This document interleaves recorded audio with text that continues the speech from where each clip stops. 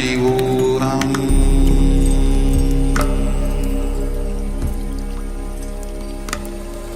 Om Nityananda Paramashivoham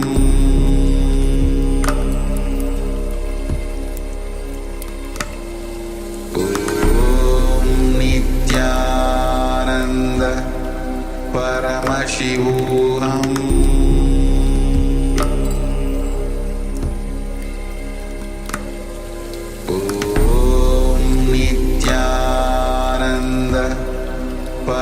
Paramashivoham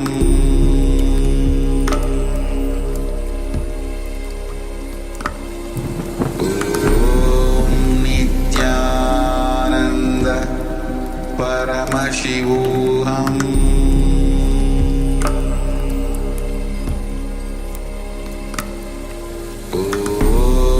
Nityananda Paramashivoham Paramashivoham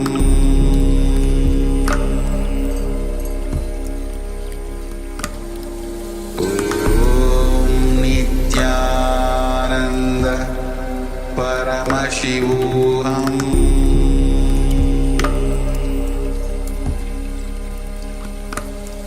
Om Nityananda Paramashivoham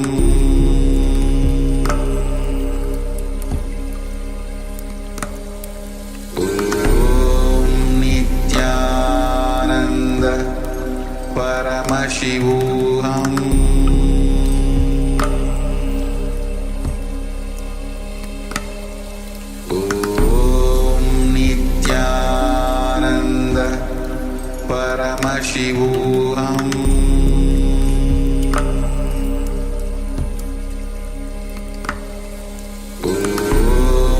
Nityananda Paramashivoham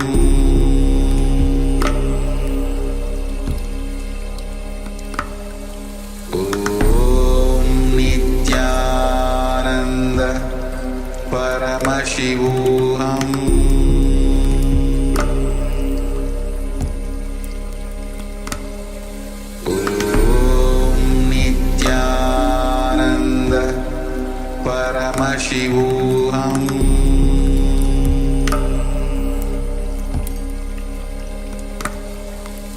Om Nityananda Paramashivoham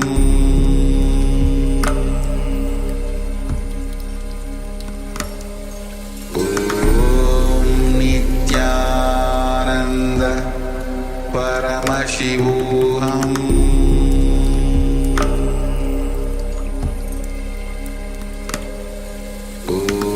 Om Nityananda Paramashivoham Om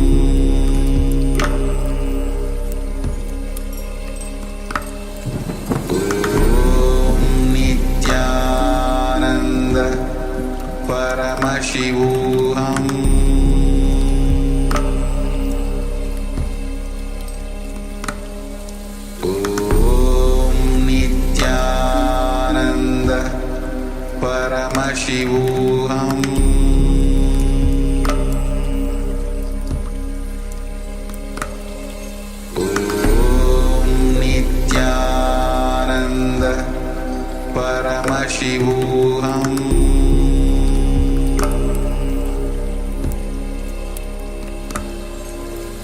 Om Nityananda Paramashivoham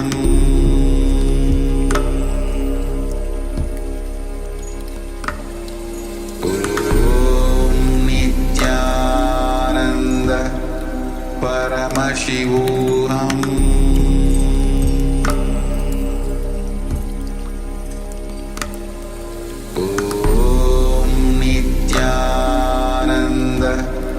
Paramashivoham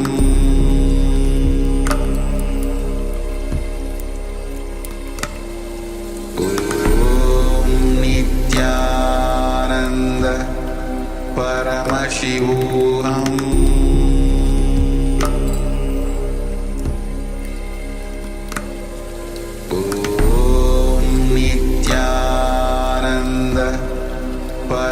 Paramashivoham.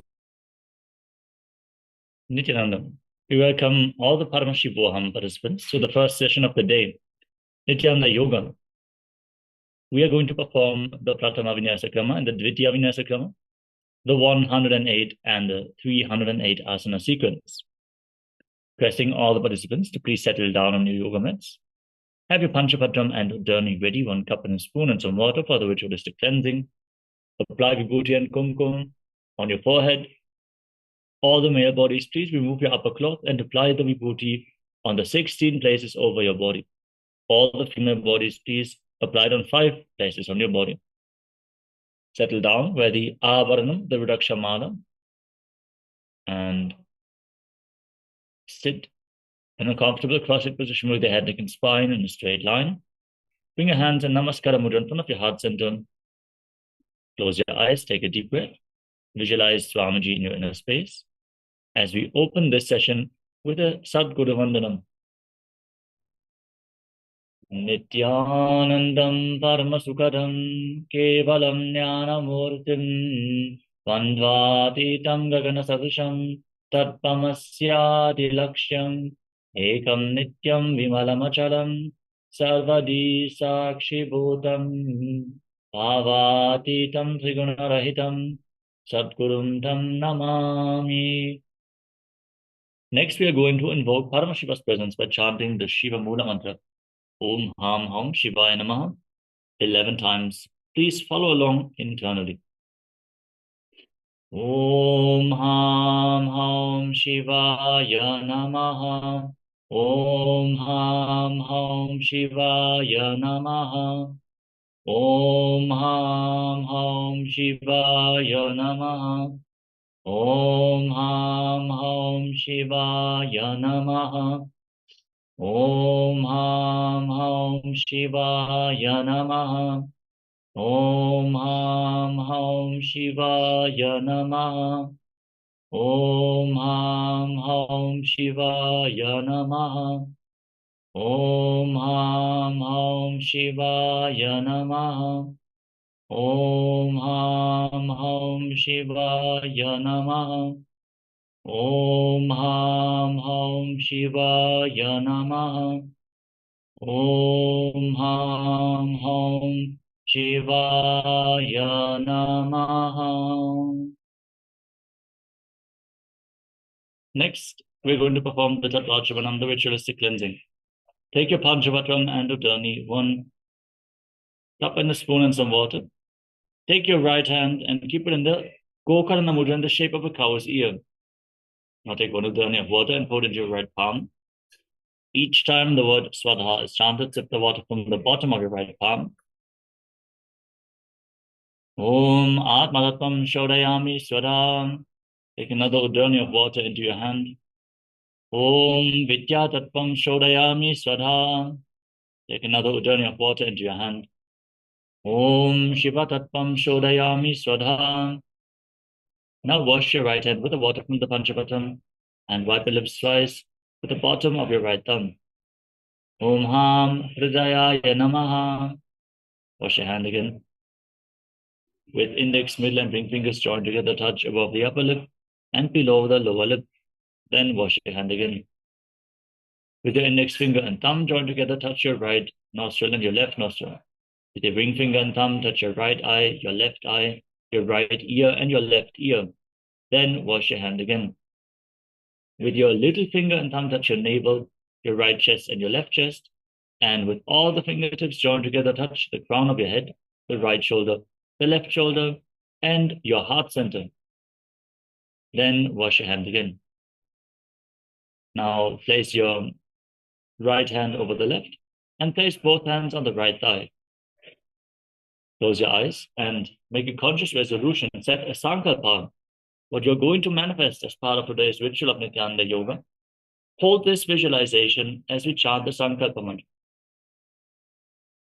Om Mamopata Samasta Turitakshaya Dvara Bhagavat Shri Nityananda Paramashiva Prityatam Shri Nityanandeshwari Paramashiva Shakti Sameta Shri Nityanandeshwara Paramashiva Prityatam Cha Adya Purvokta Evam Guna Visheshena Vishishtayam Asyam Shupadito Purnarokya Yukta Dridagatra Yogida Sharira Siddhyatam Paramashiva Shakti Avishkaranatam Nityananda Yoga Abhyasam Karishye.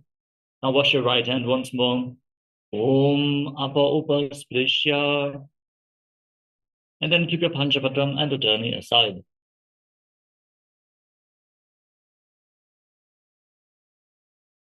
Before we enter into the asana sequence, let us cover the components of Nityananda Yoga. Starting off with asana, physical body postures, aligning your physical body to the cosmic geometry, awakening the Kundalini Shakti by intensely infusing energy into your nadis, your energy channels, and bring strength and flexibility to your body, aligning your body to Paramashiva. Next up is pranayama, breathing techniques, cleansing the nadis, the energy channels, by infusing the intense prana through your breath, by controlling the inhalation, retention, and exhalation of the breath. Next up is mudra, energy circuits, performed by keeping your hands in certain hand gestures and aligning various other body parts as well, redirecting the flow of the prana within the body and awakening the non-mechanical parts of the brain. Next is bandha, energy locks, performed by contracting certain muscles and diaphragms within your body, which are redirecting the prana flow upwards to the higher energy centers and preventing the prana from seeping out into the space around you. The bandhas we're going to perform are the Mula Bandha, contracting the perineal floor and pulling it inwards. Uddiyana Bandha, the abdominal lock, contracting your muscles above and below the navel and pulling your stomach in and up towards your spine. And the Jalandhara Bandha, the throat lock, tucking your chin to the chest, internally contracting your throat muscles, thus locking the throat. Performed together, they form Mahamudra Bandha, which is a powerful technique for Kundalini awakening, especially when combined with the pranayama. Bandhas also align your internal organs to Paramashiva. Next is Karana, sacred dance postures, as they have been preserved throughout the temples in India, carved in stone, frozen in time, and now revived with the right context as part of Nityananda Yoga. Gracefully moving your limbs in synchronicity, aligned to the cosmic body movements, is a Karana. So bring grace to your movements as we transition between certain asanas, performing Karanas. Next is the visualization. Throughout the asana sequence, we request our participants to sincerely perform the visualization, which you are going to project in the top right corner of the screen, as you embody the qualities of that animal, that tree, that deity. You align your thinking to Paramashiva, manifest Mano Shakti, the power of thought, the ability to formulate a will and hold that will with will persistence until it manifests. Next is japa, the internal repetition of mantras. We are also going to project certain japas on screen throughout the asana sequence. We are also going to announce whenever the japa changes. Internally repeat this mantra continuously, visualizing it rotating around your throat in a circular manner, cleansing your Vishuddhi chakra, and activating Vak Shakti, the power of speech, as you align your speech to Paramashiva. Next up is listening to the pramanas, the references for the asanas given by the great Mahapurushas and the great masters of the yogic lineages. We are so blessed to have the pramanas in the voice of the Supreme Pontiff of Hinduism himself. Listen deeply to the pramanas in the Sanskrit language, since they carry phonetic significance capable of awakening certain energies within your body. Even if you do not speak the Sanskrit language, the Sanskrit effect is happening on your system. Just be intensely and intently listening to the pramanas. Next is weightlifting. Implement some weights into your yoga practice. Understand, building your body is a spiritual practice as per the Supreme Pontiff of Hinduism. Strengthen your body, strengthen your nervous system, to hold on to the spiritual energy for a longer period of time. So whenever you attend the darshan, when the energy is showered on you, you will be able to retain the experience for a longer period of time. Hold yourself in the higher energy space if you build your body consciously, strengthen your nervous system, and intensify the Kundalini awakening by implementing some weights into your yoga practice. Next up is Avaranam, the sacred Rudraksha jewelry. Rudraksha beads function like a spiritual battery capable of holding onto spiritual energy for a long time. So wear them on your body so they can give off the spiritual energy to your body gradually. Next is mandala, the visual representation of certain gods and goddesses. As you can see in the background of our acharyas, we're projecting the Sri Yantra, which is the reflection of Mahadeva, so in a space, gazing at a yantra intensely but gently, like you would gaze at a rose, makes this sacred geometrical figure reflect into your inner space and manifest the macrocosmic energies into your microcosmos. So gaze at the Sri Yantra as much as possible. And if you have one of the energized Kappa yantras from the Supreme Pontiff of Hinduism, we recommend you to place it on the front of your yoga mat so you can gaze at it at your own convenience. The next component is Aushadha, the sacred energy medicines from the Siddha tradition, the sacred herbal remedies energized with intense prana. When applied on the skin or ingested into your system, infuse that intense prana into your body, which is capable of curing even chronic diseases. So make sure to apply vibhuti and kumkum during the yoga practice. And if you have any other aushadhas prepared by the Supreme Pontiff of Hinduism available, you can also wear them on your skin. With this, we covered all the components of Nityananda Yoga, and we're getting ready to enter into the first asana of the sequence.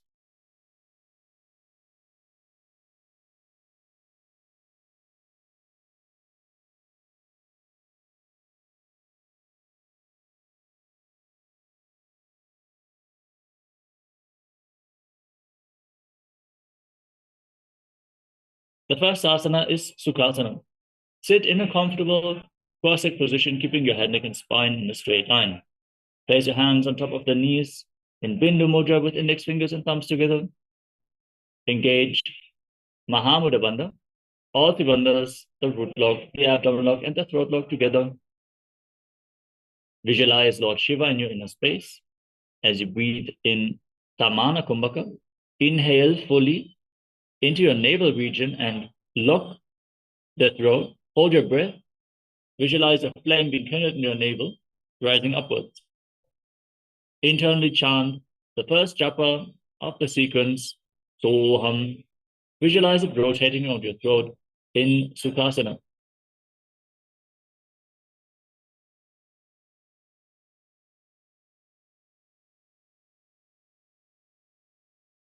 Sukhasana. Tat Sukhasanamityuktamashaktastat samacharet asanam vijitam yena jitam tena jagatrayam. Parvatasana. Now place your feet in Padmasana with your feet on top of opposite thighs. Join your palms in Anjali Mudra and raise them up above your head. Engage Mahamudra Bandha, all three bandhas, and visualize yourself as Mount Kailash. Athavakshe Mahadeva Parvatasana Mangalam Yatkritva Sthira Rupi Syat Shatchakradi Vilopanam. Adibhasana. Now extend your feet away from the body with the soles of the feet together. Interlock your hands behind your back and lean forward and down, placing your forehead on the ground behind your heels. Engage Mahamudra Bandha and visualize Swamiji in Halipavasana. Purava Vidiyahu me jano Ubhai Pagathali Samputatano Vishtupache Dobu Karalyavo Dachina Karso Pamagahavo. Nadi Bhavasana. Now extend your arms out in front, cup your palms and place them on the ground in front of your feet, with your forehead on the ground behind the heels. Engage Mahamudra Bandha, all three bandhas, gaze to the nose, and visualize yourself as a snake. Purava Vidhi Pari Agane Nito Hobi Kahuni Panasyo Lagagi हाथ आगाने धरती लगावे पसारी दो वो हाथ की अंजुली करे कोकिलासना. Now, bring your hands into Prana Mudra, extend index and middle fingers, and catch your little and ring fingers with your thumbs. Hold onto the big toes, extend your legs forward and up, straighten your knees, and then cross your legs into Padmasana. Lean forward and down onto your elbows, engage all three bandhas, and visualize yourself as a bird. अथान्यदासनं वक्ष्ये येन सिद्धो भवेन्नरः अकस्मात् वायुसञ्चारं कोकिलाभ्यासनेन च. नेतियासना. Now, rise up, take your knees and ankles. Hold onto opposite elbows and start rotating your arms in wide circles. Engage all the bandhas, gaze to the nose and visualize Swamiji in your inner space. And every once in a while, change the direction of the movement. घोड़ा बामा पाद की आचमाहिली सोज दच चरण को बारलौता परिकुल्प समोज वाम पाद को महिलौ बहुरौ गुल्फतुतान तापरि घोड़ा दच की आश बारली ठान. गजासना. Now place your hands flat on the ground and raise your hips up high. Scoop your head and chest forward and down again and again. As you pull your stomach in and up in Uddiyana Bandha, and visualize yourself as an elephant in Gajasana. न्युज्जं पादाग्रे भूमौ कृत्वालम्बी भूयामस्तकाग्रे निधाय नितम्बम् ऊर्ध्वमुन्नमय्य नाभिलक्ष्यं भूमौ नासिकामानिञ्ज. Vrikshasana. From the same position, with your head in between the shoulders, push one heel to the mat and lift the other heel up alternatingly. Engage Uddiyana Bandha and visualize yourself as a bear. एकैकं पादमापुञ्ज्य गजासनं कुर्यात् तृक्षासनं भवति. वैश्यासना. Now rise up, stand on the tips of your big toes if you can, otherwise stand on the tips of your toes. Bring your hands in front of your chest in Hridaya Mudra with index, middle and ring fingers joined together. Pull your stomach in and up in Uddiyana Bandha and visualize Swamiji in Vaishyasana. केशेन पादयुगलं बन्ध्वातिष्ठे दधोमुखः अथ वैश्यावक्ष्ये यत्कृत्वा सत्यवान् भवेत्. बाललिंगासना. Next up is Urdhva Janukarana. Stand in Arimandi with the heels together, toes pointing outwards and knees bent. Bring your hands in front of your chest with the elbows raised. Then lift one knee up along the center of your body in a circular motion and follow along with the respective hand on both sides again and again.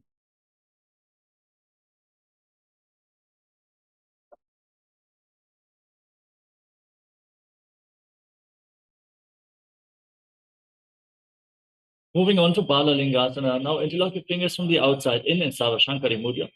Raise one knee towards your chest and pull it close with your hands as you engage all the bandhas, Mahamudra Bandha. Stand straight and visualize yourself holding a baby. एकं जानुकुरसि आलिङ्ग्य स्थातव्यं बाललिङ्गनं भवति. पादपीडनासना. Now pull the foot behind towards your buttocks with both hands interlocked in Padasha Mudra. Engage Mahamudra Bandha. Keep your knees close together and visualize Swamiji in Parapidanasana. स्थित्वैकस्मिन् पादतले कराभ्यां वेष्टजेतनं पृष्ठे संस्थाप्य यत्नेन पादपीडनमासनं. नटराजासना. Now hold the sole of the foot from the inside. Kick your leg back and up and lean forward with the other arm extended. The hand in Bindu Mudra with index finger and thumb together. Visualize yourself as Lord Nataraja in Natarajasana. उत्तानपादं क्रौञ्चं च मरीचिं वीरभद्रकं नटराजं त्रिकोणं च सुप्तान्गुष्ठप्रसारणे. बाललिंगासना. Now raise the other knee towards your chest. Pull it close with your hands interlocked in Sarvashankari Mudra.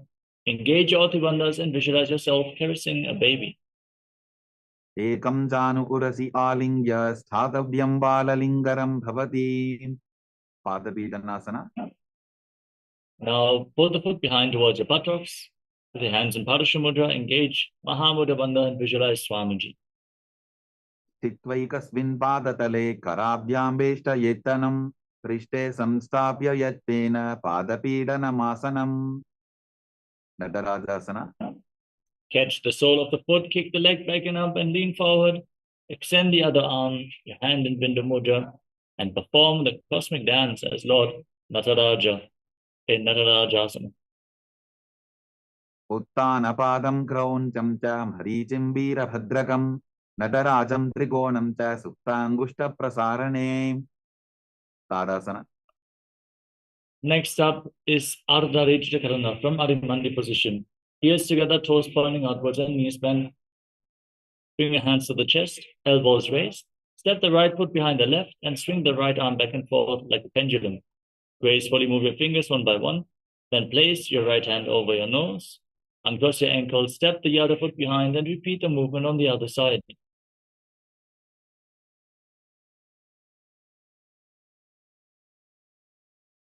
Moving on to the skeleton dance. Now visualize yourself as a skeleton and shake your body intensely. Hold the visualization of your bone structure and move every single bone of your body. There is no muscles, no skin, no tissue, just bones. So move your body completely without any resistance, freely, without any patterns.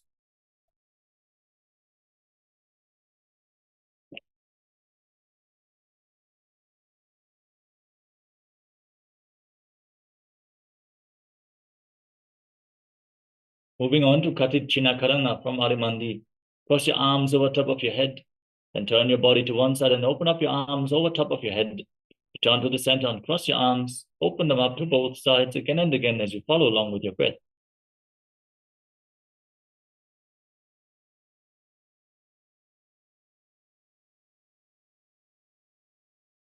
Now rise up onto the tips of your toes and raise your arms up parallel above your head.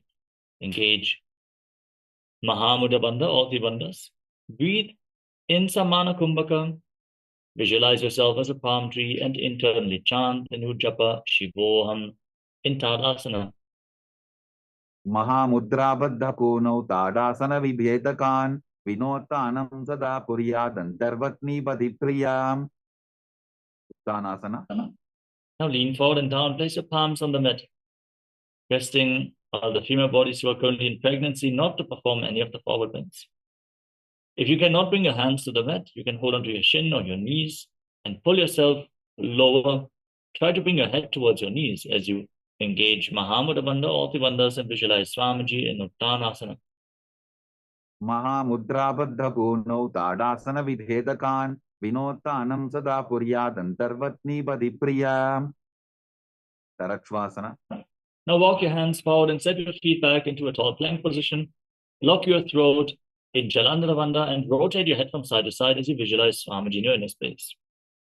गजासनवस्थित्वा मस्तकं वारं वारं दक्षिणकुक्षिं सव्यकुक्षिं नजेत् तरक्ष्वासनं भवति Bhujangasana.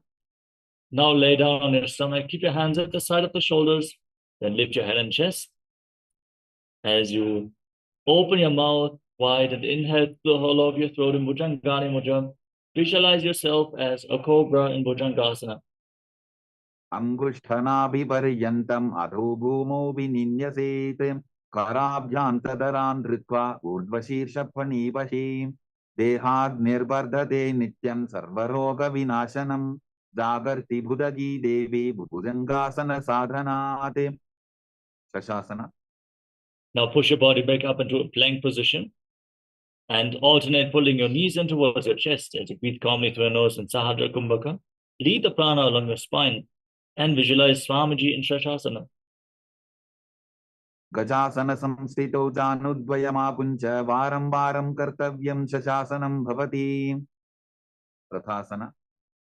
From the same position, now step one foot in between your hands and simultaneously jump the front foot back and bring the other foot forward again and again, visualizing yourself as a chariot in the Rathasana. गजासन संस्थितो एकैकं पादं पूर्वमार्गेण भ्रामयित्वा कर्तव्यं तथासनं भवति Virabhadrasana. With one foot at the front, the other foot far back with the back toes facing sideways, bend the front knee at a 90-degree angle. Raise your arms up parallel above your head and engage Uddiyana Bandha, the abdominal lock. Gaze towards your third eye and visualize yourself as Lord Veerabhadra in Veerabhadrasana. वासिष्ठमदकौण्डिन्यम् ऊर्ध्वकुक्कुटमेव च अष्टावत्क्रमथोत्थानं मयूरं सेतुबन्धनम् उत्थानपादं क्रौञ्चं च मरीचिं वीरभद्रकं नटराजं त्रिकोणं च सुप्ताङ्गुष्ठप्रसारणे Virabhadrasana. Now exchange the position of your feet. Again, raise your arms up, pull your stomach in and up, and bend the front knee. Engage Uddiyana Bandha, gaze to your third eye, and visualize yourself as Lord Viravatta in Viravatasana on the other side. Lower your front leg a little bit more, go into 90 degrees in Viravatasana. वासिष्ठमथ कौन्दिन्यम् ऊर्ध्वपुक्कुटमेव च अष्टावक्रमतोत्थानं मयूरं सेतुबन्धनम् उत्थानपादं क्रौञ्चं च मरीचिं वीरभद्रकं नटराजं त्रिकोणं च सुप्ताङ्गुष्ठप्रसारणे vrikshasana. Now raise one foot towards the inner opposite thigh. Join your palms in Anjali Mudra and raise your arms up straight over top of your head. Perform Uddiyana Bandha, the abdominal lock, and visualize yourself as a tree in Vrikshasana, the tree pose. वामोरुमूलदेशे च याम्यं पादं दिधार्यतो तिष्ठेतु वृक्षवद्भूमौ वृक्षासनमिदं विदुः गव्यासना. Now bring the raised foot on the opposite hip and join your hands in Namaskara Mudra in front of your heart center. Visualize yourself as Lord Garuda in Garudasana. गरुडासनमावक्ष्ये येन ध्यानं स्थिरं भवेत् सर्वदोषाद्विनिर्मुक्तो भवतीह महाबली एकपादमुरो बद्ध्वा एकपादेन दण्डवते जङ्घापादसन्धिदेशे चानुव्यग्रं व्यवस्थितः vrikshasana. Now exchange the position of your feet. Bring the other foot towards the opposite thigh. Join your hands and raise them up. Engage Uddiyana Bandha and visualize yourself as a tree. वामोरुमूलदेशे च याम्यं पादं निधार्यतो तिष्ठेतु वृक्षवद्भूमौ वृक्षासनमिदं विदुः ब्रह्मासना. Now bring the raised foot on the opposite hip. Your hands in Namaskara Mudra in front of your heart center and visualize yourself as Lord Garuda. गरुडासनमावक्ष्ये येन ध्यानं स्थिरं भवेत् सर्वदोषाद्विनिर्मुक्तो भवतीह महाबली एकपादमुरो बद्ध्वा एकपादेन दण्डवते जङ्घापादसन्धिदेशे जानुव्यग्रं व्यवस्थितम् त्रिकोणासना. Now step one foot forward and the other foot far back with the back toes facing sideways. Extend your arms out parallel to the ground and lean forward and down. Place one hand by the front foot, the other arm pointing up to the sky. Gaze up along the raised arm and visualize yourself as a triangle in Trikonasana.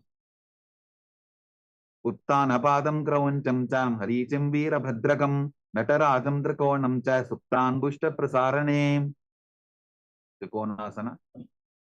Now rise up, exchange the position of your feet and lean down to the other side. Keep your arms extended. Gaze up along the raised arm and visualize yourself as a triangle in Trikonasana, the triangle pose. उत्थानपादं क्रौञ्चं च हरीचिं वीरभद्रकं नटराजं त्रिकोणं च सुप्ताङ्गुष्ठप्रसारणे.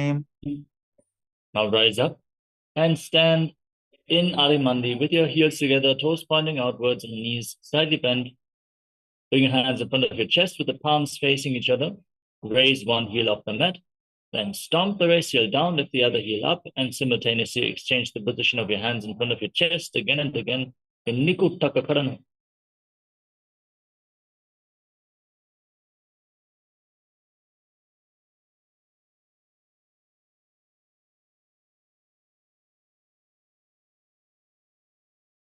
Ushtasana.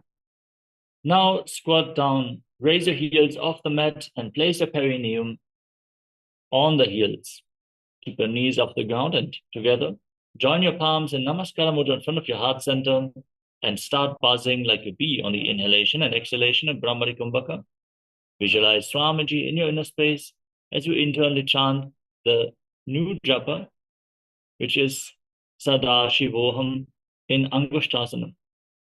कबन्धासनमित्याहुः गोरक्षासनमेव च अङ्गुष्ठमुष्टिकं न्येयं ब्रह्मप्रसादितं तथा सौरासना. Now step one foot forward and keep your hands at the side of the body with the palms facing forward in Vara Mudra. Visualize Swamiji in your inner space. Keep buzzing like a bee in Saurasana. प्रसार्यैकं पादतलं संस्थाप्यत्वेकपादकम् विधुननासना. Now, lean forward and down, hold on to the big toe of the front foot and the heel of the back foot, balance as you visualize Swamiji in your inner space. गुल्फस्थितौ पादमेकं प्रसार्य तत्पादाग्रं संस्पृशेत् तत्करेण गुल्फं चान्यं धारयेत् तत्करेण धूनं बेढं चाभ्यसेत् चोभयत्र. सौरासना. Now, extend the position of your feet, step the other foot forward with your hands at the side, palms facing forward. Visualize Swamiji in your inner space. प्रसार्यैकं पादतलं संस्थाप्यत्वेकपादकम् विधुननासना. Now lean forward and down and hold on to the big toe of the front foot and the heel of the back foot. Balance as you visualize Swamiji in your inner space.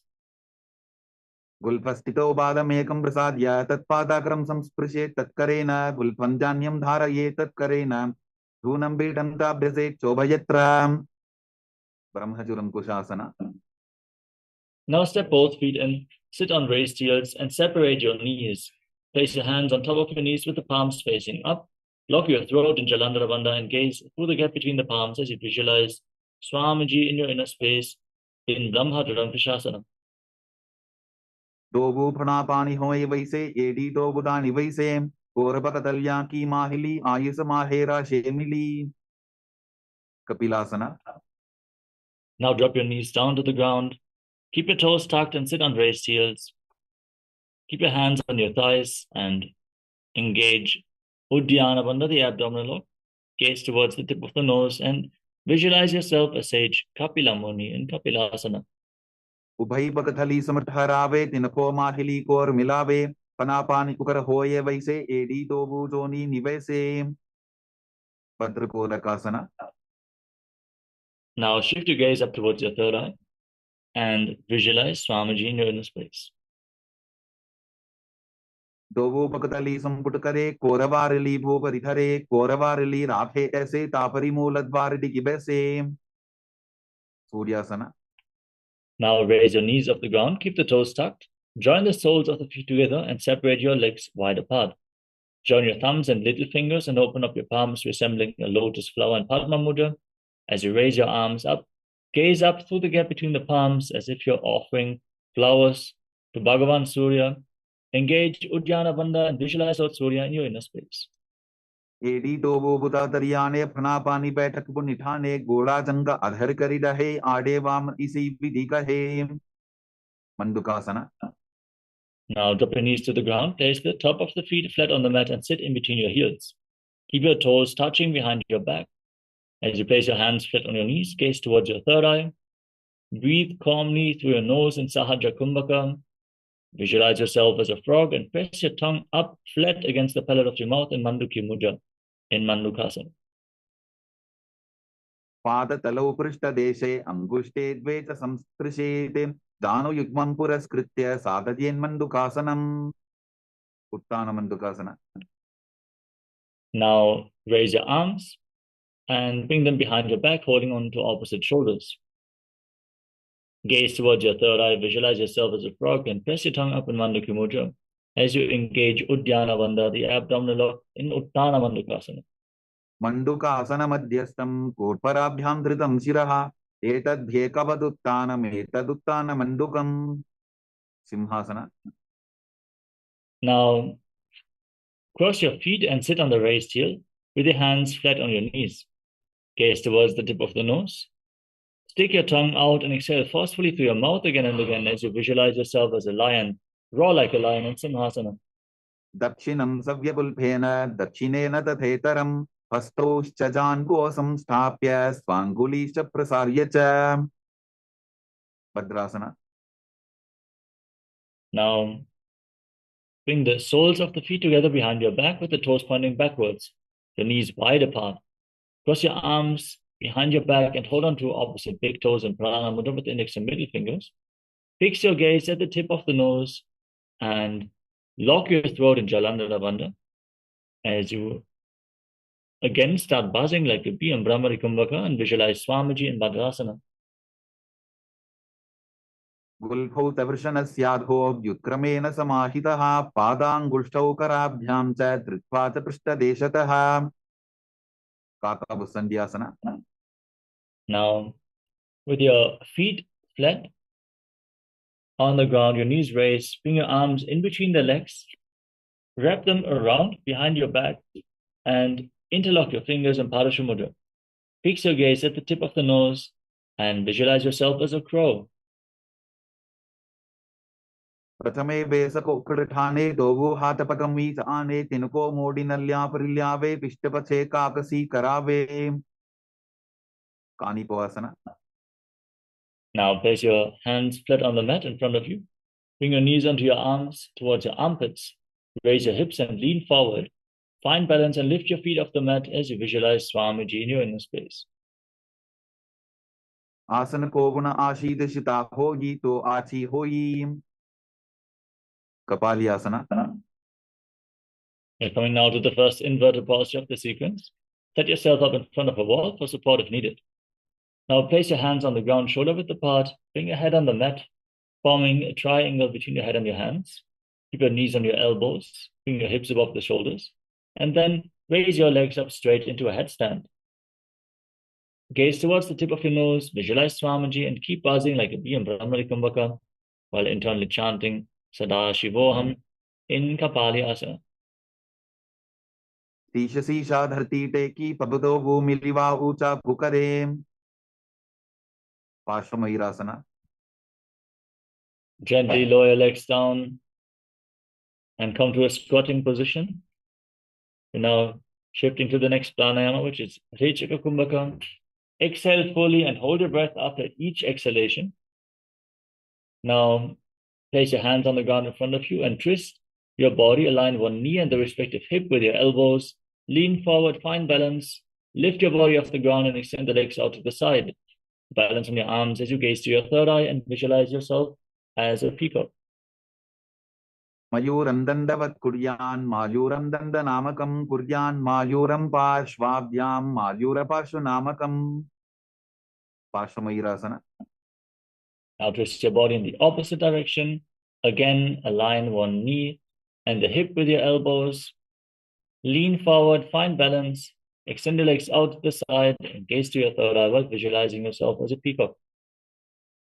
मयूरं दण्डवत् कुर्यान् मायूरं दण्डनामकं कुर्यान् मायूरं पार्श्वाभ्यां मायूरपार्श्वनामकं. बहिरागनाथासना. Now walk your hands forward, step your feet back into a plank position. Step one foot outside the respective shoulder and in between the two hands.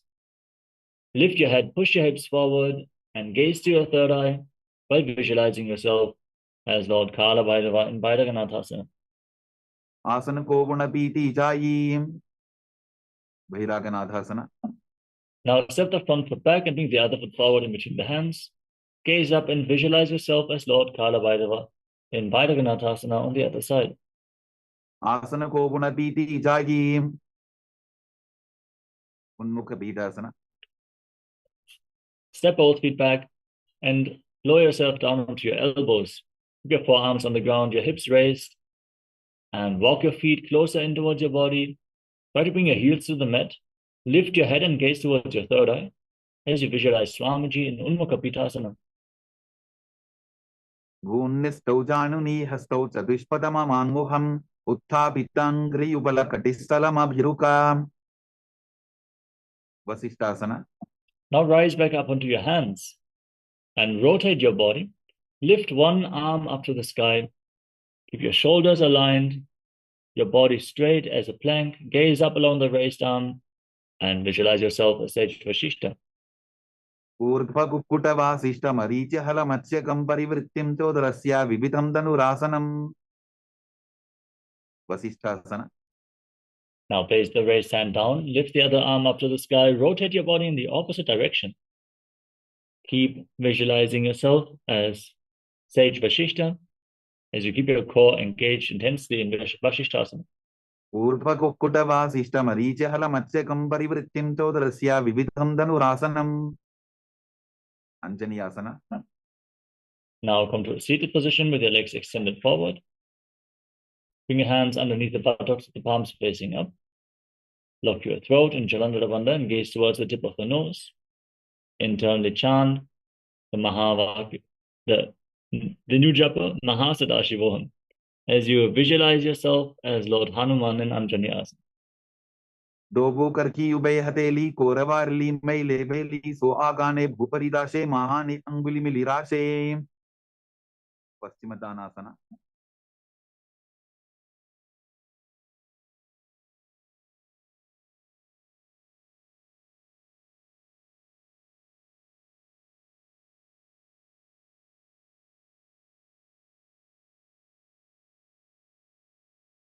Now, lean forward and down and hold on to your big toes in Prana Mudra with index and middle fingers.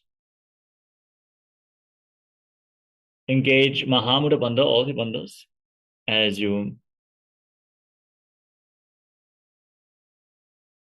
visualize Swamiji in inner space. Try to bring your forehead to the knees in Paschimottanasana. जानु परिललाटन्तु पश्चिमं तानमुच्यते येन केन प्रकारेण सुखं धार्यं च जायते. Ugrasana. Now, rise up, interlock your hands around your neck and lean forward and down. Separate your knees slightly and bring your head in between the knees. Squeeze your core, engage Mahamudra Bandha, and visualize Goddess Kali in your inner space in Ugrasana. स्वपाणिभ्यां दृढं धृत्वा जानुपरि शिरोन्यसेत आसनोऽग्रमिदं प्रोक्तं भवेदनिलदीपनं देहावसानहरणं पश्चिमोत्तानसंज्ञकं ययेत् तदासनं श्रेष्ठं प्रत्यहं धारयेत् सुधीः. Vadichyasana. Rise up and step one foot in towards your body with the knee raised. Wrap your arm around the raised knee and interlock both hands behind your back. Lean forward and down and visualize yourself as Sage Marichi in Marichyasana. उत्तानपादं क्रौञ्चं च मरीचिं वीरभद्रकं नटराजं त्रिकोणं च सुप्ताङ्गुष्ठप्रसारणे. Mahamudrasana. Now drop the waist into the side. Keep the heel against the perineum and lean forward and down. Hold onto the front foot with both hands. Engage Mahamudra Bandha, gaze to your nose. Exhale and hold your breath and visualize Swamiji in your inner space. महामुद्रां प्रवक्ष्यामि तन्त्रेऽस्मिन् मम वल्लभे यां प्राप्य सिद्धा सिद्धिं च कपिलाद्याः पुरागताः. Vadichyasana. Now exchange the position of your feet. Step the other foot in towards your body. Lean forward and wrap your arms around your back as you visualize yourself as Sage Marichi. उत्तानपादं क्रौञ्चं च मरीचिं वीरभद्रकं नटराजं त्रिकोणं च सुप्ताङ्गुष्ठप्रसारणे. Mahamudrasana. Now drop the waist into the side. Keep the heel against the perineum. And then gaze to the nose. Exhale and hold your breath. Hold onto the front foot with both hands. Engage Mahamudra Bandha and visualize Swamiji in your inner space. महामुद्रां प्रवक्ष्यामि तन्त्रेऽस्मिन् मम वल्लभे यां प्राप्य सिद्धा सिद्धिं च कपिलाद्याः पुरागताः. Bhadrasana. Now rise up and join the soles of your feet together in front. Interlock your hands around the toes and pull your heels against your perineum. Push the knees down to the ground, gaze towards your third eye, and visualize Swamiji in your inner space in Bhadrasana too. गुल्फौ तवृषणस्यादः सीवन्त्याः पार्श्वयोः क्षिपेत् पादपार्श्वे तु पाणिभ्यां दृढं बद्ध्वा सुनिश्चरम्. Valipavasana. Now, extend your feet away from the body. Keep the toes together and separate your heels. Place your hands on the respective knees and lock your throat in Jalandhara Bandha. Gaze towards the tip of the nose and visualize Swamiji in Valipavasana. पूर्वचर पिटचोक कख्यो सोयी वाही विधि चोकी जे सोयी यामे AD भिन्न जराशे अंगुल 8 अंतरो राशे. Donyasana. Now, bring your feet back in towards your body and hold onto the soles of the feet with all 10 fingers. Lean forward and down and place your forehead on the ground. Gaze towards the tip of the nose and visualize Yoni Mandala, the visual representation of Devi Paramashiva Shakti. दोगो पगदली संपुट करे AD मेड़ के ढिंग दरे अर्ध हाथ को अंतर राशे लीलाट पकचलिया उपरदाशे बिडकी पवसना. Now rise up and extend your feet away from the body. With your heels together and the toes apart, extend your arms out to the side and lean forward and down. Place your forehead on the ground behind the heels. Gaze to the tip of the nose and visualize Swamiji in your inner space. पूरव विधि परिपगथली संपुट शोल एडी मिली राशे सिद्ध समाधि आसना. Now rise up, bring your feet back in towards your body. Scoop your hands below the shins with the palms facing up. Place your face on the mat and bring your toes against your throat. Fix your gaze at the tip of your nose and visualize Lord Surya in your inner space.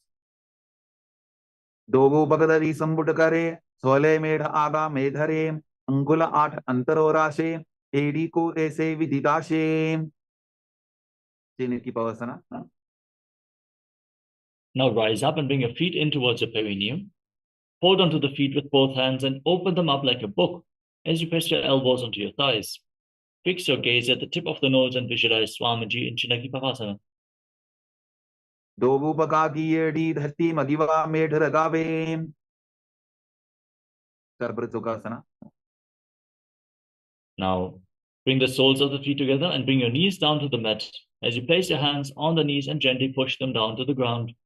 Perform Uddiyana Bandha, the abdominal lock. Gaze up towards your third eye and visualize Swamiji in your inner space. दोगो पगदली संपुट धारे आबा ने कैजारे पसारे गोरा भूसो लगता राशि हाथ दोगो गोरा परिदाशे भैरवासना. Now rotate your feet, lift your heels up and bring your toes down to the mat. Push your knees to the ground and place your hands on top with the index finger and thumb together, palms facing up in Bindu Mudra. Engage Uddiyana Bandha and visualize yourself as Lord Kala Bhairava in Bhairavasana. गुल्फो संपीठ चान्योन्यम विक्रमेनोतितं शनैः चान्वो पार्श्वगतो हस्तो दंडवत् भैरवासनम समानासना. Now keep one heel against the perineum and lift the sole of the opposite foot up against your chest. Gaze up towards your third eye as you visualize Swamiji in Samanasana. समानासनमावक्ष्य सिद्धमन्त्रादि साधनात् एकपादमरो दत्वा गुह्योऽन्यलिङ्गवक्त्रके.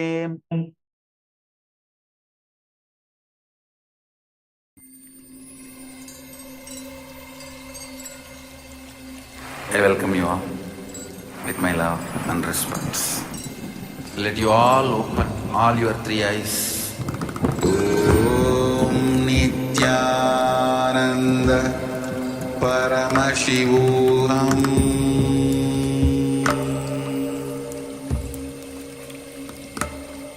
Om Nityananda Paramashivoham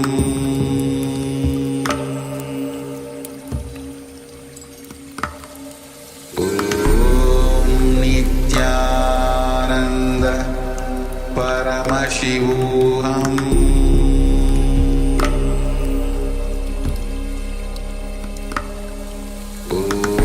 Om Nityananda Paramashivoham Om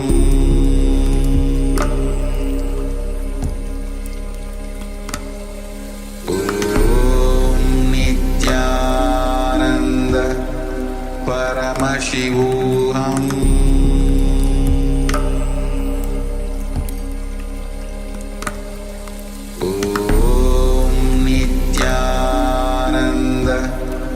Paramashivoham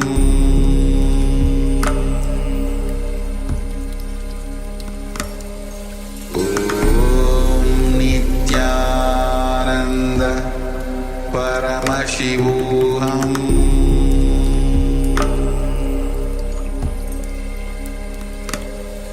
Om Nityananda Paramashivoham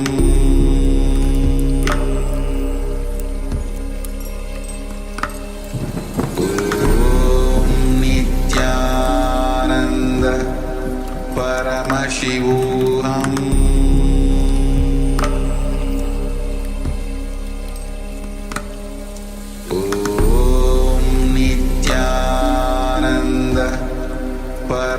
Paramashivoham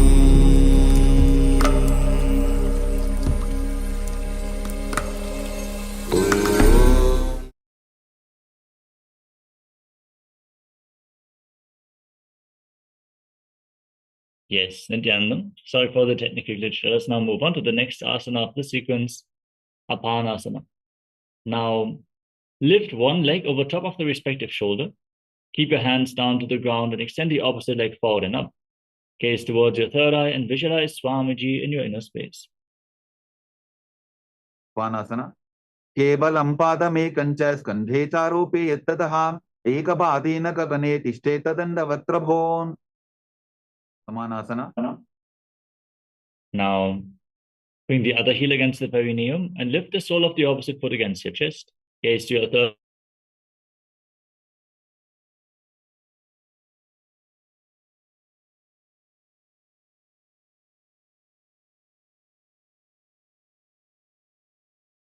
leg over top of your shoulder and extend the opposite leg forward and up. Gaze towards your third eye as you visualize Swamiji in Apanasana. केवलं पादमेकञ्च स्कन्धे चारोपे यत्ततः एकपादेन गगने तिष्ठे तदण्डवक्त्रभोन्. Omkhasana. Now stack your knees in front of your body and bring your heels outside opposite hips. Place your hands interlocked on top of the knees, gaze to the tip of the nose. Breathe in Shitkari Kumbhaka, hiss with your teeth on the inhalation. Internally chant the new japa Om Nityanandoham and visualize the face of a cow as you gaze to your nose. Sabve dakshinabulphanto prishtaparshvin yojayetem dakshine titata sadyam gomukham yatham. Anasuyasana. Now hold on to your big toes in Prana Mudra with index and middle fingers. Pull your stomach in and up in Ujjana Bandha. Gaze to the nose and visualize yourself as Rishika Anasuya. दक्षिण कोटो नीचो ठाने बाबोता के ऊपर आने घोड़ा संधि मिलावे भारी आडा पद बुनिदे संधि पसारी. Anusuyasana 2. Now interlock your hands behind your back and lean forward and down. Bring your chin over the knee, the nose to the ground. Gaze towards the tip of the nose and visualize yourself as Rishika Anasuya. जीमना कोदा की संधि उपरिटा बागोड़ा की संधि मिलाई राशे घोड़ा से उले पकतल्यारो आरवाई सुधा राशे. Garvasana 2. Now place the right foot flat on the mat and bring the left heel against your perineum. Place your hands on the respective knees and gaze towards the tip of the nose.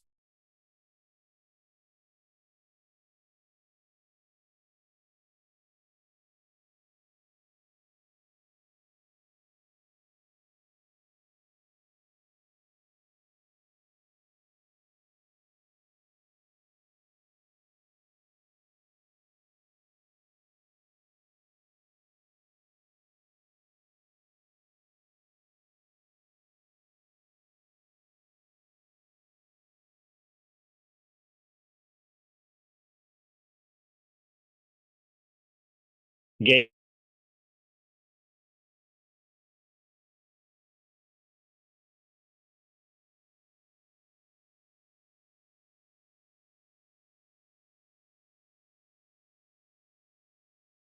केरी भूपरिता हिलवा वे फेरी घोड़ा सुरो no है जोगी छिपा शितीरा शेषोगी. मत्स्य बीटकासना.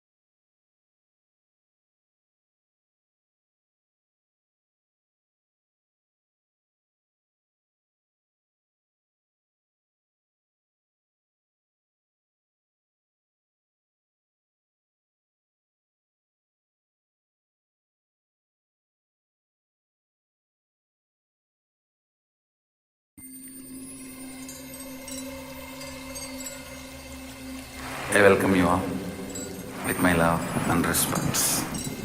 Let you all open all your three eyes.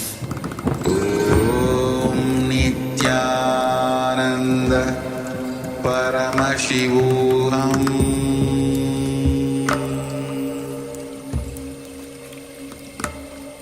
Om Nityananda Paramashivoham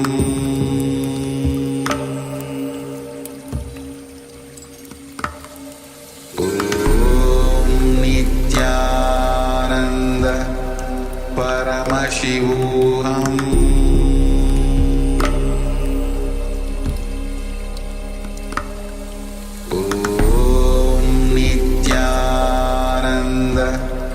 Paramashivoham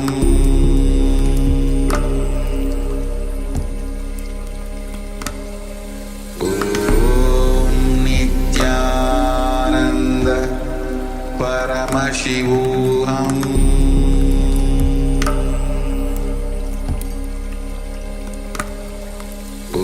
Om Nityananda Paramashivoham. Yes. We are back. Let us now move on to the next asana of the sequence, Matsya Pitakasana.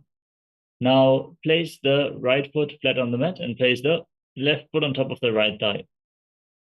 Hold on to the right big toe in Prana Mudra and to the right shin with the left hand. Gaze towards the tip of the nose and visualize Matsya, the fish avatar of Lord Vishnu. Vamena Vamangushtanto Grihitam Majjavitakam Yori Vamena Sambhidya Medradubari Dakshinam. Vamkhasana. Now stake your knees in front once more with the other knee on top this time. Interlock your hands on top of the knees in Padusha Mudra, gaze to the nose and visualize the face of a cow. Sabve Dakshina Bulphanto Prishtaparshvin Yojayetem Dakshine Etidata Sadyam Gomukham Yatham. Anasuyasana. Now hold onto your big toes, pull your stomach in and up in Uddiyana Bandha, and visualize yourself as Rishika Anasuya. दक्षिण कोटो नीचो ठाने बाबोता के ऊपर आने गोडा संधि मिलावे भारी आडा पद बुनीते संधि पसारी. Anusuyasana 2. Now interlock your hands behind your back and lean forward and down. Bring your nose to the ground, gaze to the nose, and visualize yourself as Rishika Anasuya. जीमरा कोदा की संधि उपरिडा बागोड़ा की संधि मिलाई राशे गोड़ा से उले पकतल्यारो आरवाई सुधा राशे. Garvasana 2. Now place the left foot flat on the mat and bring the right heel against the perineum. With your hands on the knees, gaze to the nose and visualize yourself as Lord Garuda.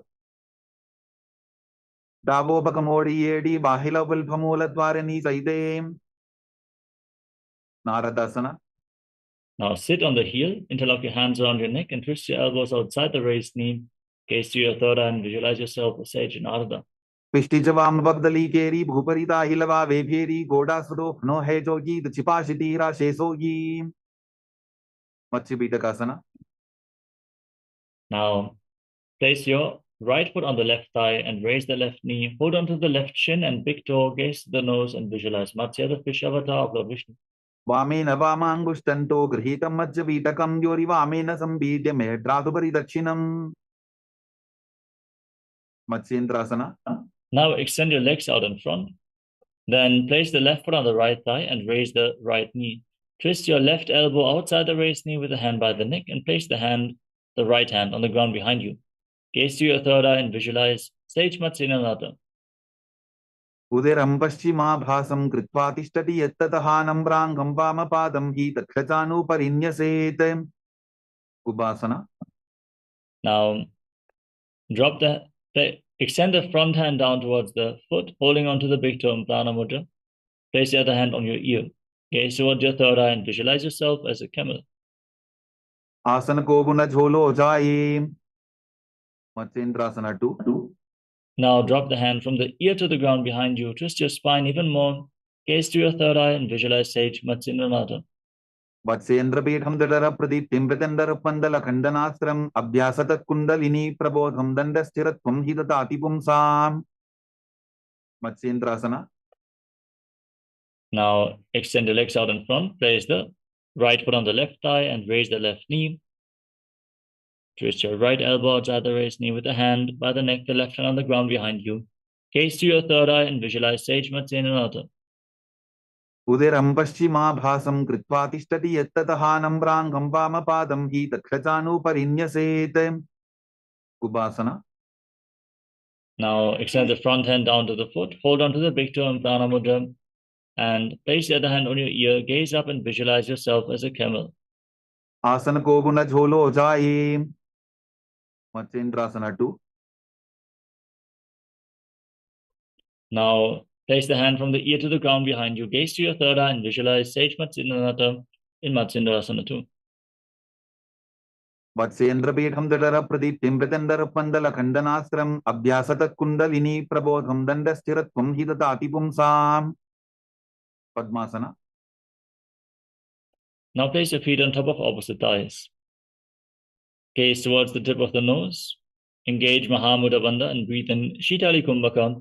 Stick your tongue out, roll it up, and inhale through the rolled up tongue. Then exhale through your nose. Internally chant the new japa Om Nityananda Mahasadashivoham as you visualize yourself as Lord Shiva. Asanam dvidham proktam padmam vadrasanam tatha urdho rupaiche dhatte ubhe padatale yatha. Padmasana 2. Now cross your arms in front of your body. Hold on to the big toes in Prana Mudra. Gaze to the tip of the nose and visualize yourself as Goddess Parvati. उत्तानौ चरणौ कृत्वा ऊरु संस्थौ प्रयत्ततः ऊरु मध्ये तथोत्तानो पानी कृत्वा तु तादृशो. Kukkutasana. From Padmasana, now bring your hands through the legs. Place your palms on the ground and lift your entire body off the mat. Balance on your arms and visualize yourself as a rooster in Kukkutasana. Padmasanam susamsthapya nanvororantare karo niveshya bhuma vasishte yomastap kukkutasana. Baddhakekyasana.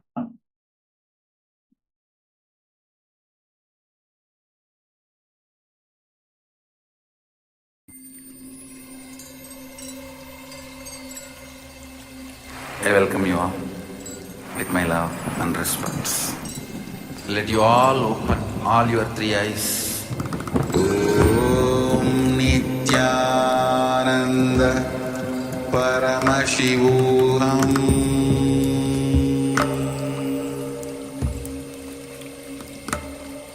Om Nityananda Paramashivoham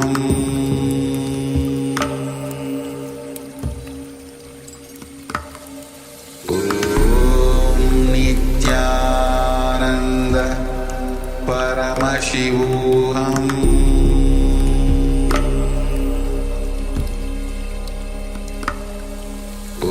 Om Nityananda Paramashivoham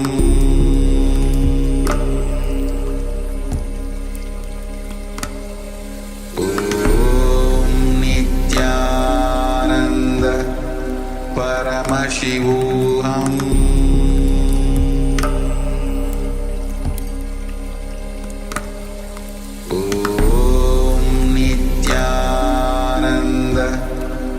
Paramashivoham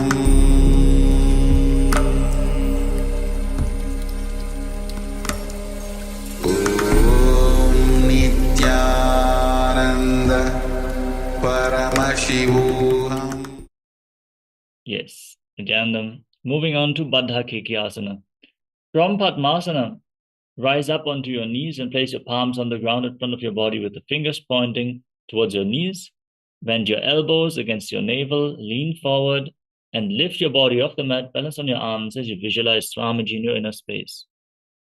धरामवष्टभ्यकरत्वेन तत्कूर्परिस्थापितानाभिपार्श्वः उच्चासनो दण्डवदुत्थितर्खे मायूरमे तत्र वदन्ति पीठम् मयूरं पद्मकं कुर्यात् बद्धकेकीति कथ्यते.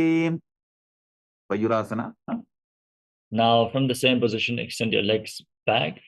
Keep your palms on the ground, fingers pointing towards your body, elbows bent against your navel. Lean forward, find balance, lift your legs up straight, and visualize yourself as a peacock. अथ वक्ष्ये महादेव मयूरासनमुत्तमं भूमौ निपात्य हस्तौ द्वौ कोत्परोपरि देहकम्. Makarasana. Now lay down on your stomach. Interlock your hands around your neck. Rotate your feet so the toes are pointing outwards and the heels are touching the ground. Visualize yourself as a crocodile in Makarasana. अध्यासशेदे हृदयं निधाय भूमौ च पादौ च प्रसाद्यमानो शिरश्च धृत्वा करदण्डयुग्मे देहाग्निकारं मकरासनं तत्. Salabhasana. Now place your hands on the ground next to your shoulders and lift your legs up straight off the ground as you visualize yourself as a locust. अध्यासशेदे करयुग्मवक्षो भूमिमवष्टभ्य करयोस्तलाभ्यां पादौ च शून्ये च वितस्ति चोर्ध्वं वदन्ति पीठं शलभं मुनीन्द्राः. Ushtrasana. Now bend your knees and pull your feet outside the hips towards the ground, visualizing yourself as a camel. अध्यासशेते पदयुग्मव्यस्तं पृष्ठेति दायापि धृतं कराभ्याम् आकुञ्चयेत् सम्यक् उदरासेवाढमुष्प्रञ्च पीठं योगिनो वदन्ति. Dhanurasana. Holding onto the feet, kick your legs back and up and raise your head and chest. Gaze towards your third eye and visualize yourself as Pinaka, Lord Shiva's bow. प्रसाद्य पादौ भुविदण्डरूपौ करौ च पृष्ठे धृतपादयुग्मं कृत्वा धनुस्तुल्य विवर्तिताङ्गं निगद्य योगी धनुरासनं तत्. Barbasana. Now come to a kneeling position. Sit in between the heels with the toes touching behind your back, hands on your knees. Gaze towards your third eye as you breathe calmly in Sahajra Kumbhaka. Visualize Swamiji and internally chant the Mahavakyam, Om Nityananda Paramashivoham. उल्टा मोटी पावतो वैसे बहुरोचुगति करे के कैसे पावन महिला बुल्पुस होवु कुलापाशितीला वेसोवु. वही आसना. Now place your forearms on the ground, elbows shoulder width apart. Interlock your fingers and get ready for another inverted posture. Place your head on the ground and support it with your hands. Raise your hips. Walk your feet forward and lift your feet off the ground. Keep your knees bent and pull your knees in towards your chest. As you gaze towards the tip of the nose, visualize Swamiji in Gohi Asana. तो वो हाथ की कहुनी जोगी पुनः कलाई जाने दोगी. Shirshasana. Now extend your legs up straight into Shirshasana. Gaze to the nose and visualize Swamiji in your inner space. Breathe calmly in Sahajra Kumbhaka. विपरीतं मण्डलं तद्विधैव विदितं हिनः दण्डासनं दिदा प्रोक्तं विपरीतोपवेशने. ओड्यासना. Gently lower your legs down and come to a seated position with your legs extended forward. We're now going to enter a sequence of rapid exhalations in Bastrika Kumbhaka, exhaling rapidly again and again from your abdomen, like the bellows of a blacksmith. Now hold on to your calves, extend your legs up as vertical as possible. Try to bring your head towards your knees as you visualize Swamiji in Podyasana. दो वो हाथ पक बाहर आने गोरा तरे काकसी ठाने अंगुष्ठ पिंडली लगता धरे चरण उभे आकाश दिशी करे. परिभाषना. Now bring your hands behind your back, hold on to opposite shoulders. Keep your legs raised, gaze to your third eye and visualize yourself as a mace. उत्तानशयनं कृत्वा पादौ मिलित्वा प्रसाद्य नितम्बं भूमौ स्पृष्ट्वा हस्ताभ्यां कन्दरां बद्ध्वा. नौकासना. Now extend your arms out in front, parallel to the ground, and gaze towards your third eye as you visualize yourself as a boat. उत्तानशयनं कोट्पराभ्यां भूमिं वष्टद्य हस्तो नितम्बं निधाय. रुद्रासना. Now scoop your hands below the feet and pull them against your chest. Try to touch the soles of your feet against your chest. As you gaze to the nose, exhale rapidly and visualize yourself as Lord Rudra. पगरली संकोट करिहातस्य उपक उचाई पकाका अंगूठा दोबो लेवो परलिकानि तालवे. उन्मुख बीतासना. ऊर्ध्वे च जानुनी कृत्वा छवित्वोर्ध्वमुखं तथा उत्थाप्य हस्तौ तिष्ठेतु पीठ उन्मुख Namge. Relax. Lay down on your back with the feet flat. Place your palms down on the ground just behind your heels. Then push your hips off the ground. Contract the perineal floor. Lock your throat and hold your breath for a long time in Mocha Kumbhaka. Gaze to the tip of the nose and visualize Swamiji in Unmukha Pitasana. Now lay down flat on your back. Tavasana. Keep your hands at the side of your body with the palms facing up.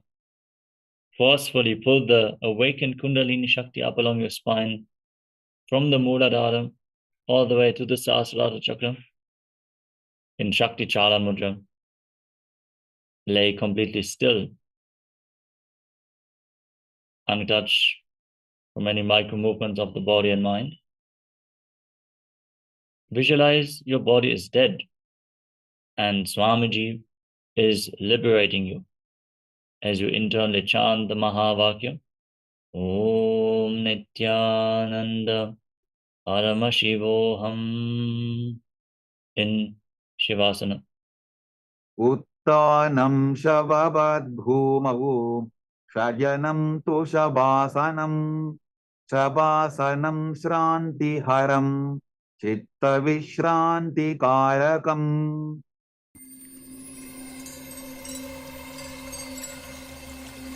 I welcome you all with my love and respects. Let you all open all your three eyes. Om Nityananda Paramashivoham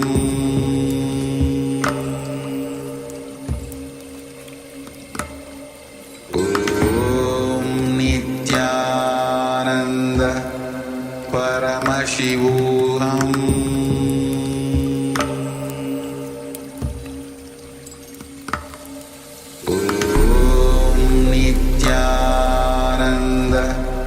Paramashivoham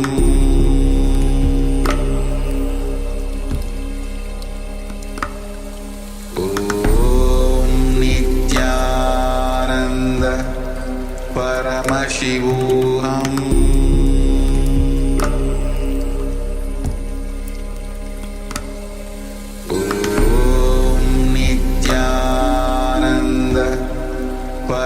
Paramashivoham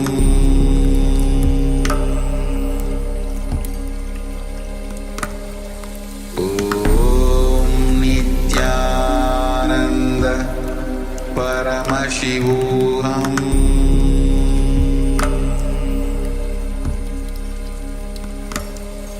Om Nityananda Paramashivoham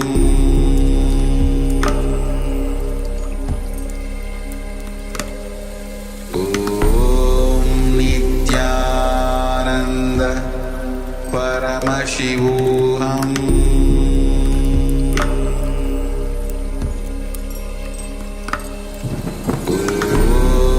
Nityananda Paramashivoham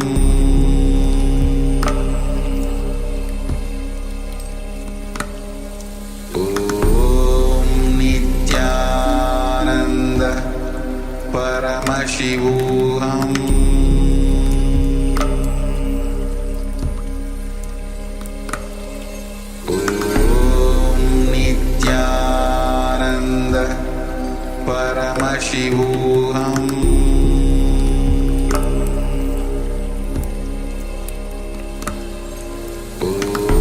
Om Nityananda Paramashivoham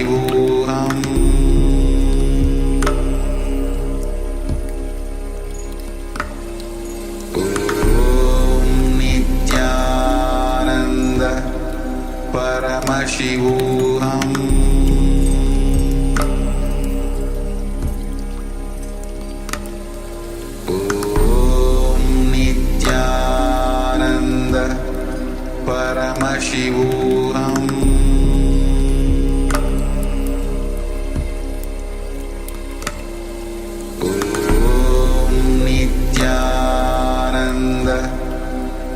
Paramashivoham Om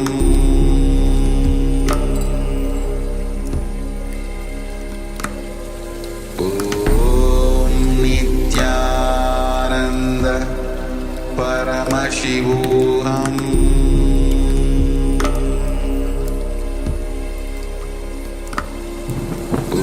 Om Nityananda Paramashivoham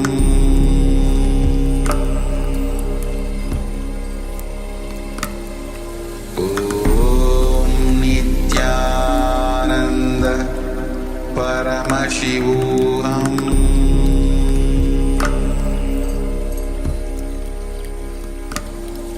Om Nityananda Paramashivoham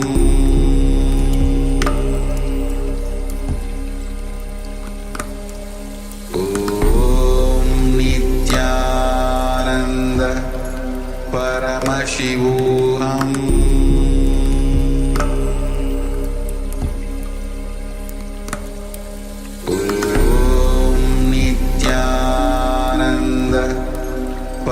Paramashivoham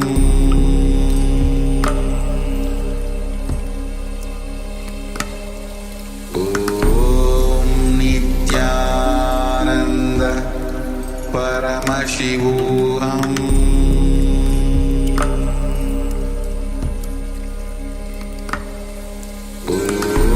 Om Nityananda Paramashivoham Paramashivoham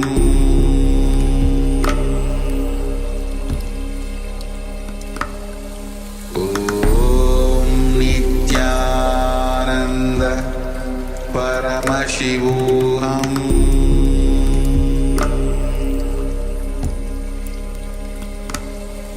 Om Nityananda Paramashivoham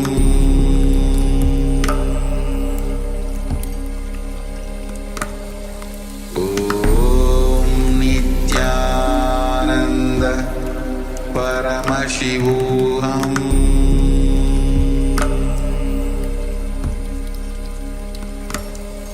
Om Nityananda Paramashivoham Om Nityananda Paramashivoham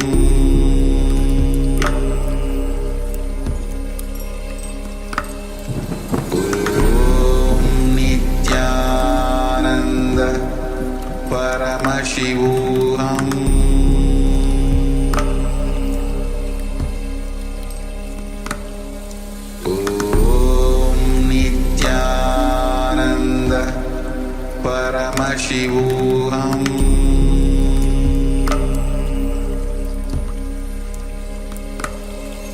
Om Nityananda Paramashivoham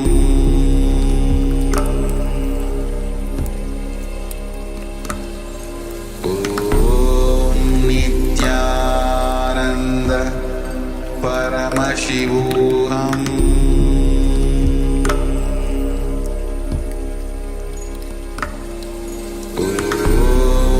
Nityananda Paramashivoham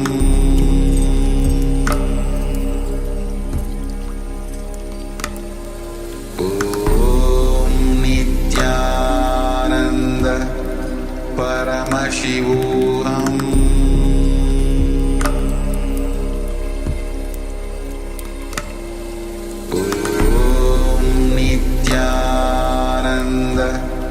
Paramashivoham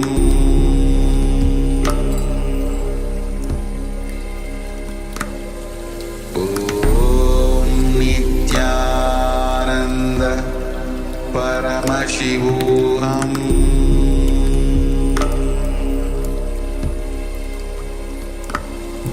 Om Nityananda Paramashivoham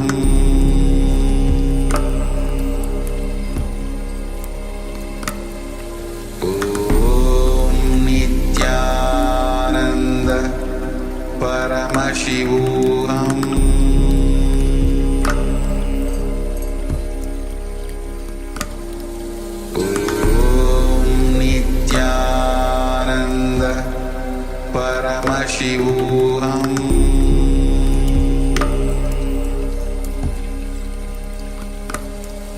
Om Nityananda Paramashivoham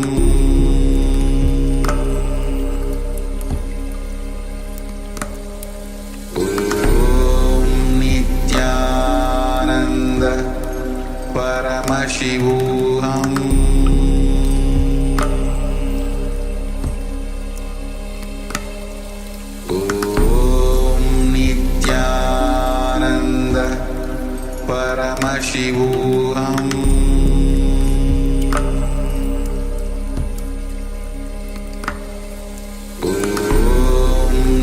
Nityananda Paramashivoham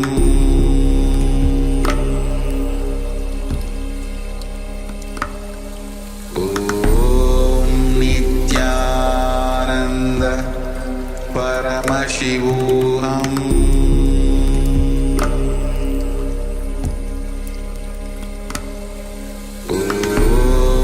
Nityananda Paramashivoham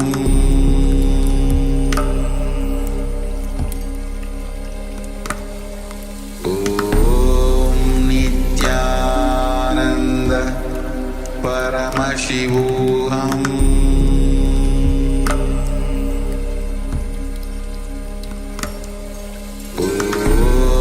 Nityananda Paramashivoham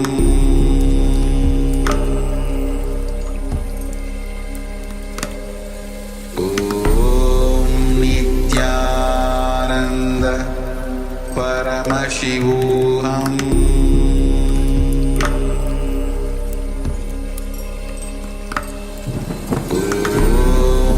Nityananda Paramashivoham Nityananda Paramashivoham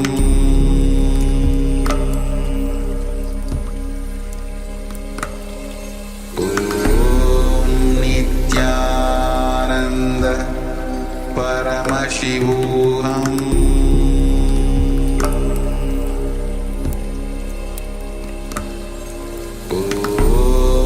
Nityananda Paramashivoham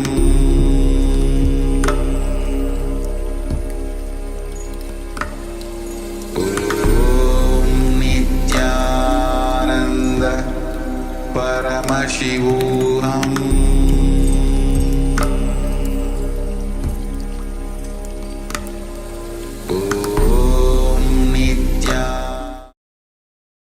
Now, slowly return to your physical body.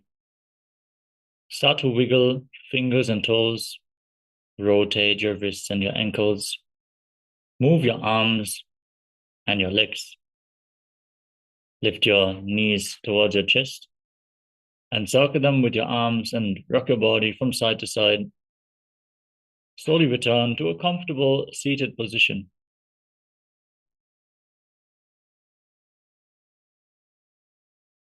Congratulations, you completed the Pratama Vinyasa Krama, the 108 asana sequence of Kailasas Nityananda Yoga. With this, we conclude today's Nityananda Yoga for the Paramashivoham Level 1 participants. Thank you all for joining us today. Get ready for the first round of power manifestation of the day. The next set of acharyas is ready to take over the session from here. For the Paramashivoham Level 2 participants, let us now get ready to move on to the next asana of the Dvitiya Vinyasa Krama, which is Yathasana Ishtasana, sitting in a comfortable posture that brings ease to your physical and mental space. Place your hands on top of the knees in Bindu Mudra, with index fingers and thumbs together. Visualize Swamiji in your inner space. Breathe in Samana Kumbhaka. Inhale deeply and hold your breath. Visualize a flame being kindled in your navel, rising upwards. As you internally chant the Mahavakya, Om Nityananda Paramashivoham.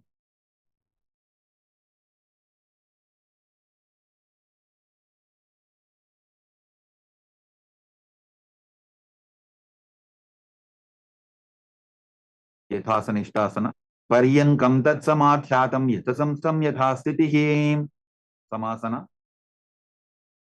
Now, in a cross-legged position, place your hands on the knees in Bindu Mudra and visualize Swamiji in your inner space. Idanim Garbhinam Yogabhyaso Yathalabho Sukha Prasavalabhaya Prochate Prapta Nepati Dandapadnavaradvaja Veerabhadra Samanito आसनानि सदा कुर्यात् सुदीर्घैरे च पूरकैः. Uttasana. Now place your hands flat on your knees and gaze towards the tip of the nose. Visualize yourself as a sage liberated by the Supreme Pontiff of Hinduism.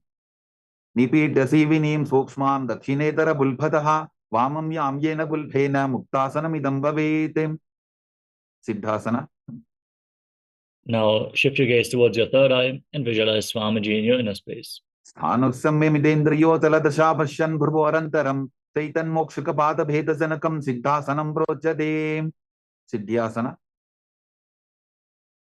Now shift your gaze down to the ground in front of you and engage Mahamudra Bandha, all three bandhas, as you visualize Swamiji in your inner space.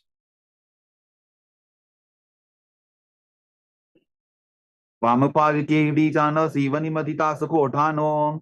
Rudrasana 2. Now place your hands on top of your knees in Bindu Mudra with index fingers and thumbs together.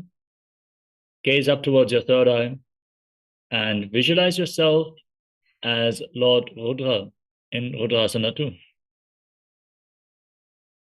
Vamasarana parita chindaraphe ekachupatiye se vididaphe.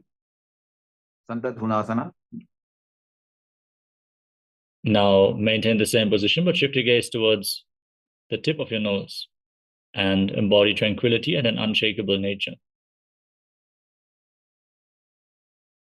Asana ki gunaman ki tanatalata amita. Siddhasana 2. Now cup your hands in front of your navel and visualize Swamiji in your inner space in Siddhasana 2. Vijukarya samasina siddhasana udiritam prasarya bhuipadotu durbhyamangushta madaratim.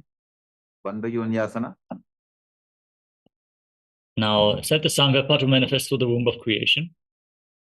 As you inhale all the way, hold your breath and lock your senses with your fingers. Lock your lips with little and ring fingers, with the ring finger just below the nostrils, your middle fingers on the bridge of your nose, index fingers closing your eyes, and the thumbs locking your ears. Hold your breath in Bandhayonyasana. Yutra madhye mahadeva bandhayonyasane shruno yatkritva khecharo bhutva vicharedishvaro yatham. Virasana. Now place your right foot on the left thigh and the left foot below the right thigh. Place your hands on the knees in Bindu Mudra with index fingers and thumbs together and embody the state and space of bravery. Ekam padamathai minyasyorani samsitaha itarasvinstata chorum virasanam udiritam. Valmikasana. Now shift your gaze towards your third eye and visualize Sage Valmiki, the great poet and author of Ramayana. Now place your hands flat on your knees and gaze towards the tip of your nose. Visualize Yoni Mandala in Yoni Mudasana. Vamapadiki bhavadali jahi mahili kodam. Yonyasana. Shift your gaze up towards your third eye. Maintain the same body posture and hold the visualization of Yoni Mandala. Yonyasanam parvatena yokam yoga phalenilam tatkara phalalantavat khecharo yavadevahi. Vadrasana 3. Now bring the soles of your feet together in front. Interlock your fingers around the toes and pull your heels against the perineum. Push your knees to the ground. Engage Uddiyana Bandha and gaze towards the tip of your nose as you visualize yourself as Lord Virabhadra. Gulphau chavrishanasyadah sivantya parsvayoho kshipet sabe vulpham tata savya dakshagulpham tu dakshine. Aghorasana. Now shift your gaze towards your third eye and curl your tongue back and up in Kechari Mudra. Place your left hand on the left knee and cover your mouth with your right hand. Close your left nostril with your index finger. Inhale through the right nostril. Then close both nostrils and hold your breath. Then exhale through the left nostril. And again inhale through the left. Hold your breath. Exhale through the right. Inverting the breathing flow again and again. In Abhyanta Kumbhaka, as you visualize yourself as an Agori in Agorasana. Purvakaho vishrika jogi vahi vidhi joki jaisogi. Kaneri pavasana. Now, slightly extend your feet away from the body with the toes together and your heels apart. Place your hands on the respective, place your elbows on the heels and rest your chin on your hands. Gaze towards the tip of the nose as you pull your stomach in and up in Uddiyana Bandha. Exhale fully and hold your breath and Rechaka Kumbhaka and visualize yourself as a female elephant drinking water. वाली पाव आसन कक्षो है जैसे Yahoo में जाने विदित से परआसन.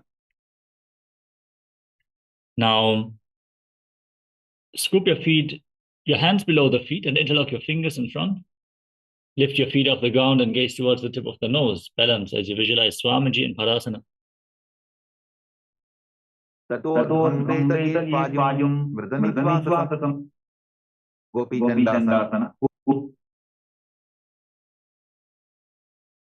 Now, interlock your fingers on the toes from above and pull your feet against your chest.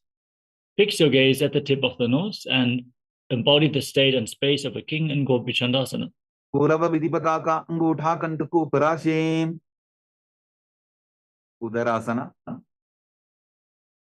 Now, once more, scoop your hands below the feet, interlock your fingers around the toes, pull your feet against your chest and gaze to the nose as you visualize your body free from any defects in Uddarasana.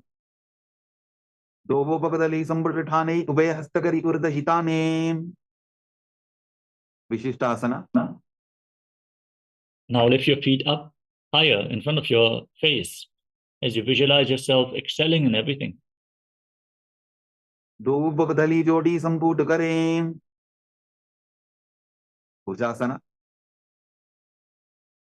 Now, visualize yourself as a cobra as you one by one lift your legs over top of the respective shoulders. Try to interlock your fingers around your neck, then exhale and hold your breath in Bhudrasana. Shirasanam tavideyam kapshasanam adhaparam grivasanam taparamam bhujasanam ihochate kalyanasana. Now, with your legs over top of the respective shoulders, bring your hands down and behind your back. Try to interlock your fingers behind your back as you gaze towards the tip of the nose and visualize yourself as a beautiful, auspicious goddess in Kalyanasana. Do hath bakam meechane tinko boda niche thane. Sankatasana. Now place the top of the left foot flat on the mat. Sit on the left heel and then stack the right knee over top of the left knee. Keep your hands on top of opposite knees and visualize yourself as an elegant swan as you gaze forward in Vaishnavi mudra, not focusing on any external happenings, just focusing on your inner space. And breathe in Ujjayi Pranayama. Make an ocean-like sound from your throat on the inhalation and exhalation as you inhale through nose and mouth at the same time. And you exhale through the nose in Sankatasana. Vamapadam chiter moolam sanyasadar nitale patadandena jam yena beshtajet vamapadatam. Dhenukasana. Now, slide the foot outside the hip, sit in between the heels. Interlock your fingers on the top knee, pull your stomach in and up in Uddiyana Bandha and visualize a cow in your inner space. Anusaki nagara banjaram rishilinda vilyamni Pachandrasana. Now, slide the right foot on top of the left thigh and place the left foot on the right knee. Now bring your left arm behind your back and twist your spine. Hold on to opposite thighs. Gaze towards your third eye and visualize Swamiji in your inner space. Vamajanga paridashara thane vamahastapishti disane. Machandrasana 2. Untwist your spine. Hold on to the big toes and lean forward and down. Place your forehead on the ground and visualize Swamiji in your inner space. Prasamaji manatarna jajoji vamadanda parila phesoji. Guru asana. Now rise up. Interlock your fingers and place them on the left knee as you engage Mahamudra Bandha and visualize Swamiji in your inner space. Puramole idrapadasya kaniktika pradesu vulbham samstapya. Sankatasana. Now place the top of the right foot flat on the mat and sit on the right heel. Stack your left knee over top. Hands on opposite knees. Gaze forward in Vaishnavi mudra. Breathe in Ujjayi Pranayama through nose and mouth as you visualize yourself as an elegant swan. Vamapadam chiter moolam sanyasadar nitale patadandena jam yena beshtajet vamapadatam. Dhenukasana. Now, Slide the right foot outside the hip, sit in between the heels, place your hands on the top knee, engage your Dhyana Bandha and visualize a cow. Anushaji Nagara Banjaram Rishilindavilyam Neem Pachandrasana. Now slide the left foot on the right thigh and place the right foot on the left knee. Gaze towards your third eye and visualize Swamiji as you bring the right arm behind your back and twist your spine. Vamajanga Paridachirathani, Vamahastapishti Sane Machandrasana 2. Untwist your spine, hold onto your big toes and lean forward and down as you visualize Swamiji in your inner space. Prasamaji Manatarna Jajoji, Vamadanga Parila Kesoji, Guru Asana. Now rise up, interlock your fingers and place them on the right knee. Engage Mahamudra Bandha or Tribandhas and visualize your Guru, Swamiji, in Guru Asana. Uramole Drabadasik Nitika Pradesh Ulphamsam Sapya Pashvasana. Now place your palms with the soles of your feet flat on the mat and pull your knees against your chest with both hands. Gaze towards your third eye and press your tongue back and up in Kechari Mudra as you visualize Swamiji in your inner space in Pashasana. Padatale Bhumo Nidhagya Chanani Ursi Nidhagya Viparita Hasta Bhyabu Saita Zange Nibadhya Bodheshokasana.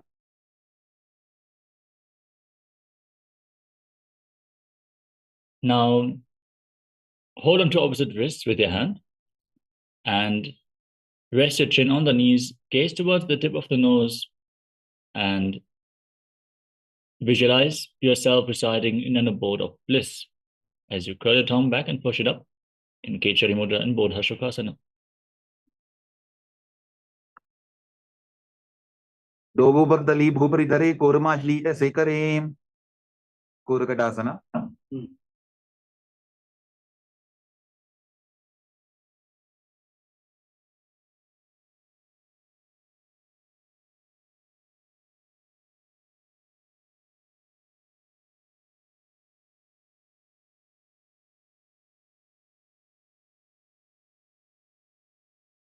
Now bring your hands underneath the knees and hold on to opposite elbows. Gaze towards the tip of the nose, push your tongue back and up and visualize Swamiji in Purakatasana. Do Hatha Bhaga Bahare Liave Goda Niche Le Taharave Smatyasana. From the same position, cross the right ankle over the left with the toes pointing up. Gaze towards your third eye as you visualize the great sage and Maharishi Sumati in Sumati Asana. Muladvari Dharti Barithane Dava Bhagaparita Chavitane Dandasana. Now extend your legs out in front, interlock your fingers and raise your arms up straight with the wrist pointing outwards. Engage Mahamudra Bandha, gaze towards the tip of the nose and visualize Swamiji in your inner space as you perform Kechari Mudra in Dandasana. Idani Garbini Nam Yovabhyaso Yathalago Sukha Prasavala Bhagya Pruchate Prakta Nepathim Arambhasana. Now lean forward and down. Hold onto your big toes and Prana Mudra with index and middle fingers. Breathe in Nadi Shodhana. Inhale through one nostril and exhale through the other alternatingly as you visualize Swamiji in your inner space in Arambhasana. Dobu Pakamiliva Pasari Pakaka Angutha Pakadi Lila Tukoda Lagave Vidokasana. Now slightly raise your knees and separate your feet. Scoop your hands below the shins and hold onto the soles of your feet from the outside as you rest your face on the ground in between the heels. Gaze to your third eye and visualize Swamiji in your inner space in Vidokasana. Prathama Besido Pau Pasari Kachapurtako Kurdo Dare Talandri Pavasana. Now bring the heels together and keep your hands below the shins with the palms facing up. Rest your chin on the heels, gaze to the nose and visualize Swamiji in your inner space. Don't forget to breathe in. Ujjayi Pranayama. Do Edi Mailiketi Hatha Pasari Utu Vichimatanasana. Now rise up, extend your legs out in front, and then lift one leg up behind your neck. Lean forward and down and hold onto the front foot with both hands. Breathe in Pratyahara Pranayama. Focus on the upward movement of the prana within your body Visualize the prana flowing from the soles of the feet to the regenerative organs, the navel, the heart, the throat, the uvula, the center of the eyebrows, the top of the forehead, all the way to the Brahmarandha, the crown of your head. Visualize Swamiji in Urdhva Paschimottanasana. पश्चिमतानवत् संस्थितिं कृत्वा एकं पादं ग्रीवायां धृत्वा तिष्ठेत्. Anantasana. Now lean back with the legs still behind your neck. Hold onto the foot with the opposite hand. Straighten your spine, extend the opposite leg forward. Gaze to the nose and visualize you are infinite, endless, eternal Ananta in Anantasana. उत्तानशयनी एकैकम्पायी ग्रीवायां विन्यस्य इतरहस्तेन पावाग्रं गृहीत्वा. Ankushasana. Now roll onto the side of the hand, holding onto the foot behind your head. Gaze to the tip of the nose and feel in complete control in Ankushasana. उत्तानशयित एकैकं पादं ग्रीवायां कुर्वन् इतरहस्तं कर्णमूले स्थापयेत्. Drishasana. Now lay on your back and pull your knees towards your chest and circle your legs with your arms. Squeeze your body into a ball and rock it from side to side as you visualize Swamiji in your inner space. उत्तानशयनं जानुनी हृदयेवष्टम्भां गङ्गासहित ऊरूनि करद्वये वद्वां सव्यापसव्यं लोडयेत्. दृशासनं भवति. Urdhva Now repeat Urdhva Paschimottanasana on the other side. Lift the other leg up behind your neck and lean forward and down. Hold onto the front foot with both hands as you visualize Swamiji in your inner space. पश्चिमतानवत् संस्थितिं कृत्वा एकं पादं ग्रीवायां धृत्वा तिष्ठेत्. Anantasana. Lean back with the leg behind your neck. Extend the opposite leg forward, gaze to the nose, and visualize you are infinite, endless, eternal. उत्तानशयनी एकैकम्पायी ग्रीवायां विन्यस्य इतरहस्तेन पावाग्रं गृहीत्वा. Ankushasana. Now roll onto the side of the hand holding onto the foot behind your head. Gaze to your nose and visualize and feel in complete control. उत्तानशयित एकैकं पादं ग्रीवायां कुर्वन् इतरहस्तं कर्णमूले स्थापयेत्. Yoganidrasana. As you lay on your back, one by one, lift your legs up behind your neck. Fix your gaze at the tip of the nose and visualize Swamiji in your inner space in Yoganidrasana. पादाभ्यां वेष्टयेत् कण्ठं हस्ताभ्यां पृष्ठबन्धनं तन्मध्ये शयनं कुर्यात् योगनिद्रा सुखप्रदा. Atmaramasana. Now raise your arms up and interlock them around your neck. Gaze to the nose and visualize Lord Vishnu is blessing you from within. Atmarama asana padam sudhoso ve. Kochikasana. Now lay on your back and extend your arms out to the side.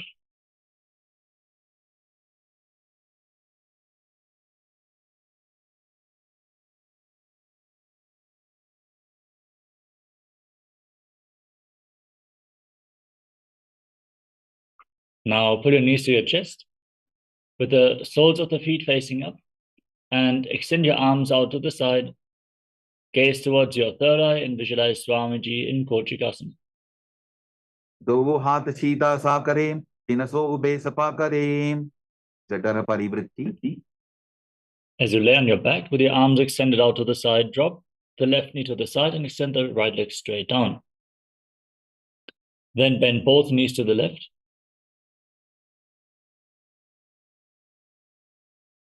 Extend your legs to the left, hold onto the toes and rotate your head away from the feet. Then pull both knees to the chest. Bend the right knee to the side, extend the left leg straight. Bend both knees to the right.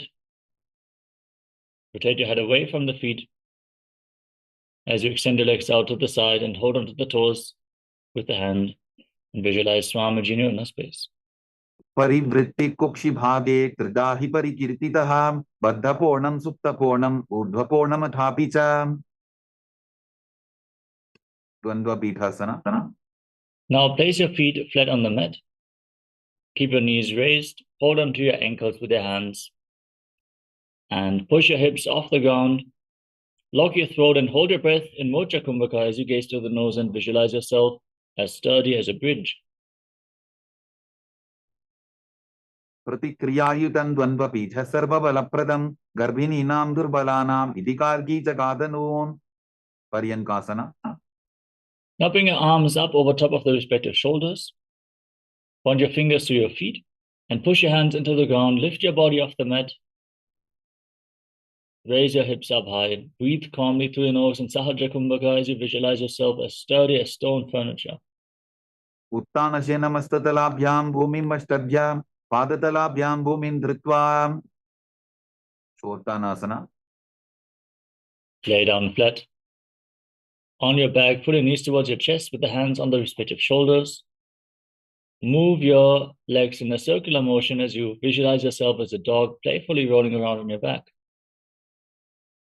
Chabavat shariram samstapya januni sammilya na bhuvanija astabhyam tandaram badva brahmagit shvottanam bhavati. Viparita karani.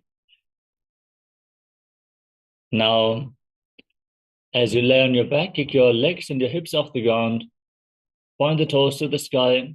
Place your palms flat on the mat and then move your legs in a circular motion.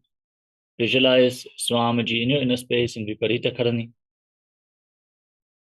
Bhutare sashiro dattva phenage charanadvayam viparita krati chaisha sarvatantreshu gopita. Viparita karani too. Now stop the movement of your legs. Point the toes to the sky and visualize Swamiji in your inner space. Karani viparitapkhya sarvadhivyadhinashini nityam abhyasa yuktasya jatarabdhi vivardhani. Langalasana. Now drop your feet down over top of your head, touch your toes to the ground, interlock your hands behind your back, and push your hands into the ground as you visualize yourself as a flower. Narakasane stitva nasika pradeshe bhumo bada prishte stapya hastadvayam sammilya lambi kuryat griva pradeshena bhumim karshayet langalasanam bhavati. Shaita Paschimottanasana. Now, hold onto your feet over top of your head and visualize Paramashiva in your inner space. Tanam Shayitvat Kurvita Shaita Paschimottanakam. Supta Konasana. Now separate your feet over top of your head and visualize Swamiji in your inner space. Parivritti Kukshi Bhage Tradahi Parikirtitaha Padda Konam Supta Konam Uddhakoram Adhapicha. Chakrasana. Now join your feet together over top of your head. Hold onto your ankles and roll onto your back, keeping your arms and legs straight as you visualize yourself as a chakra. Shavasanastaddho pado kuryan mastakatah paro yutramena tatar shighrametat sarvasya sadhanam. Supta prasarita padangushtasana. As you lay on your back, extend your legs up vertically. Hold onto your big toes in Prana Mudra with index and middle fingers. Breathe in Ujjayi Pranayama, make an ocean-like sound from your throat as you visualize Swamiji in your inner space. Uttanapadam kravancham cha marichimbira bhadrakam nataradandrikonam cha suptangushta prasaranem. Supta padangushtasana. Now join your feet back together. Hold onto your big toes and breathe in Ujjayi Pranayama as you visualize Swamiji. Uttanapadam kravancham cha marichimbira bhadrakam Natarajandrikonam cha suptangushta prasaranem. Matsyasana. Now, bring your legs into Padmasana, your knees to the ground, and hold on to opposite elbows over top of your head. Gaze to the nose and visualize Matsya, the fish avatar of Lord Vishnu. Gupta Padmasanam Krutva Uttanashe Nancharit Urpara Abhyam Shiro Beshtya Matsyasanam tu Rogaham. Parasaramasana. Now place the backside of the right hand on top of the left palm over your head. Gaze to the nose and visualize Lord Rama in your inner space. Prathamakare Padmasana Ache Sudho Surve Bhuparipache. Sarvambasana. Now raise your knees and hips off the ground. Support your lower back with your hands. Keep your legs in Padmasana and rest your elbows on the ground as you gaze to the tip of the nose and visualize Swamiji in your inner space. अथवा क्षेत्र संक्षेपात् सर्वांगासनम् उत्तमं यत् कृत्वा योगनिपुणः विद्याविस्पण्डितो यथा. Vrichikasana. Lay on your back and place one foot on the opposite hip. Pull your knees towards your chest as you extend your arms over your head. Hook your fingers forward, gaze to your third eye, and visualize yourself as a scorpion. Pratamashena sudhau shishike sandhi sudakhe. Vrichikasana. Now exchange the position of your feet. Repeat Vrishikasana on the other side. Pratamashena sudhau shishike sandhi sudakhe. Vrishabhadakshepasana. As you lay on your back, interlock your fingers around your neck and alternate pulling your knees in towards your chest. As you visualize Swamiji, breathe calmly in Sahadra Kumbhaka. Uttanasenam kritva anvalibhikandrambadva purparo militva nitambena bhumim sprishtva. Marottanasana. Now, place your palms on the ground at the side of the hips and alternate pulling your knees in towards your chest. Breathe calmly and visualize Swamiji in Marottanasana. Votanavat samsiti kritva janadvayam paryayena karnayoho samsprishet. Vrikasana. Now, place your feet flat on the ground, stand up and lay back down again and again while visualizing yourself as a wolf. Uttanasenam kritva padatalabhyam bhumim tritva uttishtet vrikasanam bhavati. Lotasana. From a squatting position, now roll backwards again and again, visualizing Swamiji in your inner space. Uttanasenam padau shir ullandhya bhumo stapayitva nibjam bhuyadi nibjam shayanam. Sarathasana. Now lay down on your stomach. Keep your hands at the side of the shoulders. Contract your lips and make a whistling sound like a flute on the inhalation, visualizing yourself as a chariot carrying warriors into a battle for Dharma on your chariot back. Nibjam shayanam kritva nabhim bhumo nidhaya stambhaddastabhyam bhumim vashtadhya voshto nimilya venuvatsan kritya tishtet. Sarathāsanam bhavati. Dehalyullankanasana. Now push your hands into the ground, lift yourself up into a plank position, and then jump your feet in between the hands back and forth, visualizing yourself transcend body and mind. Hastatvaim badva tanmadhisarnadvayam uddaniva bahiraniya atanajeta dehalyullankanam bhavati. Jatyasana. Now stand tall and lean forward and down. Place your palms on the ground. Walk around on hands and feet and visualize yourself as a wise 60-year-old elephant. Athaja atyasanam vakshe gena chadisparo bhavet hastandri bhumo chakamanam agamanam tataha. Now rise up. Stand in Arimandi with heels together, toes pointing outwards and knees bent. Extend your arms out to the side and rotate them around your body. As you move your head in all directions, open up your chest in Lolitika Karana.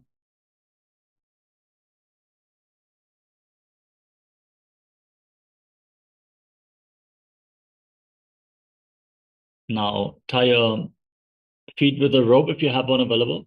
Then stand erect on the mat like a rod. Keep your arms close to your body, hands on the thighs. Visualize your Kundalini Devi is rising and curling upwards around your body like a serpent in Sarapasana. Sarpasana. Atha sarpasanam vakshe vayipanaja kebalam shariram dandavatishtet rajjubandhastu padayoho vayavi kundali devi kundalakara mangule. Ustrasadhanasana. Now lean forward and down, catch your toes from the front with your hands and fists. Walk around on the hands as you visualize yourself as a camel. Ushtikanishtika pradeshena bhumo nidhaya uparipadatale samstapya ushtravat ustrasadhanam bhavati. Ashvasana. From the same position, with your hands under the toes from the side, walk around on the mat like a horse.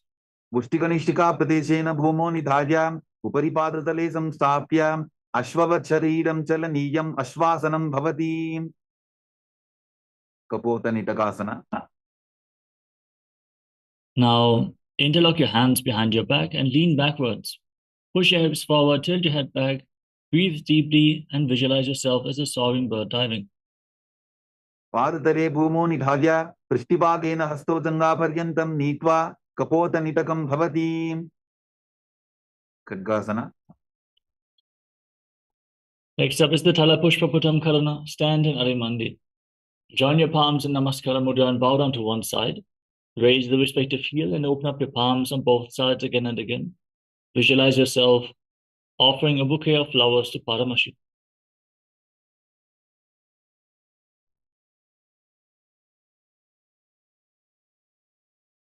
Next up is Khadgasana.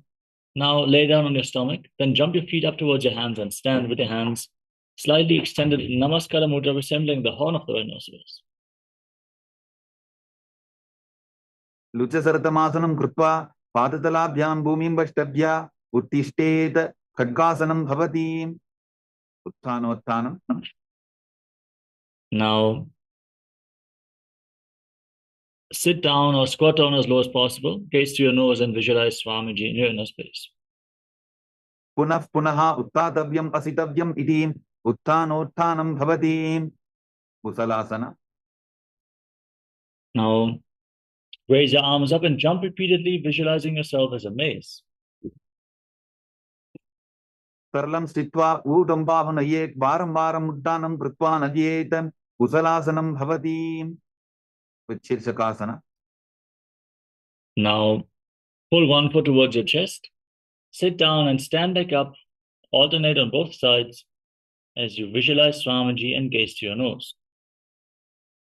एकैकं पादतलं कुक्षु निधाय तिष्ठेत् उत्शीर्षकं भवति ताण्डवासना. Next up is Parshvajanukarana. Now keep the toes of the right foot pointing outwards and pull the left knee towards your chest and circle the raised knee with the respective arm, keeping the hand in a fist and the other hand on the inner thigh.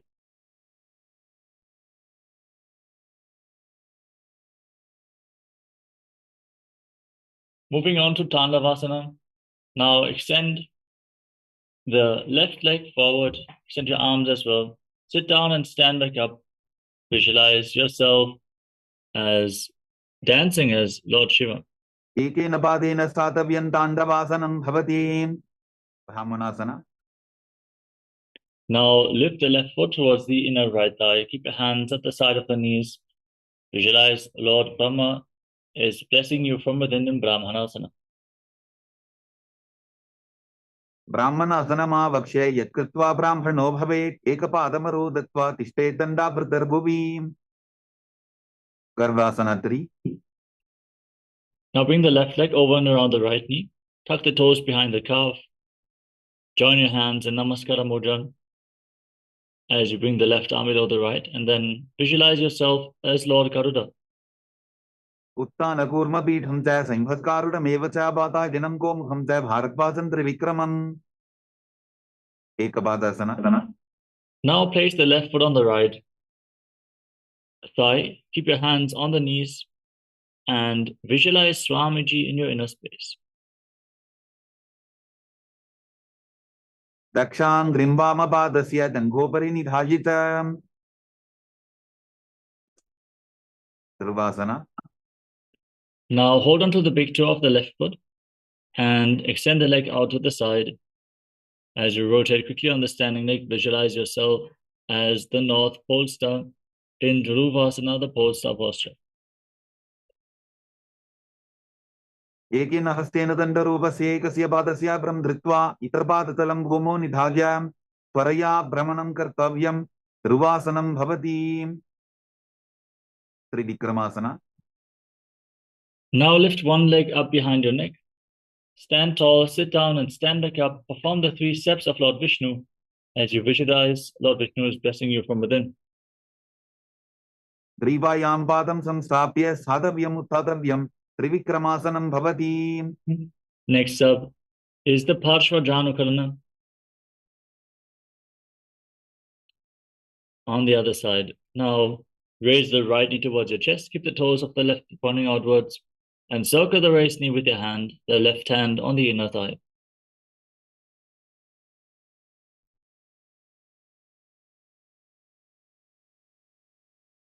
Moving on to Tandavasana. Extend your arms and the right leg forward, sit down and stand back up. Visualize yourself fiercely dancing as Lord Shiva. Tandavasana. Ekena padena statavyan tandavasanam bhavati. Brahmanasana. Now lift the right foot towards the left thigh. Keep your hands at the side of your knees and visualize your Brahma as blessing you. Brahmanasana vakshe yatkritva brahmano bhavet ekapadamaro dattva tishtetanda pratarbuvi. Garvasana 3. Now bring the right leg over and around the left knee and tuck the toes behind the calf. Bring the right arm below the left and join your hands in Namaskar Mudra. Visualize yourself as Lord Garuda. Uttana kurma pitham cha sambhatkarudam evacha bata janam ko mukham cha bharatvasan trivikramam. Ekapadasana. Now bring the right foot on the left thigh and hold on to the respective knees. Squat down slightly to hold your knees and visualize Swamiji in Ekapadasana. Dakshang grimbama padasya dangopari nidhajitam. Dhurvasana. Now hold on to the big toe of the right foot. Extend the leg out to the side and rotate quickly on the standing leg, visualizing yourself as the North Pole Star. Ekena hastena dandarupasya ekasya padasya brahm dhritva itarpadatalam bhumo nidhajya tvaraya brahmanam kartavyam dhruvasanam bhavati. Trivikramasana.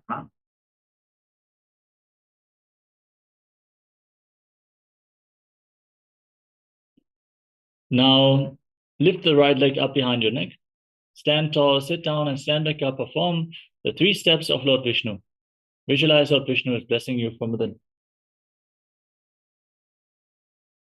Trivayam padam samstapya sadhavyam uttatavyam trivikramasanam bhavati. Next up is Samanaka Karana. Now stand with the heels touching, toes pointing outwards, and the hands slightly extended away from your hips, with your fingers pointing one by one. Breathe deeply and calmly. Relax after this intense sequence of asanas as we get ready for the final 100 asanas of this sequence. Quickly grab some water and then return to your yoga mat. We're going to continue in just a few moments.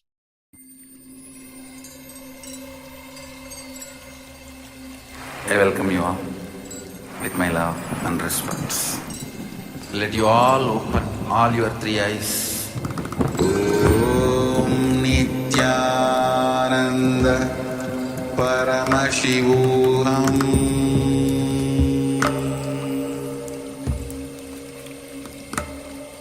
Om Nityananda Paramashivoham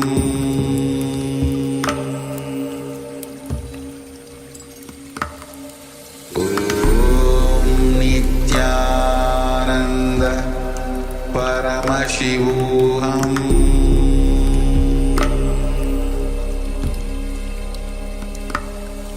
Om Nityananda Paramashivoham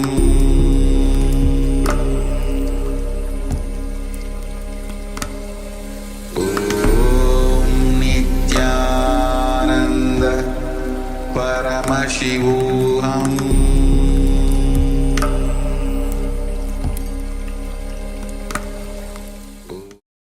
Yes.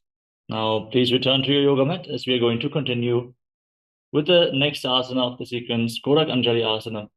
Separate your feet and squat down. Bring your arms from the outside in between the legs and interlock your fingers in front of your navel in Parashumudra. Visualize the great sage Goraknath, the founder of the Nata Yoga Hindu Sampradaya. Breathe in Jivachala Kumbhaka. Inhale and hold your breath and move the retained prana freely throughout your body by the force of your will alone. Gorakandili asana. Pratam hi wo hoye bahuri nichopani hove. Kanchasana. From a squatting position, interlock your hands around your lower back and visualize Swamiji in your inner space. Urumadhyat hasto niveshya nitamam dhritva padatalabhyam bhumim ashtadhyam. Bhirvasana. Now, with your feet together close towards your perineum, interlock your hands around your lower back and gaze towards your navel. Visualize Bhagavan Kalabhairava, the Lord of Time. Tobu Bakaki Talyaki Mahili Kor Milaji Banabani Ukarmoda Vaise Varahasana. Now, with your heels together, toes apart, join your palms behind your head with the fingers pointing down. Gaze towards the tip of the nose and visualize yourself as Varaha, the boar avatar of Lord Vishnu. Pakakaliki Mahili Pori Milaji Banabani Ukaravaise Prabhitasana. Now catch your big toes in Prana Mudra and raise your hips to the same level as your knees as you visualize Swamiji in your inner space. Parshing Tvaya Sammilya Sitwanitam Mamdana Pradesha Aniya Tishte Tripithasanam Bhavati Bakasana. With your palms flat on the mat, bring your knees onto your arms towards your armpits. Lean forward, find balance. Then lift your feet off the ground, balance on your arms, visualizing yourself as a crow in Bakasana. Hastadhyamo Nimavashtabhya Januddoyam Nabho Sammilya Tushtanga Kapalyasana. Now place your head on the ground, form a triangle between your head and your hands. With your knees on your elbows, bring your hips above your shoulders, and then lift your legs up, crossing them into Padmasana. Gaze to the tip of the nose and visualize Swamiji in your inner space in Sushtanga Kapali Asana. Asana Povana Kapara Athohoyi Uttasana. Now, come to a kneeling position, sit in between your heels with the toes touching behind your back. Place your hands on the knees, gaze to the nose. Visualize you are sitting in the secret seat with Paramashiva and Guru. Janor Gorantare Pado Kritpa Pado the Gopadyete Vrikshasana 2. Now, place your hands on the ground, shoulder width apart. Raise your hips and kick your legs up into a handstand. Everyone should perform this asana to purify all 7 chakras. Visualize yourself as a tree with deep roots growing into the ground in Vrikshasana 2. Satta Chakrakshalanaya Vrikshasana Visheshakan Janani Indriyada Dadhya Punabhedan Samabhyasetem Shibhuasana. From the same position, bring your hands and feet closer together. Gaze towards your third eye and visualize Tejas shining light is flowing towards your third eye. Dogu Babachodi Mahi Kulpamilaye Matyasana 2. Now, place your palms on the ground, step your feet back into a plank position. Lower your body down to the ground and push it back up again and again while visualizing yourself as a fish. Nityam Shenam Kurparo Pashabhavaya Murta Vritya Hastatalabhyam Bhumim Vashtabhya Varam Varam Uddanam Kuryata Mathyasanam Bhavati Sarpasana 2. Now lay on your stomach, place your hands on the respective hips. Lift your head and chest from side to side as you visualize yourself as a snake.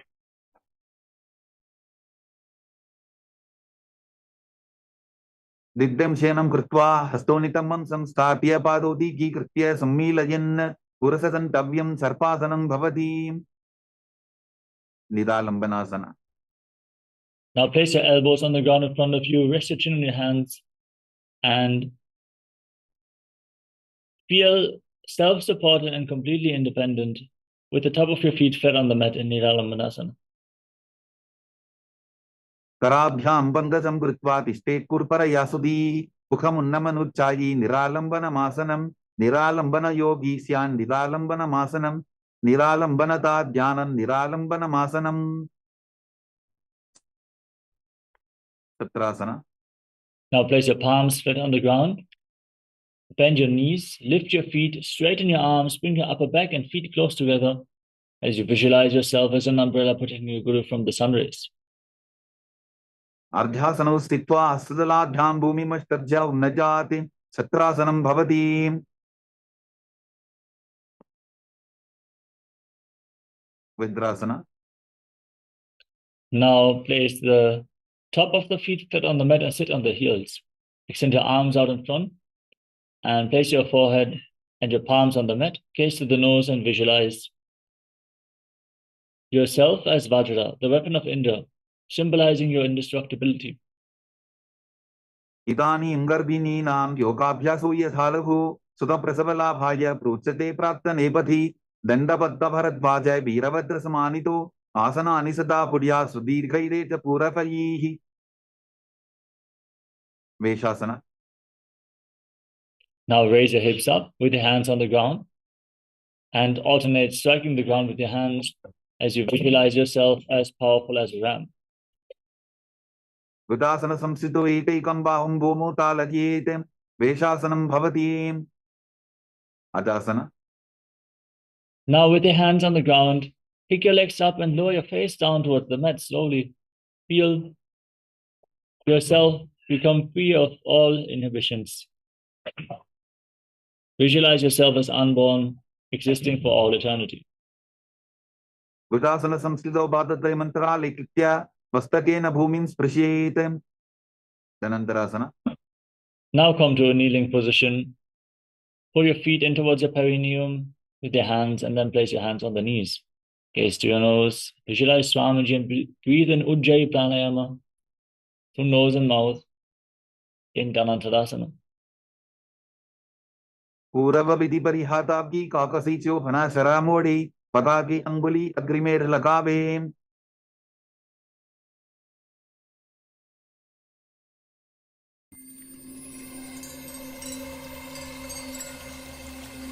I welcome you all with my love and respect. Let you all open all your three eyes. Om Nityananda Paramashivoham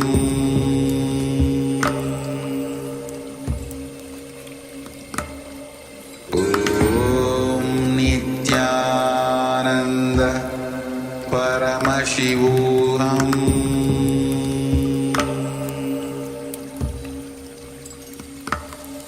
Om Nityananda Paramashivoham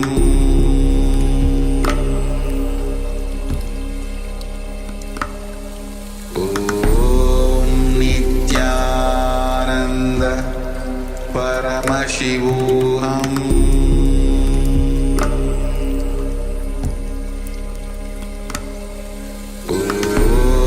Nityananda Paramashivoham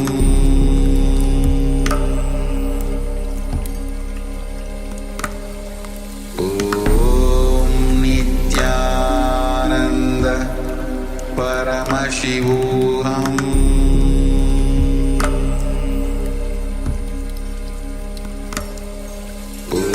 Om Nityananda Paramashivoham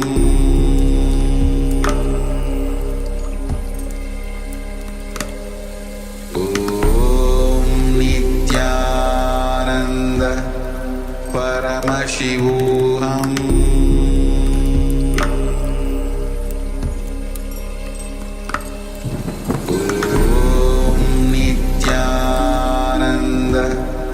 Paramashivoham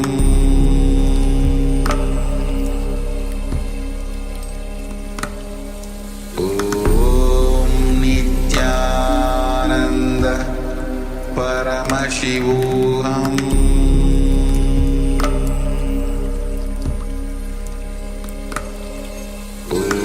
Om Nityananda Paramashivoham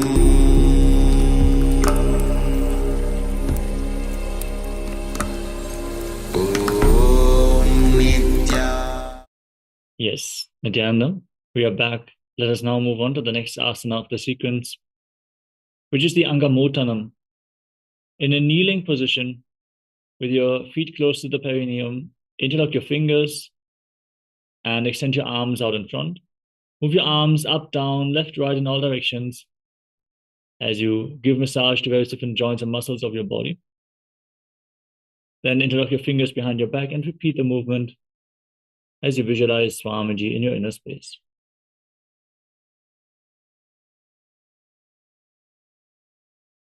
Angamottanam Hastyoho Angudirvadva Hastarmadhyasarmandam Nishkatayitva Tishtet Angamottanam Bhavati. Dvandvasanas work. Now sit in between the heels with the toes pointing to the side. Place your hands on the knees and gaze to the tip of the nose as you visualize yourself as Lord Garuda flying Lord Vishnu and Lakshmi on his back.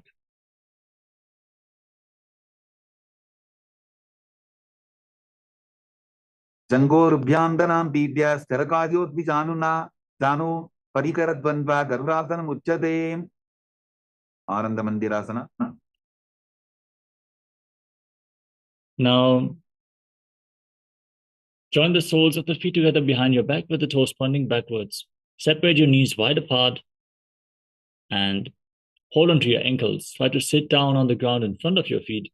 Gaze towards your third eye and visualize yourself residing in the blissful space of a temple. Athavakshebhiranatha Anandamandirāsanam jitkritva amaro dhiro bhavatyeveha sadakahan. Mandukasana 2. Now, place the soles of the feet together, top of the feet flat on the mat. Sit on your heels. Bring your hands towards your armpits. Overlap your feet and sit on the raised heels. Bring your hands underneath the knees and pull your stomach in and up in Uddiyana Bandhan as you press your tongue up flat against the palate of your mouth, Manduki Mudra, and visualize yourself as a frog in Mandukasana 2. Prishtam Sambitable Dhabhyam Danvandya Savala Yabradhi Asto Balatale Chikto Mandukam Bada Dosharit Narasimhasana. Now tuck the toes and sit on raised heels. Place your palms on the ground in front of you with the thumbs touching. The base of the hands should touch your toes. Gaze to the tip of the nose and visualize Narasimha, the lion-man avatar of Mahavishnu. As you stick your tongue out and exhale forcefully through your mouth again and again. Dovu Bhanapani Hoivaise, Edi Melar Gudani Vaise, Samasarirani, Kat Harave, Nasa Abratistiko Yave, Visharakasana. Now, sit on raised heels with the toes tucked. Bring your hands over your mouth and bring your thumbs underneath the teeth. Close your lips. Inhale through the right nostril. Exhale through your mouth again and again as you gaze to your nose. And visualize yourself as Devi, victorious over all your fears. Dovu Pakambi Edi Javji Goda Phanovanapani Hoyi. Pakanasana. Now place the top of the feet flat on the mat. Bring the soles of the feet together and keep your toes pointing back. Bring your hands towards your armpits and imitate as if you're a monkey stretching itself as you gaze to your third eye, visualizing yourself as a playful monkey in Makarasana. Dovu Bagdari Sumut Ane, the Niki Vishti Bhumi Paridhane, Mulatvar, Etiambari Yave, Muda Hat Uchata Harave, Vajrasangarasana. Now tuck your toes, bring the soles of the feet together and separate your knees. Hold on to opposite elbows behind your back as you gaze towards the tip of the nose and embody diamond-like strength for you and your Sangha, your spiritual community. Pratama Pranapani Hoi Vaise, Dovu Eriuda Nivaise, Goda Uba Rakhe Dhira, Adeva Yapasade Dhira. Anjanasana. Now cross your feet, sit on the raised heel. Place your knees on the mat and place your palms on the ground at the side of your body. Pull your stomach in and up in Uddiyana Bandha, gaze to the nose and visualize perfect health physically and mentally in Kanjanasana. Kanjanasana Vakshe Yadgritva Sustiro Bhave, Prishte Padatvayam Badva, Hasto Bhumo Pradharajete, Urmasana. Now, from the same position, place your hands on the respective knees. Make your upper back and neck stiff like the shell of a turtle as you embody a turtle with a stable body and mind to live for hundreds of years. In Kurmasana, the turtle pose, gaze to the nose. Gulpo Severshanas Yadho, Vikramena Samahito, Prijika Yeshiro, Grivam, Kurmasanami Tiritam, Yokasana. Now stand on your knees and place your hand on the knees and sit on the raised heel. Relax your upper back and neck. Gaze towards the tip of the nose and visualize Swamiji in your inner space. Gutam Diyamyaval Babhyam, Vikramena Samahitaha, Yovasanam bhavedeta titiyova vidovituhu. Vidovasana. Now stand on your knees and cross your feet behind. Bring your toes near opposite knees and hold onto your calves with the thumbs outside. Gaze to your third eye and visualize a space of eternal oneness, Advaita with Swamiji. Goda vamo bohoji, goda arara chetoji, dachipad ki pani rahave, pano vamo goda rigilyabe. Ustrasana 2. Now place the top of the feet flat on the mat. Lean back, hold onto your heels, push your hips forward, tilt your head back and visualize yourself as a camel. Merudandaglanti dadya sambhimada Shukkumar, kapoto ostrasana bhyasar kudyanmita hitasana. Tritiyasana. Now lean back further, place the back of your elbows and the back of your head on the ground, gaze towards the tip of the nose, and visualize yourself as a lotus blooming in Jatyasana 2. Dobu edi sambudadare sole molat baridar idhare phana pani upar hoye baise bahuri pishtiti shikare do aise. Viradasana. Now lay down flat and rise back up again and again as you visualize the healing and liberation of your causal subtle body in Vidatasana. Ganga prishti bhumani dadya zangodaryoho urnisam stapya prishtivam shamvaram varam sprashite. Kapotasana. Now lean back further, bring your arms over your shoulders, place your forearms on the ground and bring your head in between the heels as you visualize yourself as a beautiful dove. Merudandaglanti dadya sambhimada Shukkumar, kapoto ostrasana bhyasar kudyanmita hitasana. Varasana. Now stand on your knees, hold on to opposite elbows, keep your toes tucked with the heels raised, gaze to the nose. In the boon-fulfilling posture, receive your boon from Paramashiva. Januni bhumo samstapya hastabhyam bahu parasparam dhritva sarvam tishtet varasanam bhavati. Varahasana 2. Now place your forearms on the ground and sit on raised heels. Keep your toes tucked. Place your head on top of your hands as you visualize yourself as Varaha, the bow avatar of Lord Vishnu. Suryan Chandram Vedanani Asanani Nikachente Purparo Bhoma Stapalitva Janubhyam Avlimam Ishtabhya Hastomastake Samstapya Pashin Nitambe Samstapya Tishtet Varahasanam Bhavati. Dasana. Now, with your forearms on the ground, elbows shoulder width apart, interlock your fingers, and place your head on the ground for support.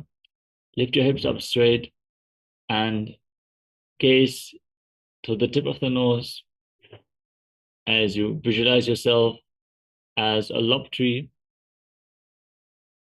in Mundasana. Atho Mandasanam Bakshe Sarvesham Prani Namsavam Bodham Argyapade Dattva Dharayin Marutam Siddhihi. Andhasana. Now gently lower your legs down. Come to a kneeling position, feet flat, knees separate, and lean forward and down. Place your head in between the knees. Hold onto your neck with your hands, elbows outside the legs as you gaze through the nose. Inhale through your nose and exhale through your mouth as you visualize Swamiji in your inner space. Katamavagdali Smataharawe, Koramahili Ube Midave, Hanapani Bukara Hoi Baise, Dobu Eri Udani Baise, Viparita Chalamasana. Now lay down on your stomach. Extend your arms and your legs. Lift your arms, your chest, and your legs off the ground and hold, visualizing yourself as a locust. Shalabhasana Vedascha Natabhirunda Namake, Vendabhirunda Saite, Shirsatandasanam Tatha, Akashakapotasana. Next up is Kapalasana. Now place your palms on the ground at the side of your body. Place your forehead on the ground and lift your legs off the ground completely as you visualize a skull representing the mind with purified thoughts and the strong will to attain enlightenment in Kapalasana.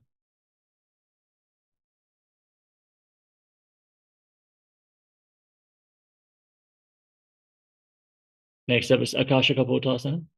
Now kick your legs up over top of your body and place your feet flat on the mat in front of your face as you visualize yourself as a beautiful dove.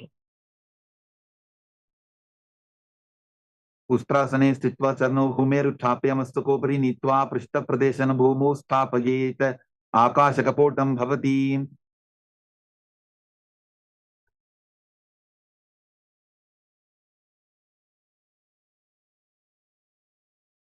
Next up is Chatakasana. From a kneeling position, place your forearms on the ground, rest your navel on your knees, and visualize yourself as a sparrow in Chatakasana.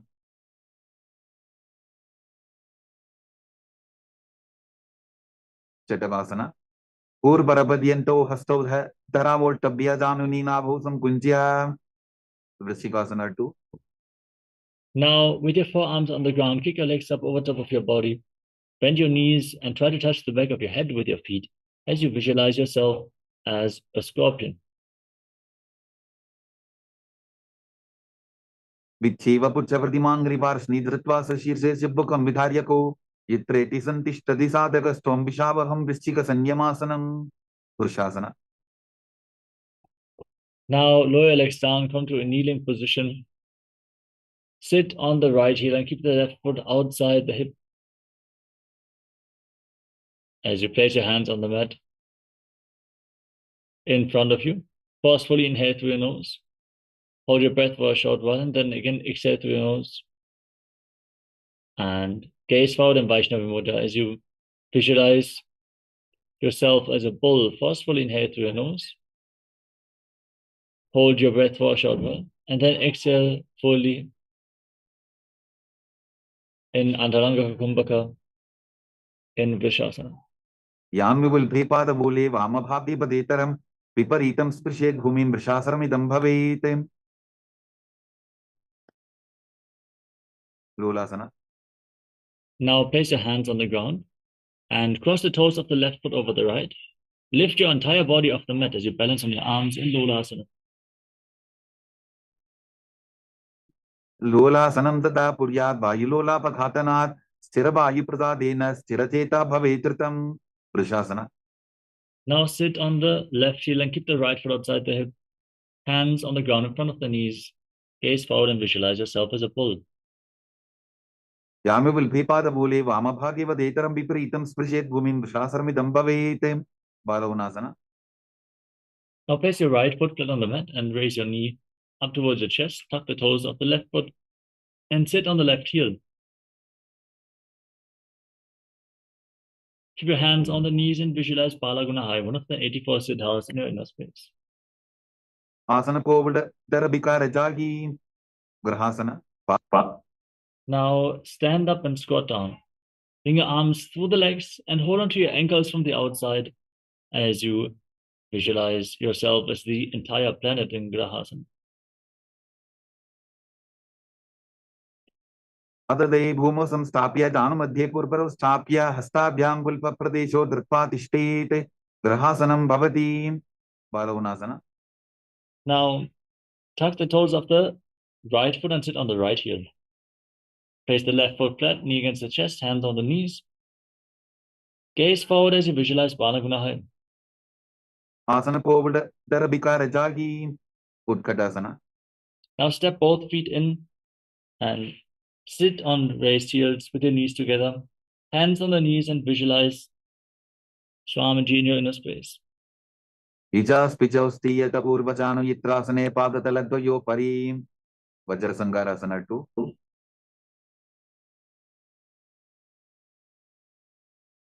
Now separate your knees and bring the soles of the feet together.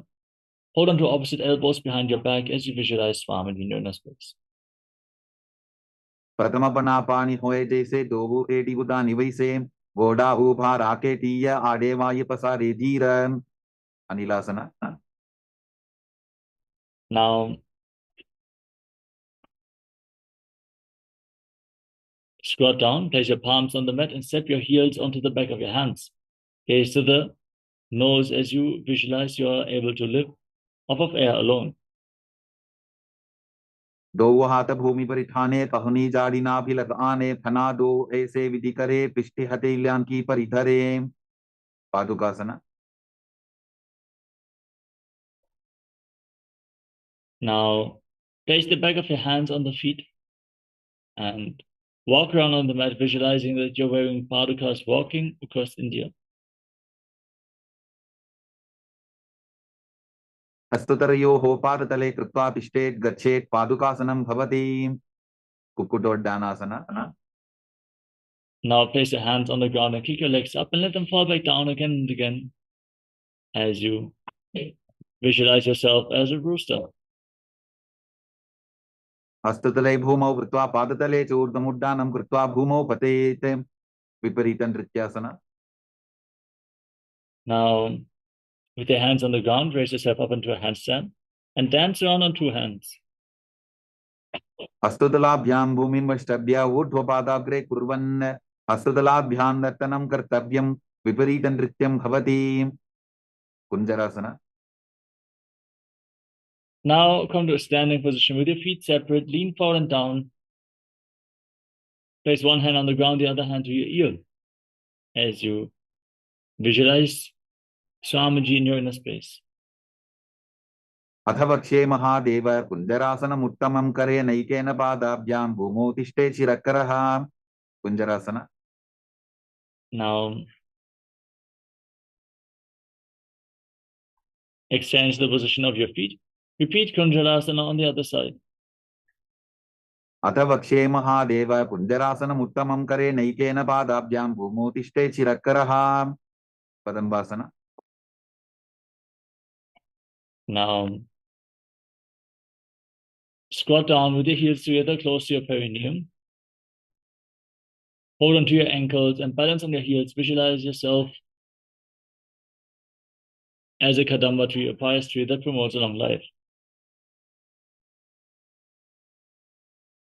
पार्श्विभ्यां भूमिं वष्टभ्य हस्तद्वयेन पुल्भौ धृत्वा तिष्ठेत् कदम्ब भवति. पवनमुक्तासना. Now place your feet flat and pull your knees towards your chest. As you breathe calmly through your nose, visualize any excess vata is balanced or released from your system.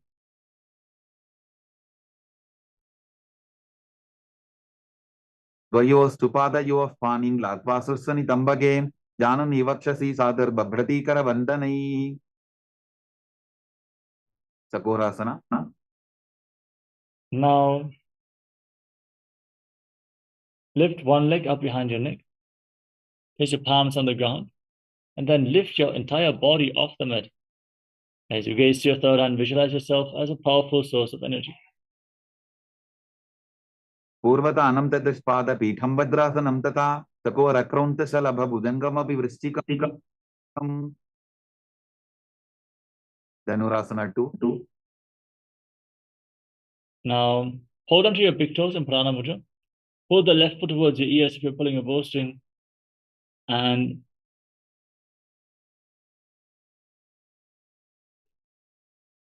visualize yourself as a bow in Dhanurasana. पादाङ्गुष्ठौ तु पाणिभ्यां गृहीत्वा श्रवणावधि. अष्टावक्रासना. Now hook the left foot over top of the left shoulder and hook the right foot on top of the left. Extend your legs out to the side and balance on your arms as you visualize yourself as a flying crane. वासिष्ठमदकौन्दिन्यम् ऊर्ध्वकुक्कुटमेव च अष्टावक्रमथोत्थानं मयूरं सेतुबन्धनं. प्राणासना.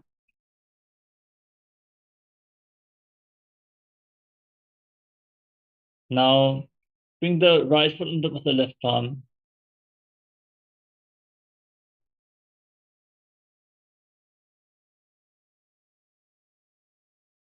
Place your right foot on the left thigh and the left shoulder below the right knee. The raised knee, gaze towards your third eye and visualize you are immortal, able to exist solely on prana. एतत् प्रभेदं वक्ष्यामि करोति यस्य चामरः एकपादमुरो बद्ध्वा स्कन्धेऽन्यपादरक्षणं. पार्श्वमत्स्येन्द्रासना. Now bring the right foot outside the left hip and step the left foot over the right knee. Twist your elbow outside the raised knee and bring the hand below. You interlock both hands behind your back. Gaze to your third eye and visualize Sage Matsunato, the master of Hatha Yoga. Pashvabhyam Dittade Yastu Pashramatsendramukthamam Chakorasana.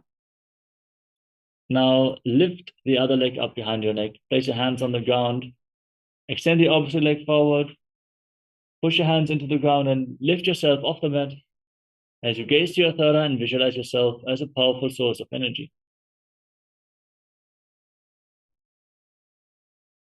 Purvatanam Tadashpada Pitham Vadrasanam Tata Chakorakraunta Salabha Bhujangamapi Vrishchikam Dhanurasana 2. Now hold on to the big toes. Pull the right foot back as if you're pulling a bowstring. Visualize yourself as a bow in Dhanurasana 2. Padangushto tu panibhyam grihitva sravanavadhi Ashtavakrasana. Now place the right leg over the right shoulder. Hook the left foot on top of the right. Extend your legs out to the side. Lean forward. Find balance and lift your body off the ground as you visualize yourself as a flying crane. Pasishtamadakaundinyam urdupukuta vevacha Ashtavakramathotanam mayuram setu bandhanam Pranasana. Now bring the left foot outside the right hip. Step the right foot over the left knee. Twist your elbow outside the raised knee and interlock your hands behind your back as you gaze to your third eye and visualize you're able to exist solely on prana. Etat prabhedam vakshyami karoti yasa chamaraha ekapadamuro badva skandhenyapadakshanam Pashvamatsendrasana. Now bring the left foot outside the right hip. Step the right foot over the left knee. Bring your left arm over and around the raised knee and interlock your hands behind your back as you gaze to your third eye and visualize yourself as Sage Matsunato. Pashvabhyam Dittade Yastu Pashramatsendramukthamam Ardhapaschimatanasana. Now bring the left foot against your perineum and the right foot extended forward. Lean forward and down and hold into the big toe as you visualize Swamijinu in the space. Ekam padam prasadya ekam padasya parshna sambhidya hastakvaina prasarita padangushtam dhritva danu parimastakam nyasete ardhapachimatanam bhavati Tamchasana. Now bring the left foot outside the hip, the top of the foot on the mat. Hold on to the right foot and extend the leg up straight in front of your face as you visualize yourself as a crane. Uttanapadam grauntam cha marichambira bhadrakam natarajandrikonam cha saptangushta prasarane Ardhapaschimatanasana. Now exchange the position of your feet. Lean forward and down as you visualize Swamijinu in a space. Ekam padam prasadya ekam padasya parshna sambhidya hastakvaina prasarita padangushtam dhritva danu parimastakam nyasete ardhapachimatanam bhavati Tamchasana. Now keep the right foot outside the hip. Hold on to the left foot and extend it up in front of your face as you visualize yourself as a crane in Krantrasana. Uttanapadam grauntam cha marichambira bhadrakam natarajandrikonam cha saptangushta prasarane Swastikasana. Janur vorantare samyak vitvapadata leguhe ejukaya samasina swastikam tat prasakshate. Now come to a cross-legged position with your feet in between thighs and calves. Place your hands on your knees and gaze towards the tip of the nose. Visualize and embody a swastika with peace, well-being, good fortune, and prosperity in Swastikasana.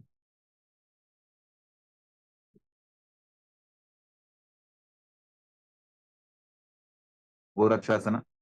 Now from the same position, cover your heels with your hands. Gaze towards the tip of the nose as you lock your throat and visualize the great sage Godatnata, founder of the Nata Yoga Hindu Sampradaya. Janor गोरंतरे पादो उत्तानो व्यक्प संस्थितो गुल्फौ छाछाद्य हस्ताभ्याम उत्तानाभ्याम प्रयत्ततः Babasana 2. Now place your hands on the ground next to your body, with the palms facing up. Bring the left heel against the perineum and the right foot on top of the left thigh. Gaze towards your third eye and visualize Swamaji in your inner space as you inhale and hold your breath. Lock your senses with your fingers. Lock your lips with little and ring fingers, nostrils with the middle fingers, eyes with the index fingers, and your ears with your thumbs in Shanmukhi Mudra and Bhagasana 2. Vama Parshno Buddham Samstapya Dakshanam Grivama Jadane Yogasana 2. Now sit with your feet on top of opposite knees and place your hands on the ground at the side of your body, palms facing up. As you gaze towards the tip of the nose, visualize Swamiji in your inner space in Yogasana 2. Inhale through the mouth with the lips in the shape of the beak of a crow and exhale through your nose in Kakachantrakumbhaka. Uttano Charano Kutva Samstapyo Parijanuno Asano Pari Samstapya Chottanam Karadipmakam Urdhu Kutasana. Now place your palms on the ground at the side of your body, lift your entire body off the mat, and visualize yourself as a rooster in Urdhva Kukutasana. Vasishtamata Kondinyam Urdhu Kukuta Vevacha Ashtavakramathotanam Majuram Setu Bantanam Siddha Haratalyasana. Now bring your hands through the legs, palms on the ground in between your legs. Don't lift yourself up. Gaze at the nose and visualize Swamiji in your inner space. Pratama Padmasana Kokare Astudo Godasan Didare Ube Hatele Bhuderi Raki Ocha Godasan Dime Dake Hamsasana. Now push your hands into the ground and lift your entire body off the mat. As you visualize yourself as an elegant swan, gaze at the nose. Kukkutasana Stitva Standaparyantam Muru Ninitva Tishtete Hamsasanam Bhavati. Now push your hands through your legs and interlock your hands behind your back. Lean forward, place your forehead on the ground, and visualize yourself as Lord Shiva's born Karmukasana 2. Karmukasana. Pratama Padmasana Kopare Gora Sandima Hikar Idare Tarapatu Sri Kardobu Ane Konya Upar Sandile Thane.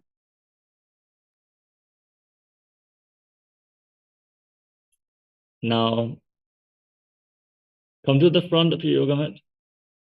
Bend your legs up. Bring your hands in between the legs and hold onto your shoulders as you visualize yourself as a turtle with a stable body and mind to live for hundreds of years. Kurmasana 2. Bain Janga Prata Sinapama, Dain Janga Pariva, Bain Java. Granthi Bhedasana. Now hold onto your neck, lock your throat and gaze to the nose. Rejoice knowing you're sitting in Shiva's secret north posture.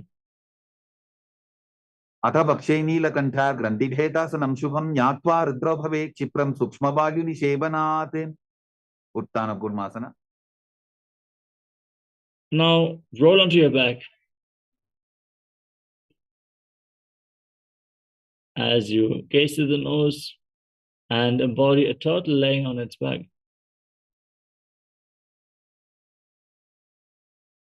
Kukkutasana Bandhastam Rabhyandrita Gandharam Vetham Kurmavaduttanam Etaduttana Purmakam Pangu Kukkutasana. Now kick yourself back up into Padmasana. Bring your hands through the legs and lift your entire body off the ground at one arm as you hold the wrist of that hand. Kukkutasana Stitva Ekena Hastena Anyasimani Bandham Dritva Pangu Kukkutasana. Now exchange the position of your hands. Repeat Pangu Kukkutasana on the other side. Kukkutasana Stitva Ekena Hastena Anyasimani Bandham Dritva Rudrasana. Now sit in Padmasana and place your elbows down on the toes, interlock your fingers and rest your chin in your hands as you visualize Swamiji in your inner space. Janor वोरंतरे पारो उत्तानो व्यक्त संस्थितौ उल्फौ छाछाद्य हस्ताभ्याम उत्तानाभ्याम प्रयत्ततः Padmasana 3. Now place your hands on top of each other in front of your navel with the palms facing up. Perform Mahamudra Bandha and visualize Swamiji in your inner space. उत्तानौ चरणौ विधाय विधिवत् शक्ति स्थितौ योगिरात् Padmasana 4.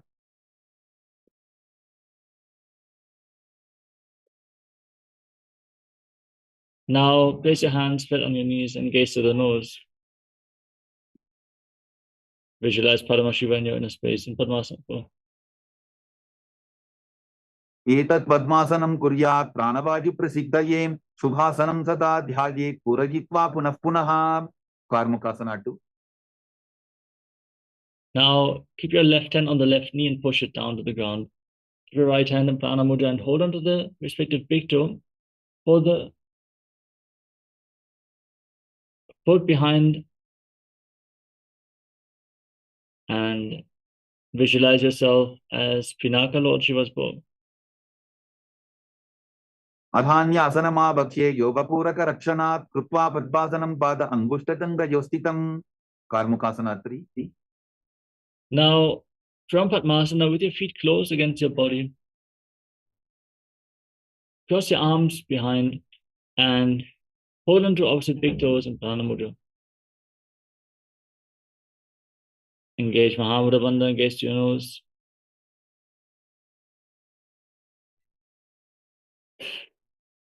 कार्मुकासनमाक्षित्य उदरे पूरयेत् सुखं तदवायुर्वसो याति कालेन सूक्ष्मवायुना Dridasana.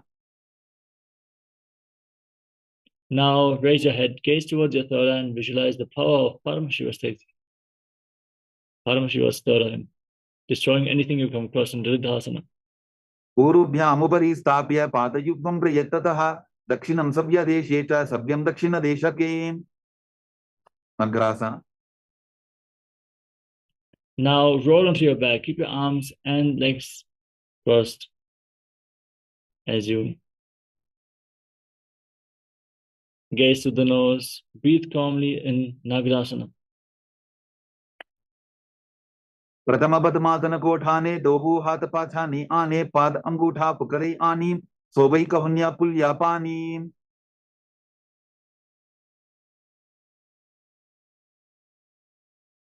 Now free your arms and legs and pull your knees against the chest and circle them with your respective arms.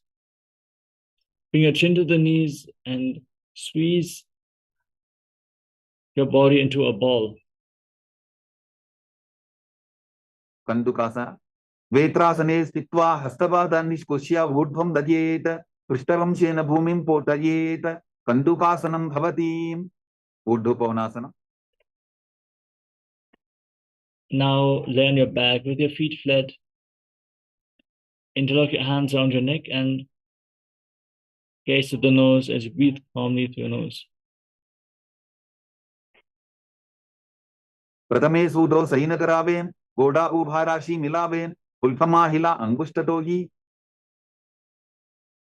करे टेक समेल रसोजी मरकट पीठासना. Now place your hands underneath the heels with the palms facing up. Push your hips off the ground. Hold your breath as you visualize yourself as a powerful alpha ape. उत्तान शयनं पादतले उत्तान हस्तयोः स्थापयेत् उत्तान शिखिपीठकासना. Now support your lower back with your hands.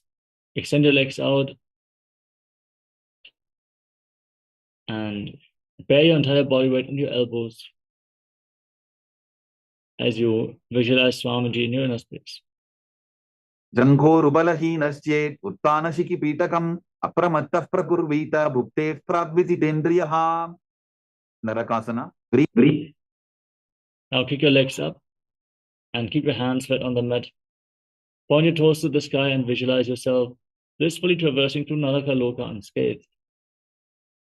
Ivapandhena bhumim vishtambha pada pratvayamurdham uttrajet darapasanam bhavatim. Triyannaukasana. Now, bring your hands towards your lower back. Support your balance, straighten your entire body as you visualize yourself as a boat crossing the ocean of samsara in Tiryannaukasana. Naukavat stitvat urdhvam pada pratvayam najet Tiryannaukasanam bhavatim. That asana. Now, bring your hands back down to the ground, straighten your body. Be stable and sturdy like a flagpole as you visualize yourself as the Kailasa flag respected across all nations. Tiryannaukavat viva prishtapurparihi bhumim vashtabhya mastakalaakshena padagratvayamurdhanajet Vajasanam bhavatim. Vrittasana. Now lay down flat on your back. Keep your hands at the side of the body, palms facing up. Forcefully pull the Kundalini Shakti up along your spine from the Muladhara all the way to the Sahasrara Chakra. And visualize that your body is dead. Swamiji, the Supreme Pontiff of Hinduism, is liberating you.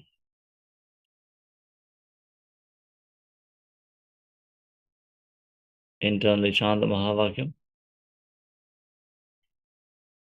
Om Nityananda Paramashivoham in Mritasana. Uttanam shababat bhumau shayanam tu shavasanam shavasanam shramaharam chitta vishranti karanam.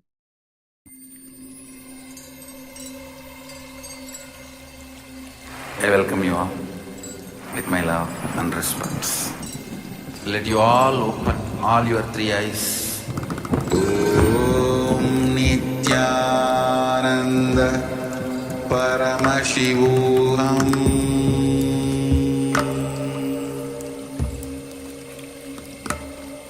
Om Nityananda Paramashivoham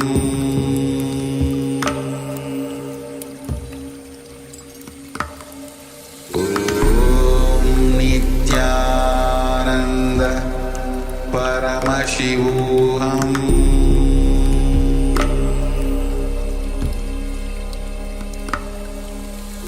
Om Nityananda Paramashivoham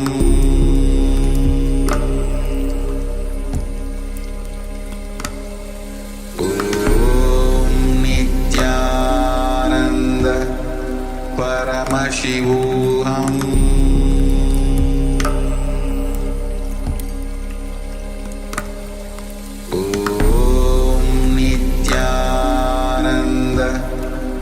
Paramashivoham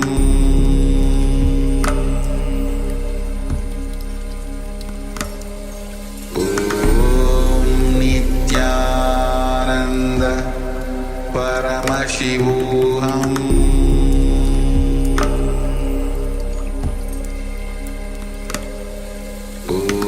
Om Nityananda Paramashivoham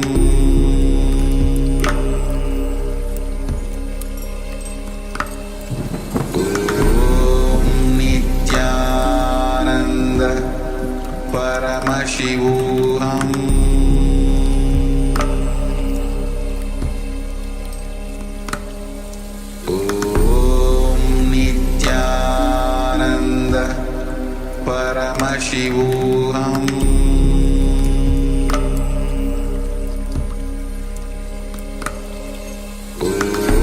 Om Nityananda Paramashivoham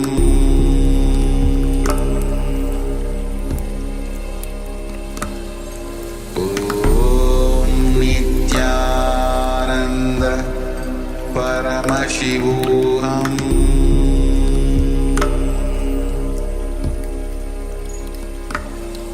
Om Nityananda Paramashivoham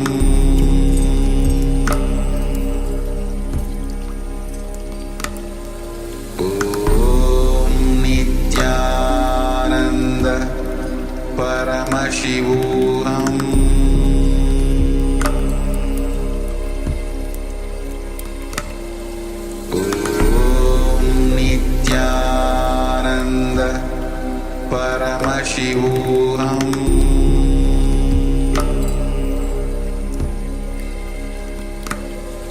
Om Nityananda Paramashivoham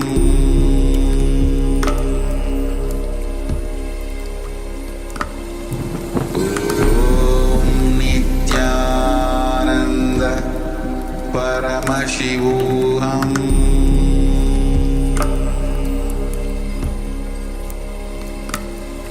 Om Nityananda Paramashivoham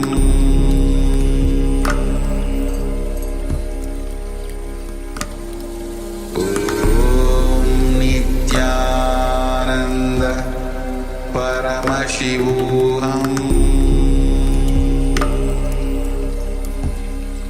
Paramashivoham Om Nityananda Paramashivoham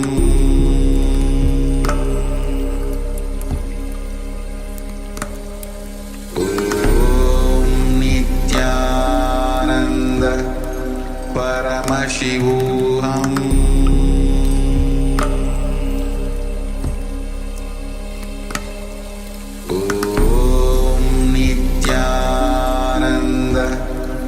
Paramashivoham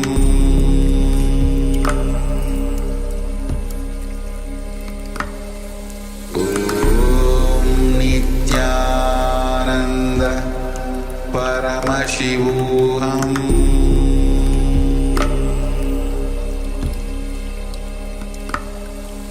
Om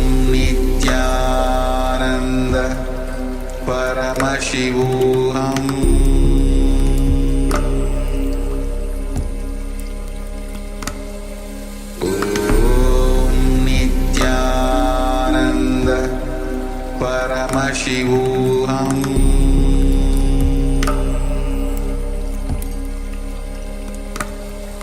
Om Nityananda Paramashivoham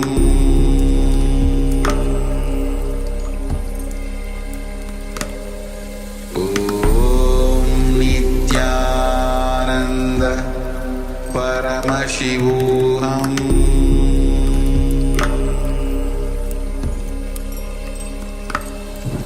Om Nityananda Paramashivoham Om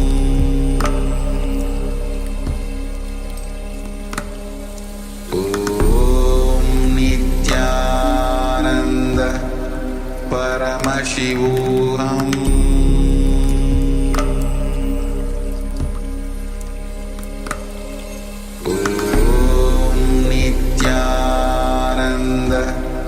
Paramashivoham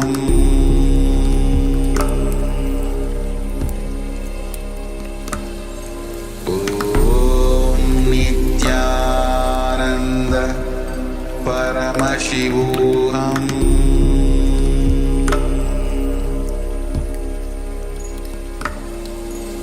Om Nityananda Paramashivoham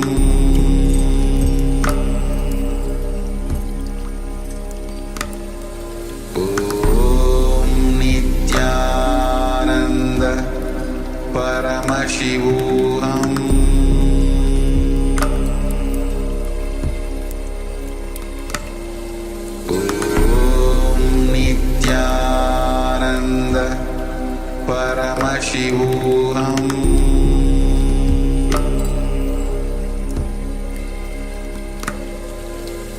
Om Nityananda Paramashivoham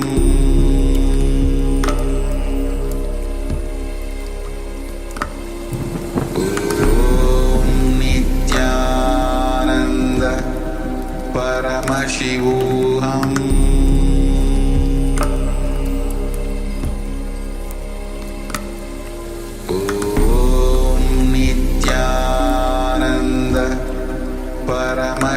Paramashivoham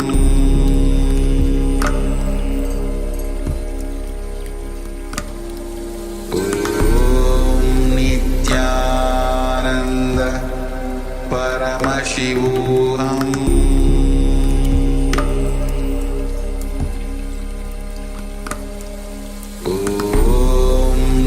Nityananda Paramashivoham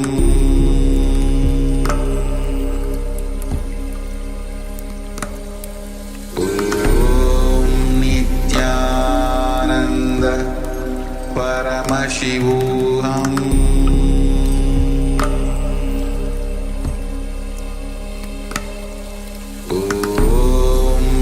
Nityananda Paramashivoham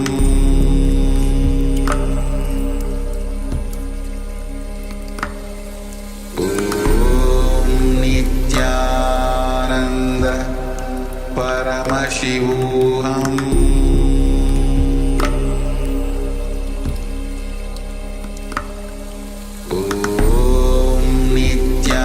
Nityananda Paramashivoham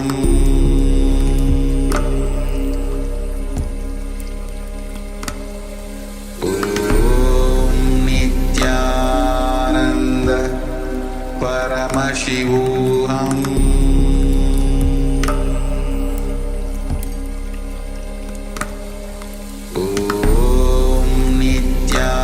Nityananda Paramashivoham.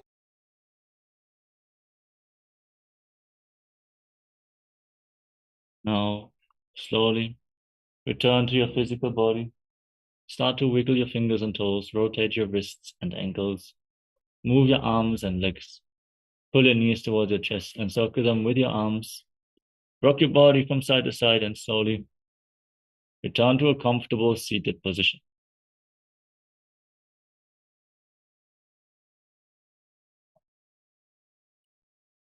Congratulations, you completed the Dvitiya Vinyasa Krama, the 308 asana sequence of Nityananda Yoga. Celebrate yourself. Thank you all for joining us today, and we hope to see you all again tomorrow for another round of Dvitiya Vinyasa Krama. For now, we are going to get ready for the power manifestation. The first power manifestation of the day is, as always, blindfold reading. So get your blindfolds ready. The next acharyas are going to take over the session from here. Once more, thank you all for joining us today. For now, let us sit straight with our head, neck, and spine in a straight line. Hands on Namaskara Mudra. Front of your heart center. Close your eyes. Take a deep breath. Visualize Swamiji in your inner space as we chant the Purna Mantra. Om Purnamadav Purnamidam Purnat Purnamudachyate Purnasya Purnamadaya Purnamevavashishyate. Om Shanti Shanti Shanti Hari Om Datsat Sarvam Bhagavat Shri Nityananda Paramashiva Padukarpanamastu. Om Nityanandam. Thank you all. Nityanandam.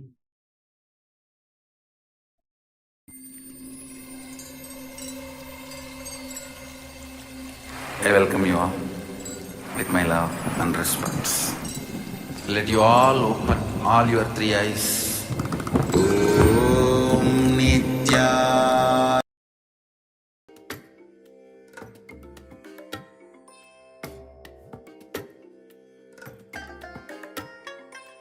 I bless you all. Let you all open all your three eyes and manifest the powers of Mahasadashiva. Om Nityananda Paramashivoham. Om Nityananda Paramashivoham. Om Nityananda Paramashivoham. Om Nityananda Paramashivoham. Om Nityananda Paramashivoham. Om Nityananda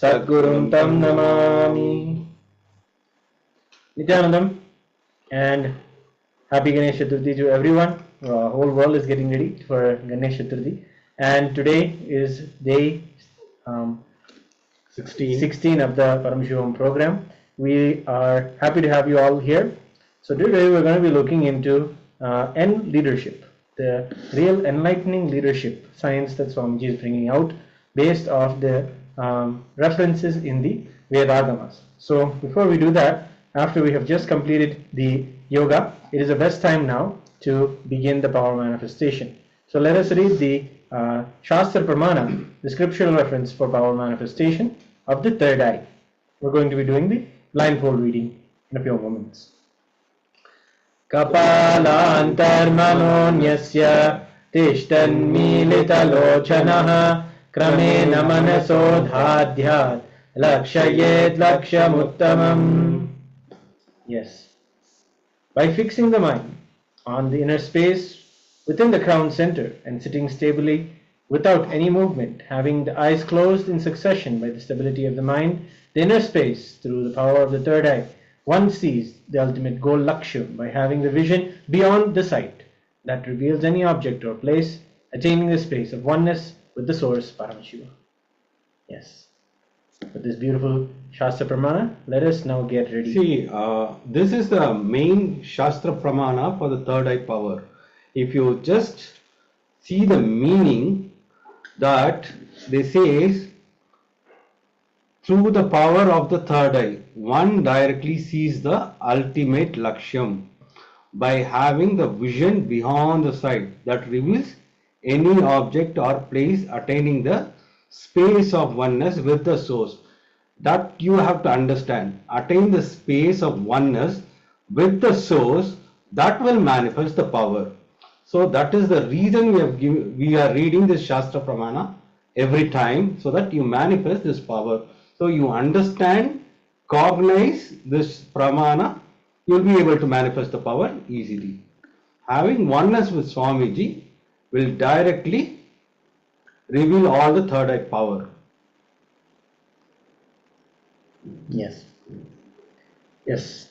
Thank you. Let's now begin the power manifestation. Please sit straight with the head, neck and spine in a straight line. And remember Swamiji in your third eye. And request him to reveal whatever we'll be projecting now on your screen. Please make sure that you have your blindfold on and your eyes are closed.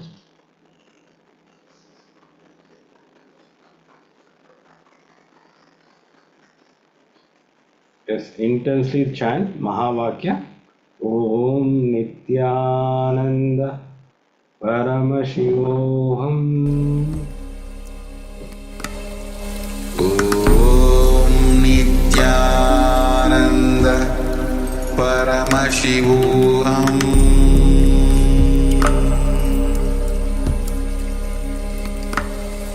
Om Nityananda Paramashivoham.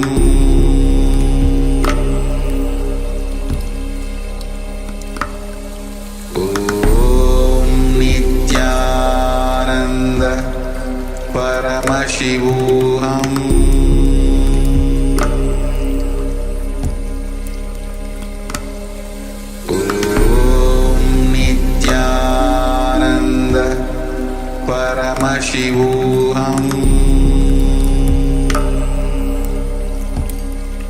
Paramashivoham.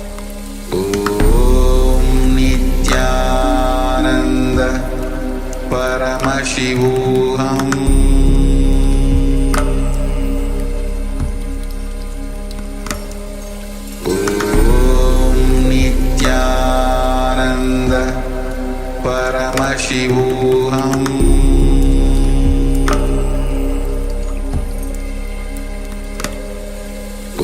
Om Nityananda Paramashivoham.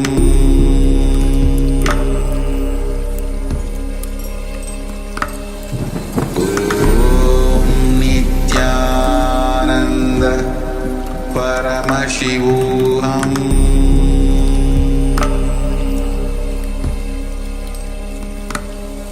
Om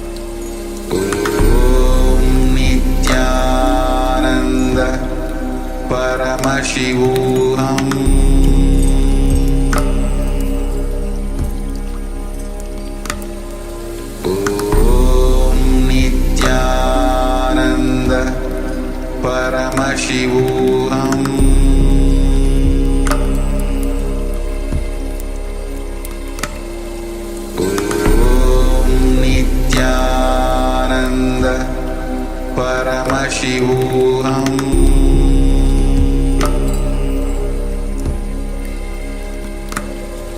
Om Nityananda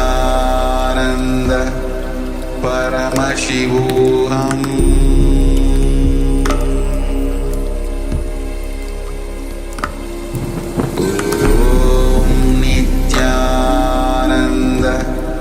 Paramashivoham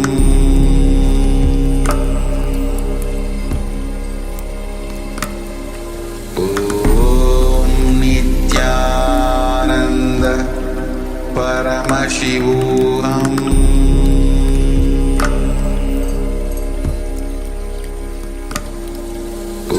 Om Nityananda Paramashivoham Paramashivoham Om Nityananda Paramashivoham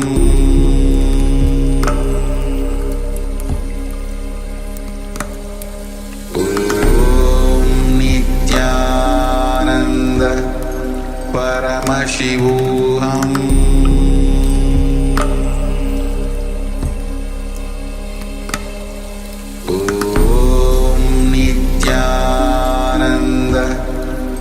Paramashivoham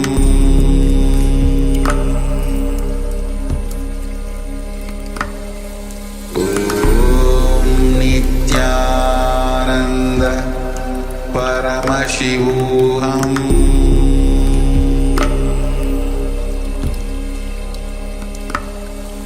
Om Nityananda Paramashivoham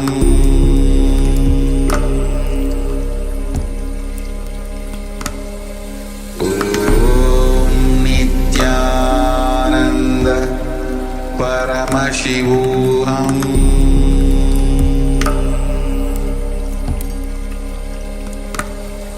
Om Nityananda Paramashivoham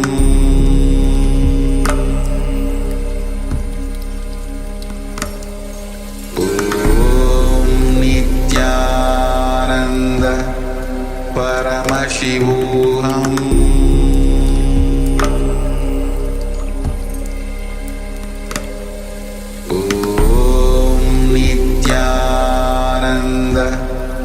Paramashivoham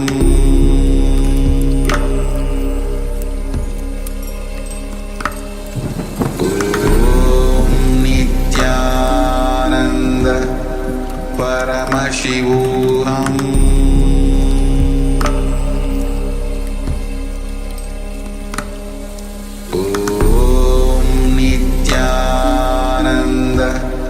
Paramashivoham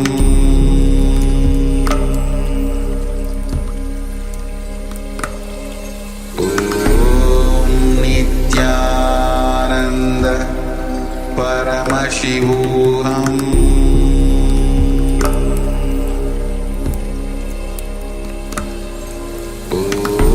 Om Nityananda Paramashivoham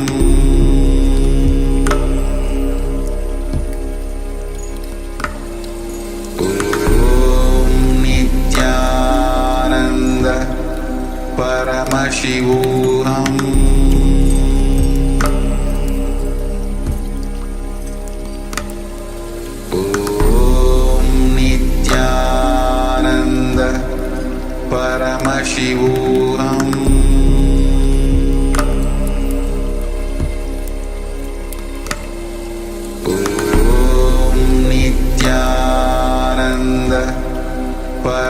Paramashivoham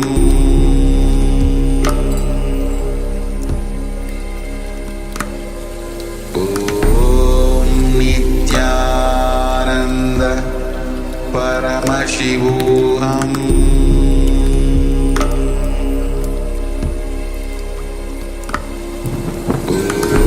Om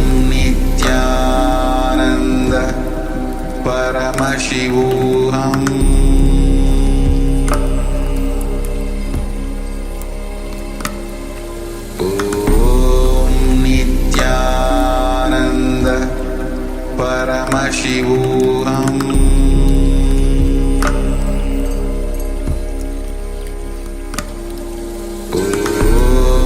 Nityananda Paramashivoham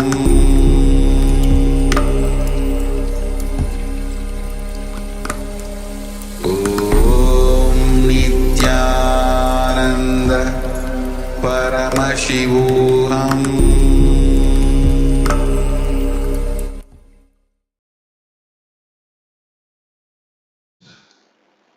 Yes. Now slowly open your eyes with deep gratitude towards Swamiji. Whatever Swamiji has revealed through the third eye, you can put in the Zoom chat. So we Acharyas can help you in the power manifestation. I request all the participants, whatever Swamiji has shown through the third eye, you can put in the Zoom chat.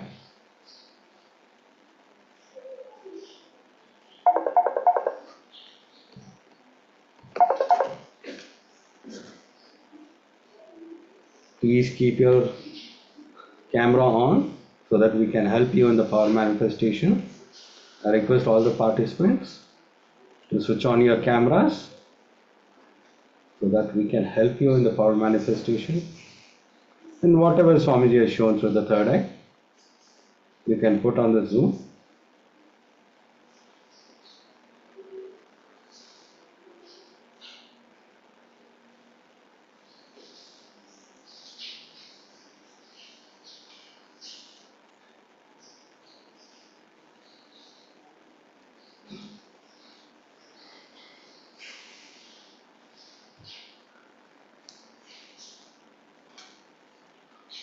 Yes. Let us now see the picture that we are projecting to you all.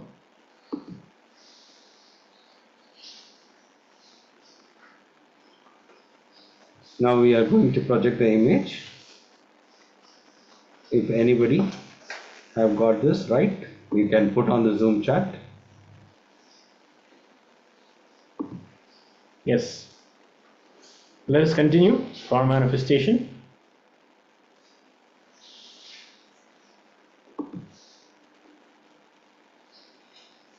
Please sit straight, the head, neck and spine in a straight line.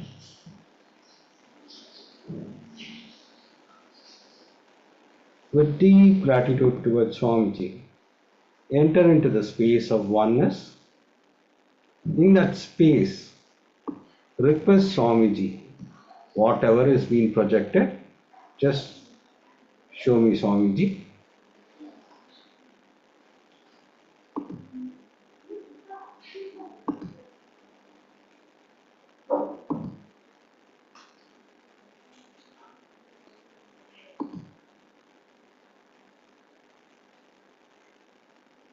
Intensely keep chanting the Mahavakya.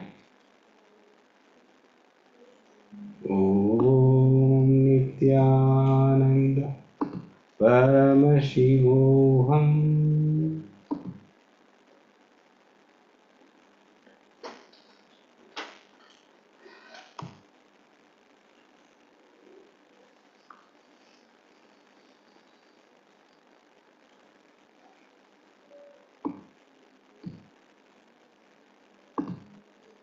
We'll enter into the second round of power manifestation.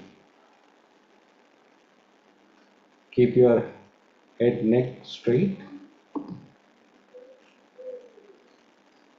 Intensely chant the Mahavakya. Please close your eyes. Be in that space of oneness and keep chanting this Mahavakya. And ask Swamiji, whatever is being projected, please show it to me, Swamiji. We are entering into the power manifestation session. Om Nityananda Paramashivoham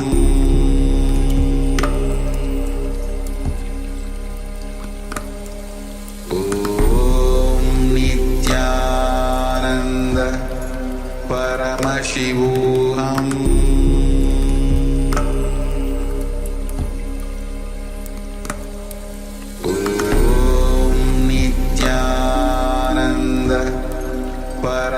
Paramashivoham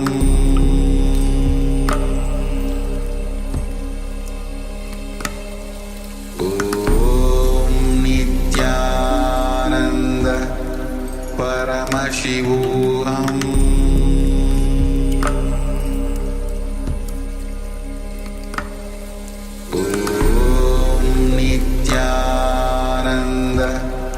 Paramashivoham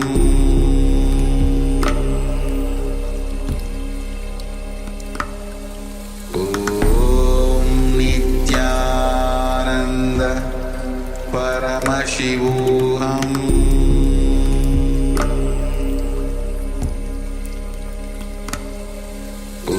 Om Nityananda Paramashivoham Paramashivoham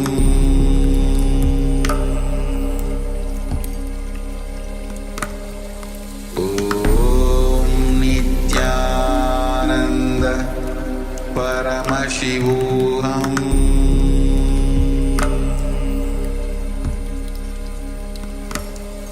Om Nityananda Paramashivoham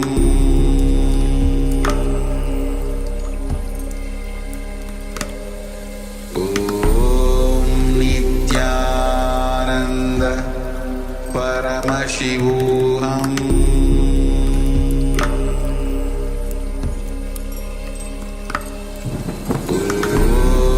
Nityananda Paramashivoham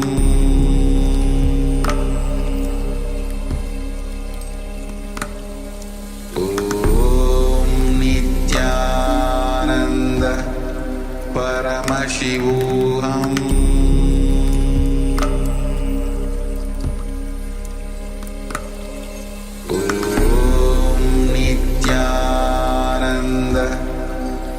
Paramashivoham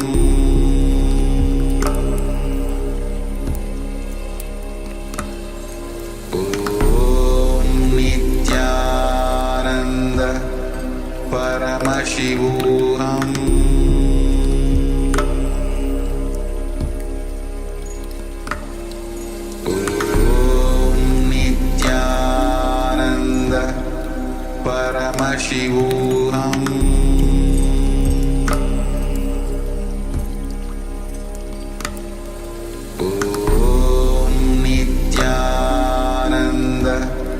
Paramashivoham Om Nityananda Paramashivoham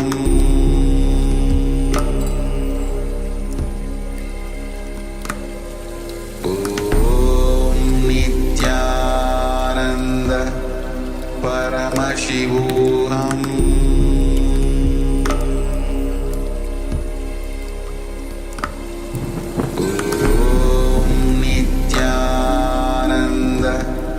Paramashivoham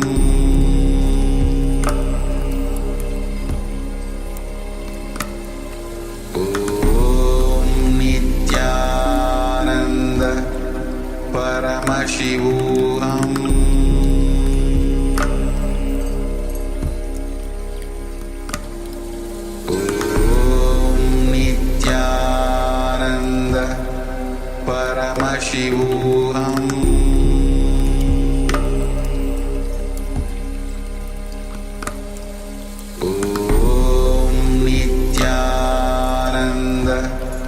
Paramashivoham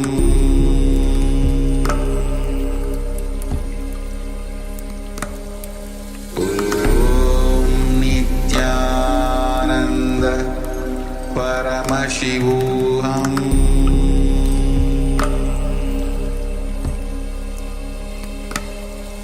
Om Nityananda Paramashivoham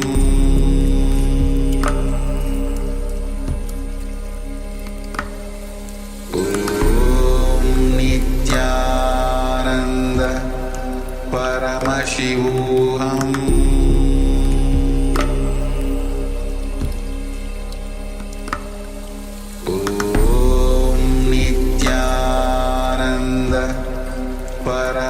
Paramashivoham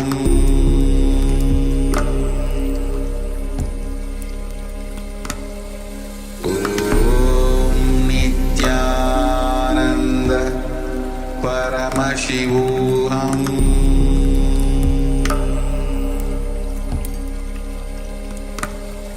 Om Nityananda Paramashivoham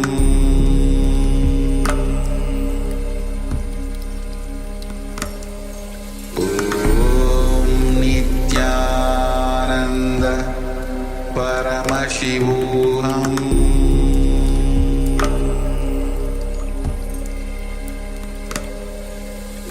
Om Nityananda Paramashivoham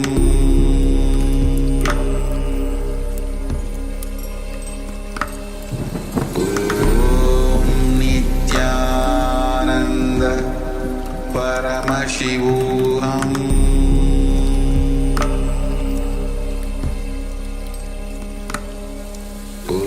Om Nityananda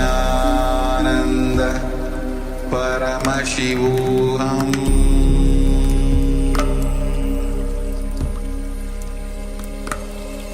Om Nityananda Paramashivoham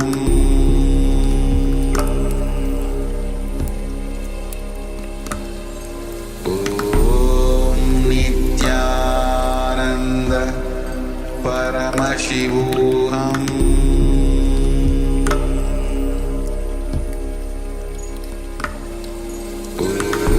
Om Nityananda Paramashivoham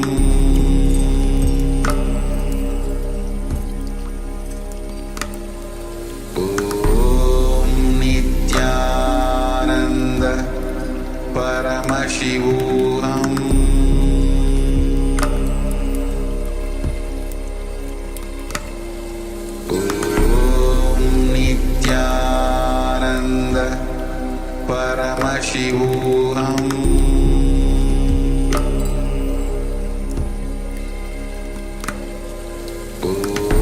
Om Nityananda Paramashivoham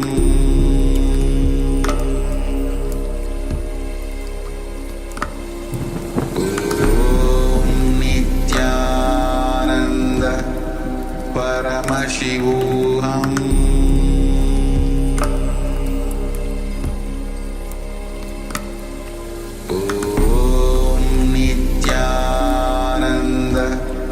Paramashivoham Om Nityananda Paramashivoham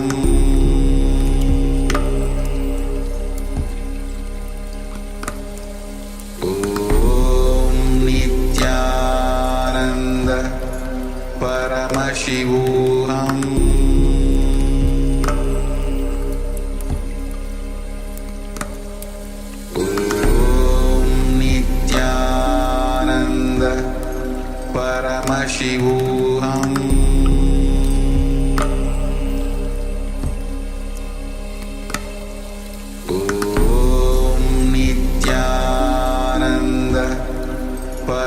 Paramashivoham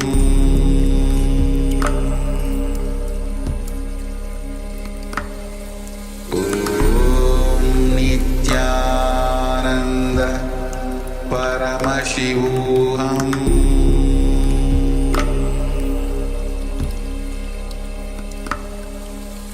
Om Nityananda Paramashivoham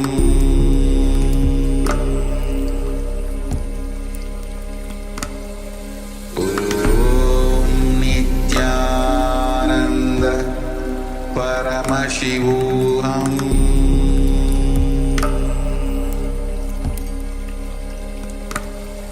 Om Nityananda Paramashivoham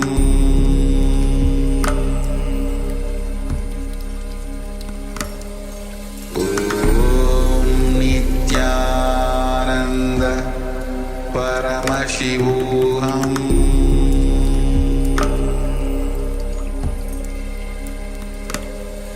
Om Nityananda Paramashivoham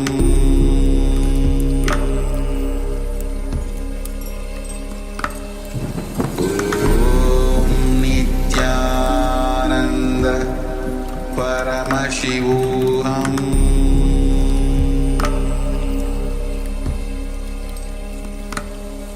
Om Nityananda Paramashivoham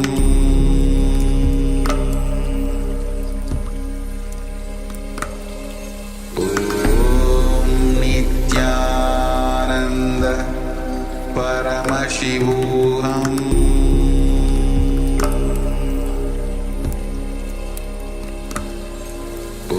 Om Nityananda Paramashivoham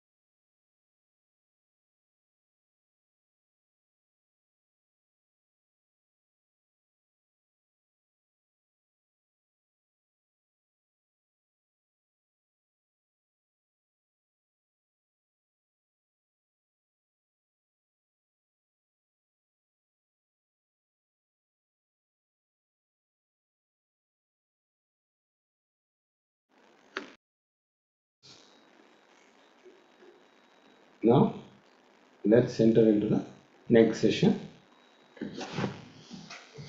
Yes. So today we're going to be learning about leadership. First, we must understand leadership is a state, not a status. So many books have been written on the subject of leadership by the management gurus, professors, and consultants. Most of them have spoken about how a professional or a successful leader should be. There are a lot of courses conducted by companies on leadership, teamwork, etc. The disciples of the Supreme Pontiff of Hinduism, who have come from the corporate world, have described to him how these courses are conducted and what they have been striving to achieve through these courses. They have also told him that while the courses have been helpful to them, the effect of the courses tends to wear off within a short period after the course was completed. The Supreme Pontiff of Hinduism was told of weekend boot camps where team spirit is built by climbing ropes, playing games, and creating a sense of friendship. The gist that he had picked up from hearing his disciples is that these training programs tend to work on the outer attributes but do little to change or improve the inner software of the individuals so that leadership can radiate from the individual.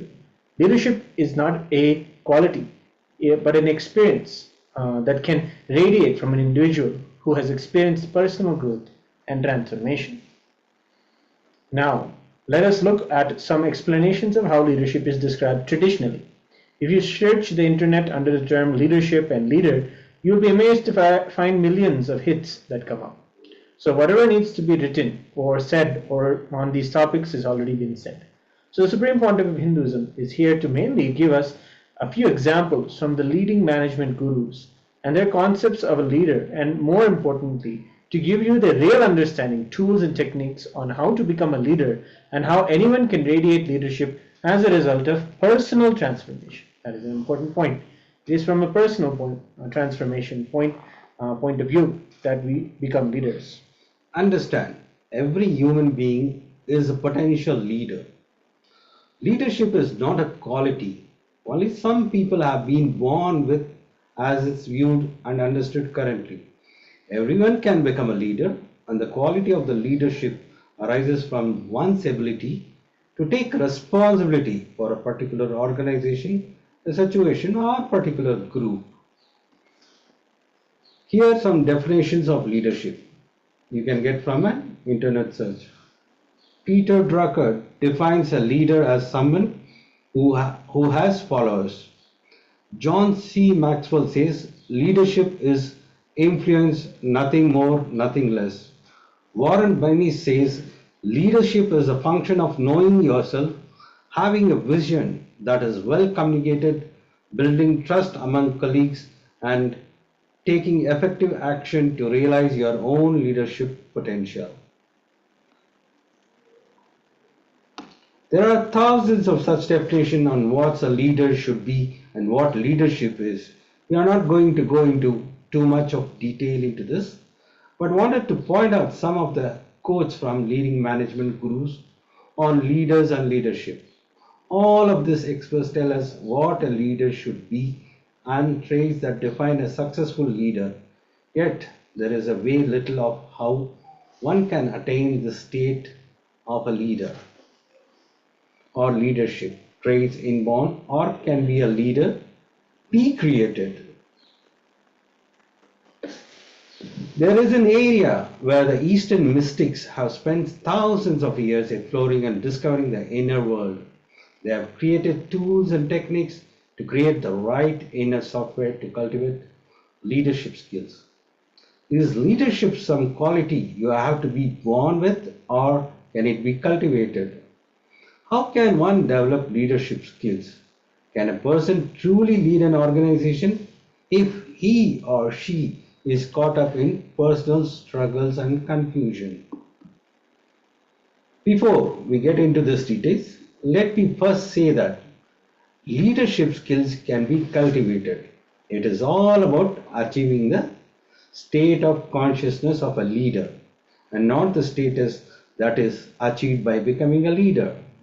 The process that the SPH is going to take us through is a time-tested, proven science of personal transformation.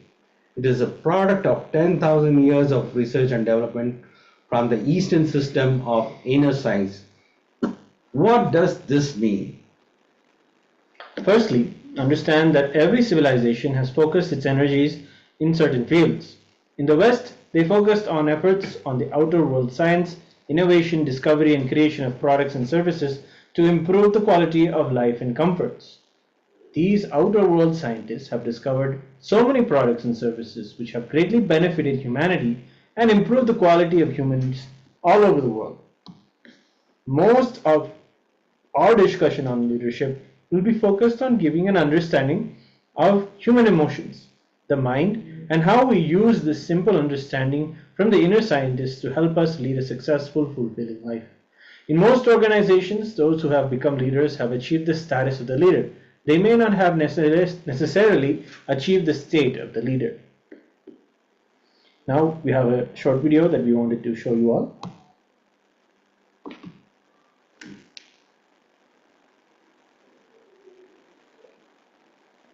Yes, we'll continue into the internalization.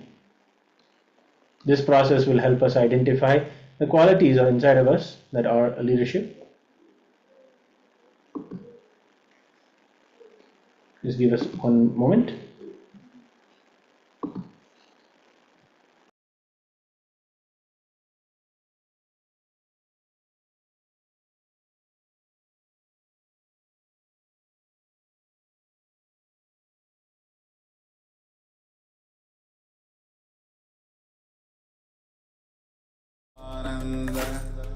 Paramashivoham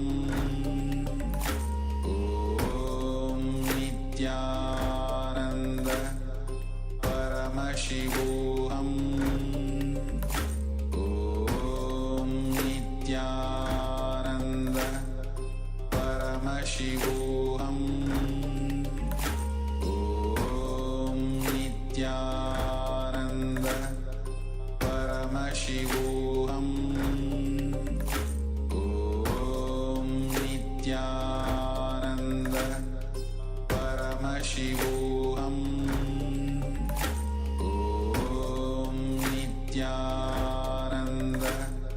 Paramashivoham. Om Nityananda Paramashivoham. Om Nityananda Paramashivoham.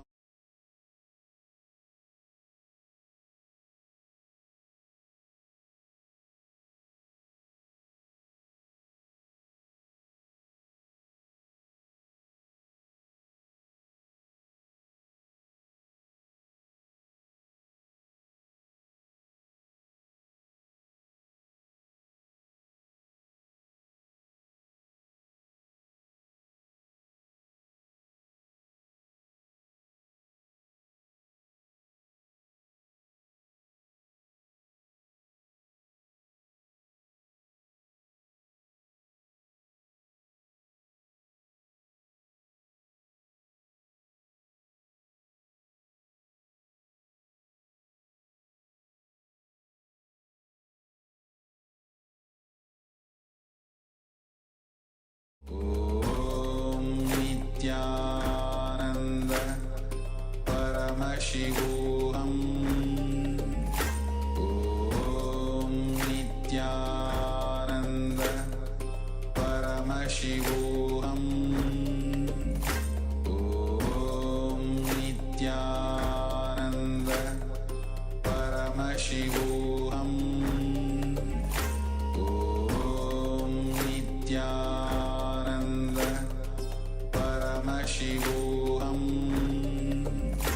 Om Nityananda Paramashivoham. Om Nityananda Paramashivoham. Om Nityananda Paramashivoham. Om Nityananda Paramashivoham. Om Nityananda Paramashivoham. Om Nityananda Paramashivoham. Om Nityananda Paramashivoham. Om Nityananda Paramashivoham. Om Nityananda Paramashivoham. Om Nityananda Paramashivoham. Om Nityananda Paramashivoham. Om Nityananda Paramashivoham. Om Nityananda Paramashivoham. Om Nityanandam, sorry for the technical glitch. We'll now continue into the internalization. The Sanskrit word Ishvara exactly means the person who is fulfilling it and who is filling it. Sorry. The Sanskrit word Ishvara exactly means the person who is filling it and who is filled by it. If you use the word Yogeshwara, he is filling the yoga. He is filled by yoga. Jagadishwara, filling the Jagat, the world, filled by the Jagat, filled by the world. The Sanskrit verses from the Atharvana Veda describe more details about the leadership qualities.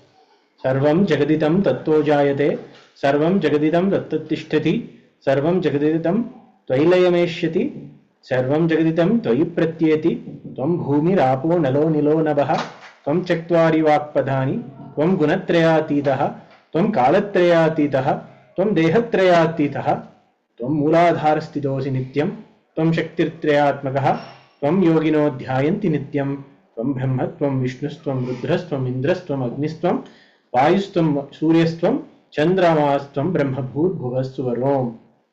Beautifully, this comes from the Atharvana Shirša. This describes is a mantra that is chanted even when we worship Mahaganapati. So, as we continue into the exercise, we'll understand. You create all this world. You maintain all this world. All this world is seen in you. You are the earth, water, air, fire, ether. This is the meaning of the mantra we just chanted. You are beyond the four measures of speech. You are beyond the three gunas. You are beyond the three bodies. You are beyond the three times. You are always situated in the Muladhara. You are the being of three Shaktis. You are always meditated upon by yogins. You are Brahma, you are Vishnu, you are Rudra, you are Agni, you are Vayu, you are the sun, you are the moon, and you are Brahma. And Bhut Bhuva Suva. This is a beautiful chant. The first step is to diagnose ourselves. Are we currently expressing leadership or not? List down different areas of your life where you are currently expressing leadership. This is the first step in the internalization. Yes, there are two steps here. We'll guide you through them. First, list down areas of your life where you are currently expressing leadership and where you're currently not expressing leadership specifically. So list down areas in your life where you are not currently expressing leadership. Please go ahead.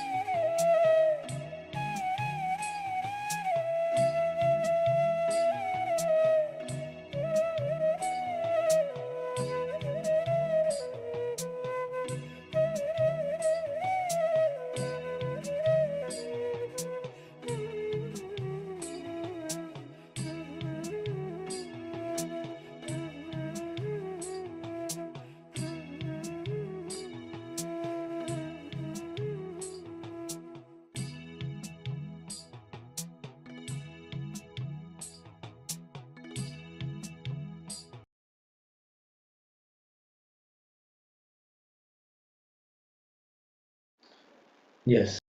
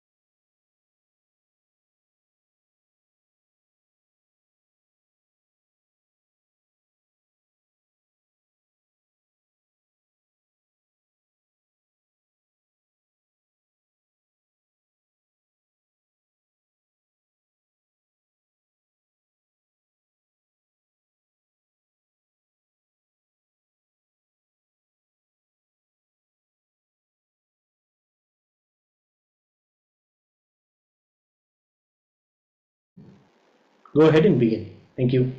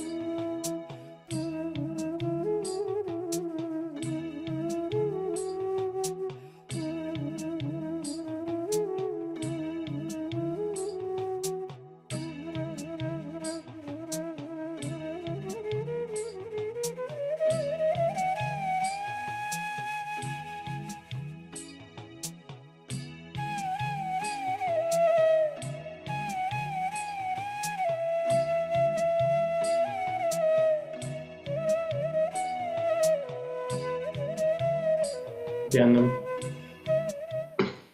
Yes, you can relax. Yes. Now that you have seen where all in your life you need to increase your awareness and understand where it is that you need to apply leadership and be available in those areas of your life. We will now go into the power manifestation session, understanding more about the Mahima, the power of increasing your very height. Let us read the Shastra Pramana. Maranam khadyate tena sakena pina khadyate tasya syat parama siddhir anima diguna pradha. Death is eaten by him. He is eaten by none. He manifests the highest powers such as Anima, Laghima, Mahima, etc. This comes from the Shiva Samhita in the 5th chapter, 78th verse, including many different beings throughout Hindu history have expressed this power of Mahima.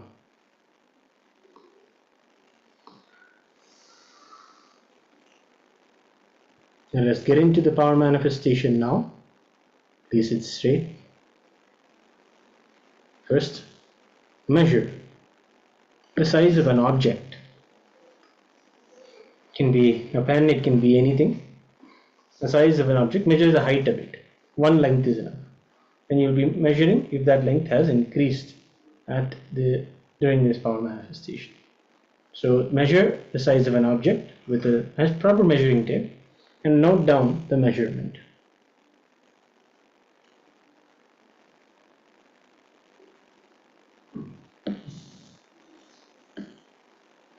Yes. Now, connect with the Supreme Pontiff of Hinduism by chanting the Mahavakya. Yes. Now sit straight with your head, neck and spine. Intensely chant the Mahavakya. Om Nityananda Paramashivoham. Please close your eyes. Chant intensely the Mahavakya. Let us enter into the power manifestation.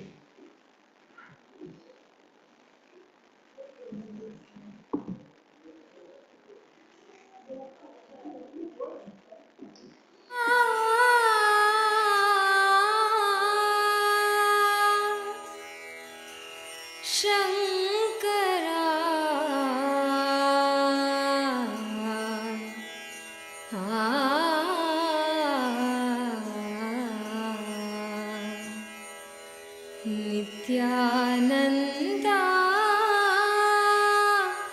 Shankara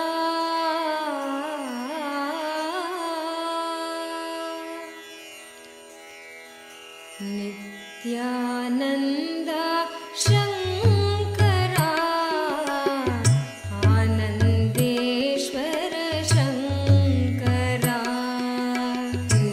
Nityananda Shankara Anandeshwara Shankara Nityananda Shankara Anandeshwara Shankara Nityananda Shankara Anandeshwara Shankara Shankara Bhayankara Shankara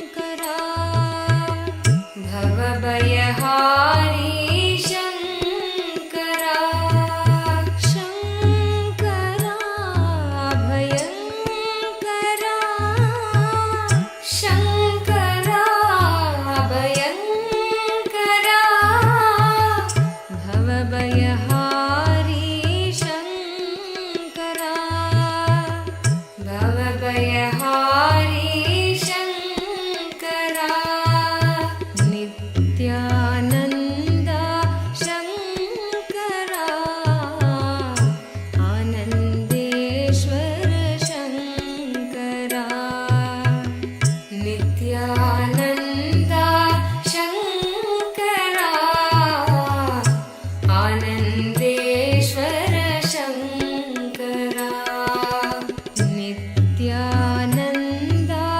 Shankara Anandeshwar Shankara Nityananda Shankara Anandeshwar Shankara Shankara भयङ्करा Shankara भयङ्करा भवभयहारी Shankara भवभयहारी Shankara Nityananda Shankara Anandeshwar Shankara Nityananda Shankara Anandeshwar Shankara परमात्मा शिव शङ्करा पावन पुरुषा शङ्करा परमात्मा शिव शङ्करा पावन पुरुषा शङ्करा परमात्मा शिव शङ्करा पावन पुरुषा शङ्करा परमात्मा शिव शङ्करा पावन पुरुषा शङ्करा नित्यस्वरूपा शङ्करा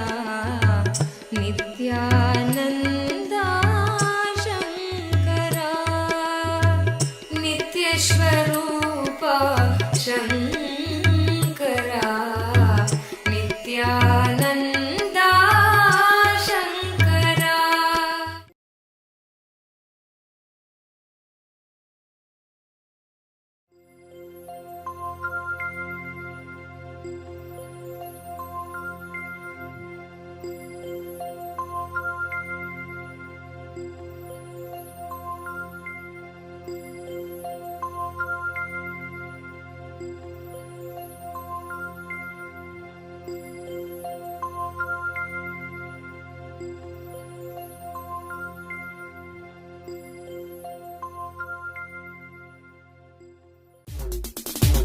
வால்முனி வண்ணமுனி வாழ வைக்கிற வீரமுனி சாட்டமுனி பொங்குமுனி வயது கடந்த பழைய முனி செம்முனி சொடலமுனி முத்தவரு ஜட்டாமுனியா முனியா வலுவா வால்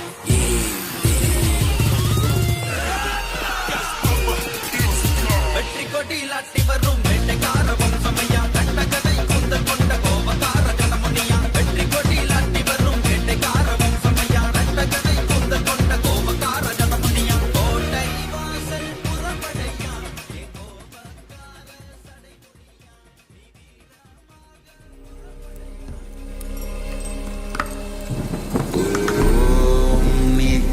नित्यानन्द परमशिवोऽहम्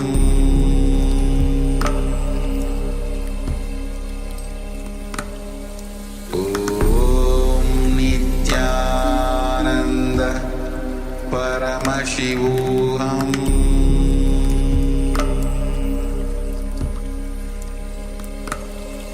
ॐ नित्यानन्द परमशिवोऽहम्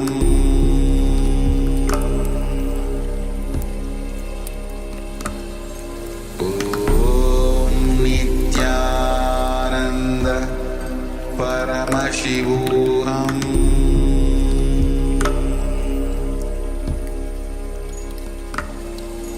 ॐ नित्यानन्द परमशिवोऽहम्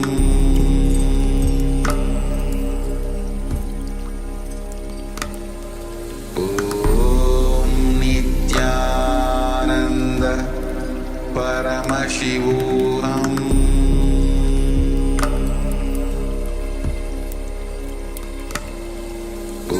Om Nityananda Paramashivoham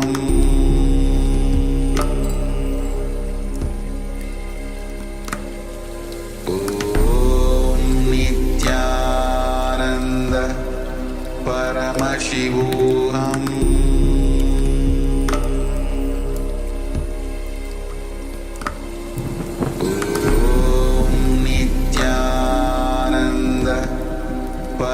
Paramashivoham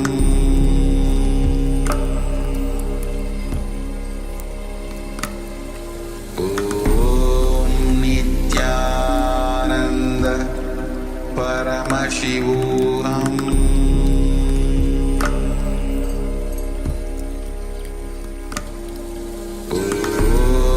Nityananda Paramashivoham Paramashivoham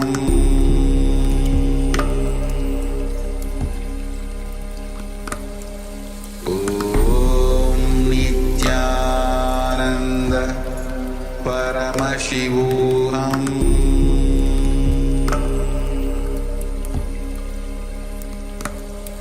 Om Nityananda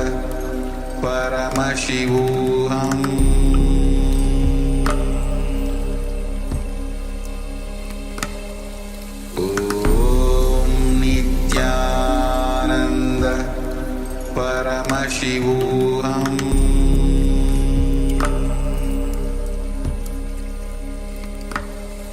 Om Nityananda Paramashivoham Om Nityananda Paramashivoham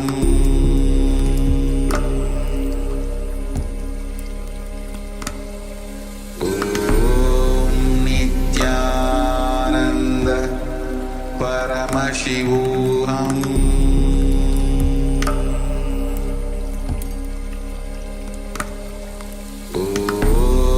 Nityananda Paramashivoham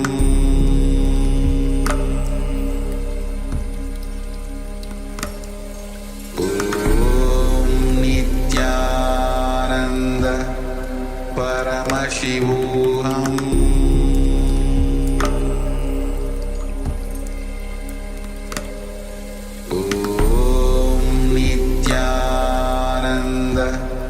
Paramashivoham Om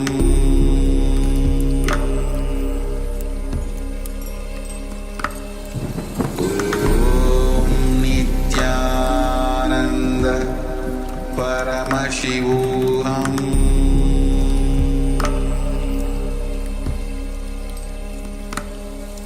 Om Nityananda Paramashivoham Paramashivoham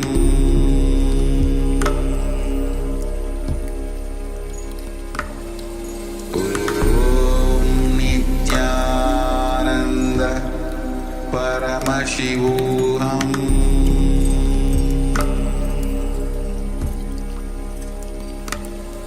Om Nityananda Paramashivoham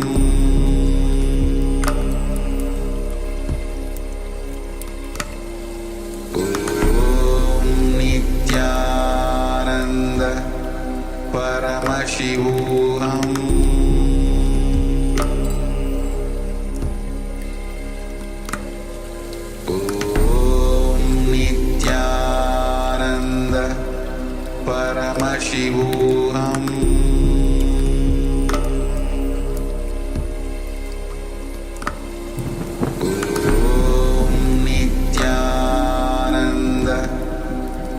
Paramashivoham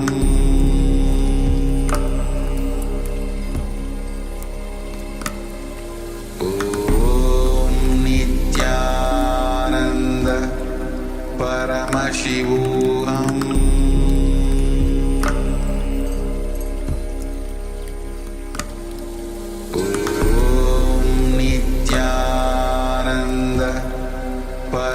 Paramashivoham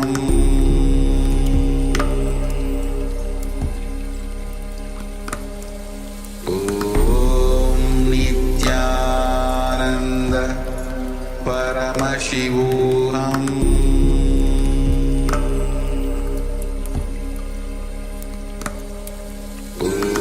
Om Nityananda Paramashivoham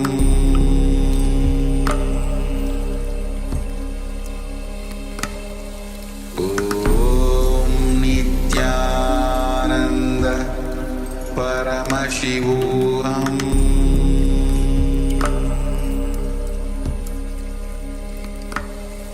Om Nityananda Paramashivoham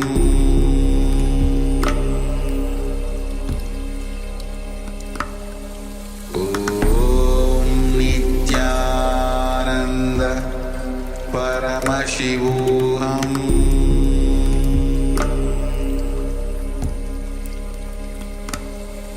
Om Nityananda Paramashivoham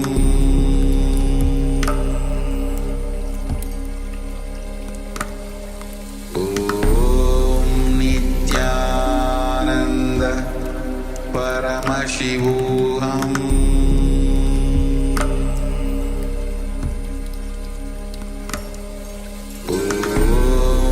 Nityananda Paramashivoham Paramashivoham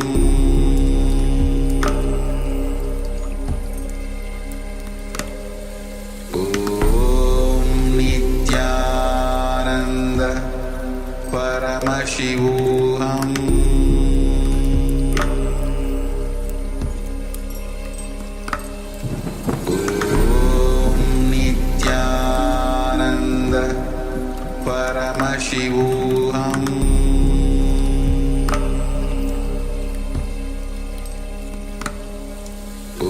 Om Nityananda Paramashivoham Paramashivoham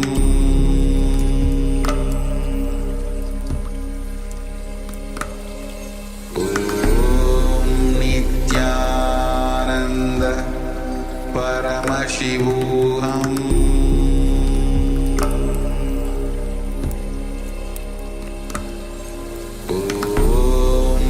Nityananda Paramashivoham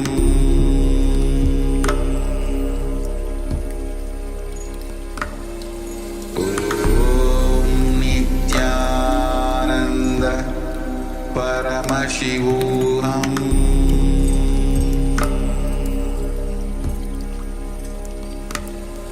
Om Nityananda Paramashivoham Om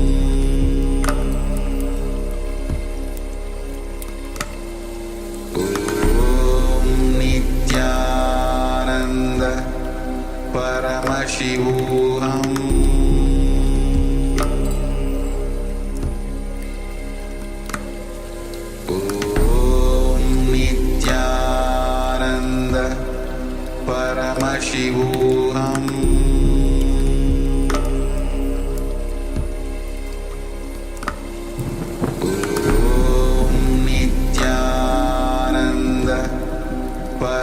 Paramashivoham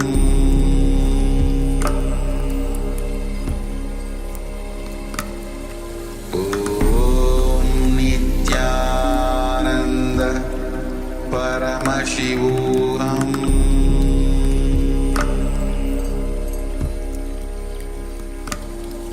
Om Nityananda Paramashivoham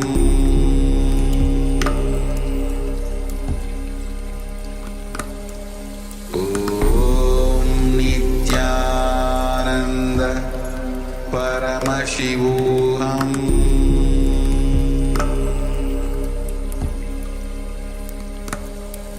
Om Nityananda Paramashivoham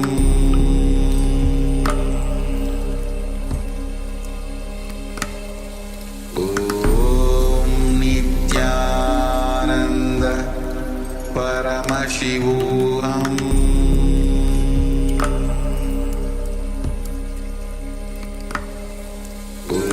Om Nityananda Paramashivoham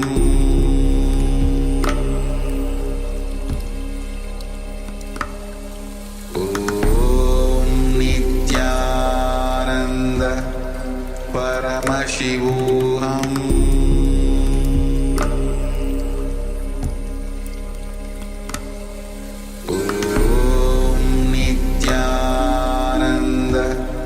Paramashivoham Paramashivoham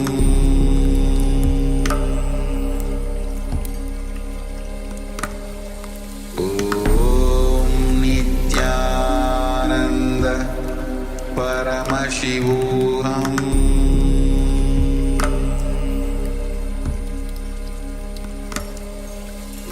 Om Nityananda Paramashivoham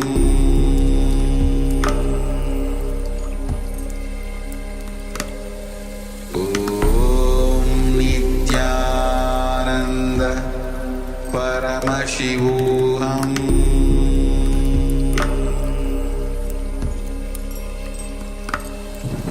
Om Nityananda Paramashivoham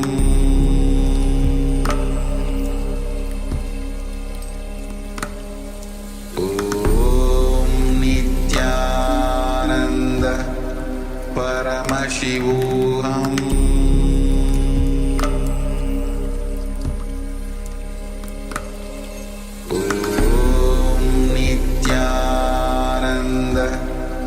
Paramashivoham Om Nityananda Paramashivoham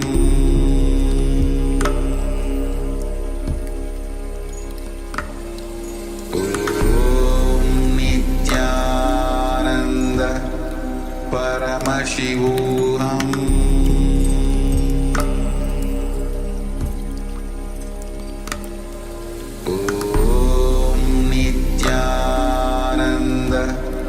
Paramashivoham Om Nityananda Paramashivoham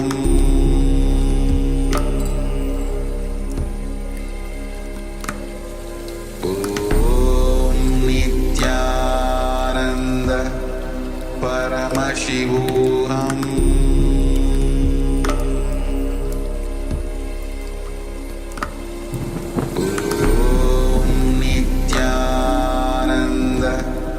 Paramashivoham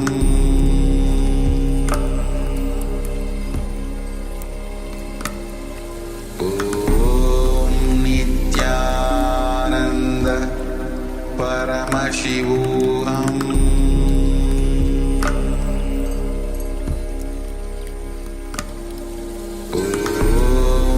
Nityananda Paramashivoham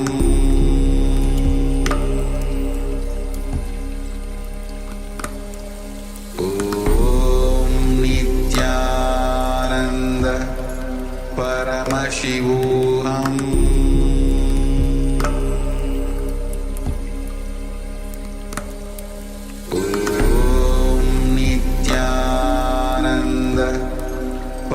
Paramashivoham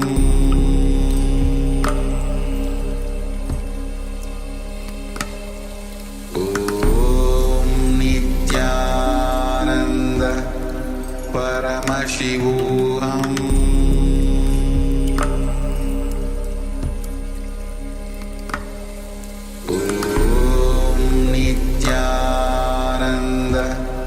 Paramashivoham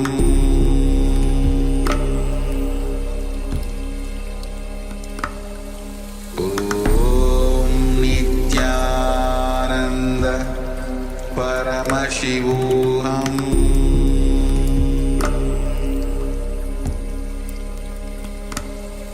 Om Nityananda Paramashivoham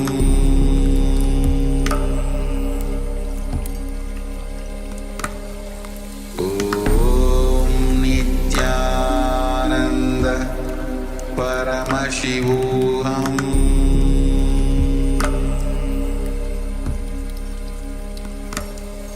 Om Nityananda Paramashivoham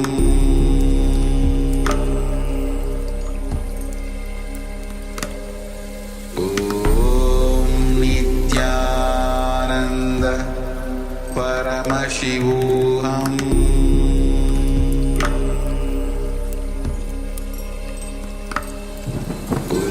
Om Nityananda Paramashivoham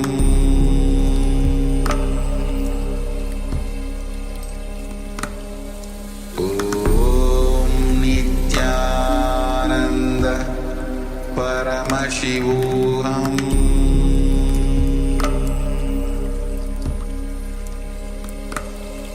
Om Nityananda. Yes, Nityanandam. Check the measurement of your device.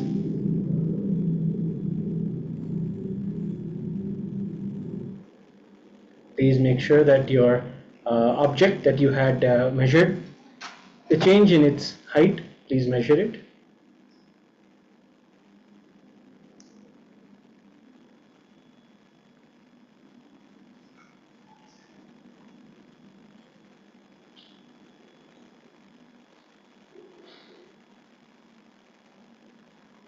Yes, please report your findings in the Zoom chat.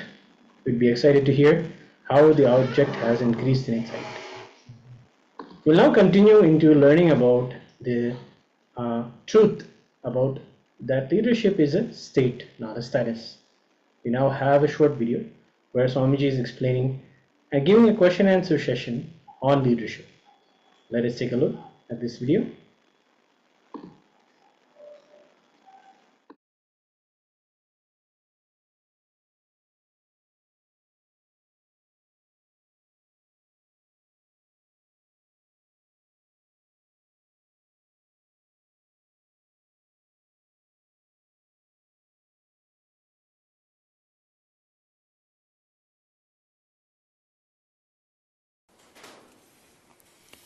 Let me give my own translation. Samadhi Siddhir Ishvara Pranidhanat.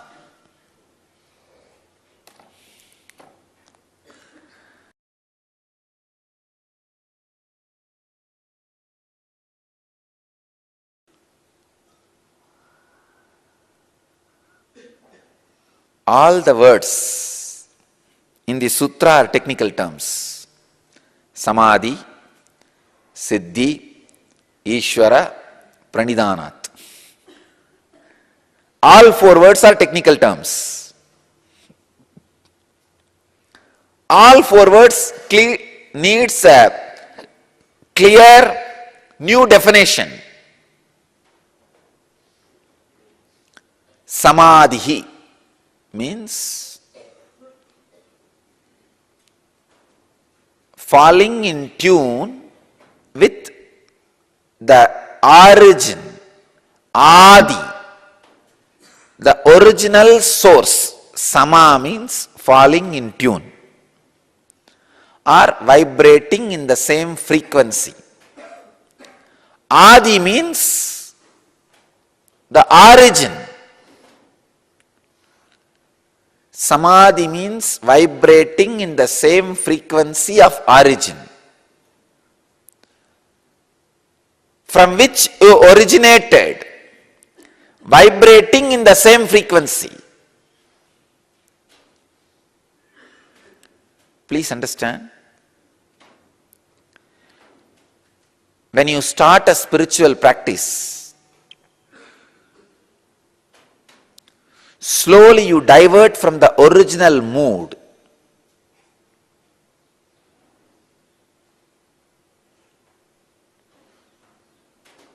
I've seen people diverting from the original mood.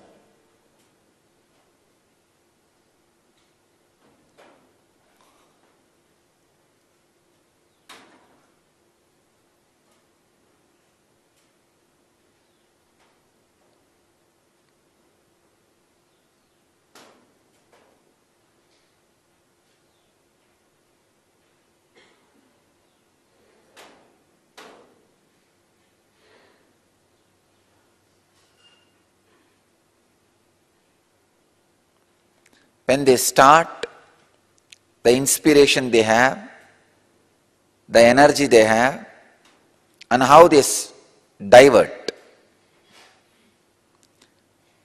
In any plane, if you get back to the origin state, fall in tune, vibrate in the frequency of the origin, you will achieve the success in any plane.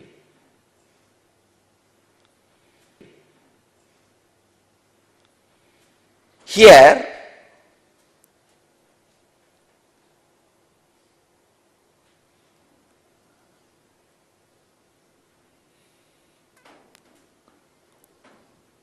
originally, you are the leader. It is you who decided to play the game of life by expanding yourself. Getting back to that original leadership quality, the original state of leader is what I call samadhi. Please understand. I am translating the samadhi word with the clarity and understanding of active spiritualism. I am not translating that word samadhi lying down in some cave somewhere. No. Now I am introducing a new spirituality to the world, active spiritualism. Spirituality which makes you alive. So that is the reason I am translating this samadhi word with a proper understanding, getting back to your original leadership quality. How to know whether you are progressing towards samadhi or achieved samadhi? You will become leader. If you have become leader of your breathing space, whatever is happening, means your life. You are growing towards samadhi. If you become leader of the whole happening in you and your life, you have become samadhi siddha. You achieved samadhi. Samadhi means not just having altered state of consciousness, achieving the original leadership quality with which you happened. Samadhi siddhi, ripening into samadhi. Siddhi means ripening. That's the way I want to translate that word siddhi. Ripening, imbibing, achieving. All these can be the different words. Ripening is the best word I'll choose. Ripening of samadhi in you or you in samadhi. Usually, ripening of you in samadhi only happens, not samadhi in you. Because samadhi is bigger than you. You are not bigger than samadhi. You cannot have samadhi. Samadhi only can have you. You cannot possess samadhi. Samadhi only can possess you. Forget about samadhi. An ordinary, simple kundalini awakening, you can't possess. That only possesses you. That only shakes your body. You can't shake kundalini as you want. So how can you possess samadhi? No. Samadhi only can possess you. Samadhi can only possess you. You can only ripen in samadhi. Samadhi cannot ripen in you. Siddhihi means ripening. Samadhi siddhihi Ishvara pranidhanat. The word Ishvara, please understand why Patanjali is using the word Samadhi and Ishvara together in same sutra.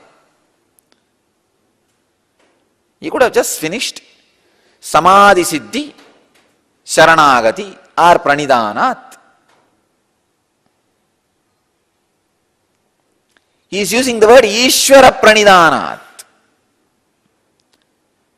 Ishvara means the ultimate experience expressing in the plane you can relate. Please understand. If you feel you are just body, the energized deity which responds to you in your plane is Ishvara.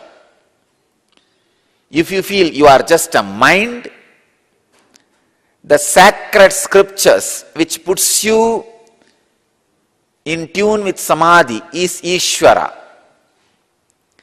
If you feel you are little more than mind, incarnation who is in the body, who can just put you in Samadhi is Ishvara for you.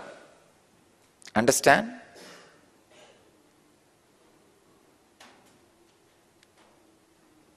Patanjali is using a very powerful word, Ishvara Pranidhanat.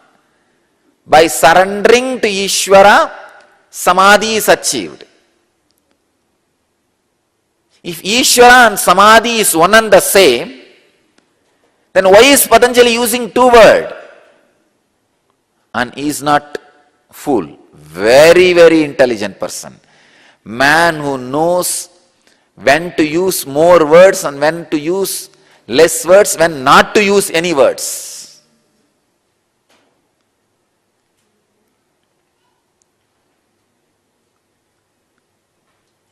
I have not seen more intelligent person than Patanjali, especially when using words concerned. When it is a question of using words, nothing like Patanjali.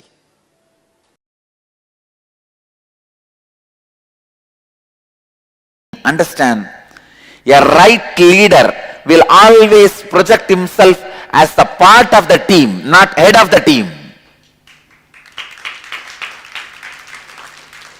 You should feel you are head of the team, but you should project only as a part of the team. Anybody who projects themselves, anybody has the ahankara of head of the team, you are a failure. Because the greatest enemy of anyakara is ahankara. Understand, in this whole scene, only ahankara and anyakara fights. Mamakara is like a husband. Ahankara is like a daughter-in-law. Manyakara is mother-in-law. The fight is always between daughter-in-law and mother-in-law. Husband is hiding in the bathroom, shutting the door and opening the shower and imagining as if he is not hearing any sound.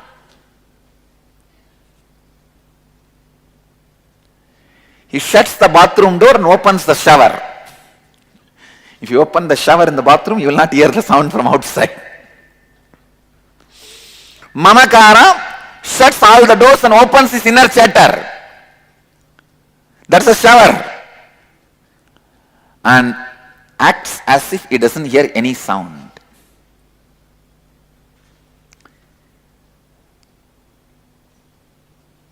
If the ahankara projects as the head, anyakara is going to immediately reject it and raise the level of the fight, conflict. So a right leader is a person who projects himself as part of the team, whether it is a decision in your life or in your profession or in your career. Leader is a man who makes decision without losing his options, who has and eats the cake, is leader.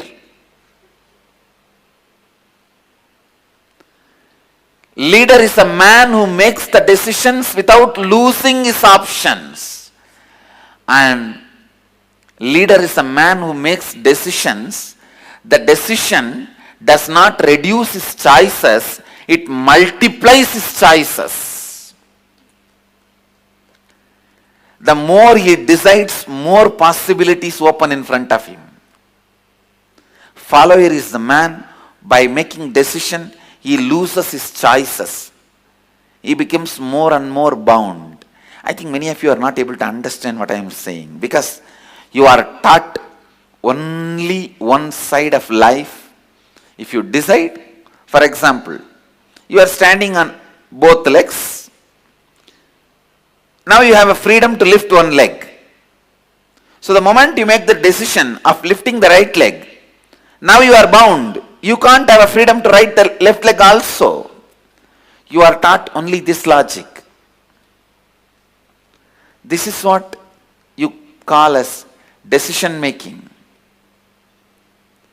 But leader is a person who makes decisions only which gives him more and more choices and possibilities and freedom. If you are going to be stuck in the position that you will not have a freedom to raise the other leg also, don't even raise the first leg.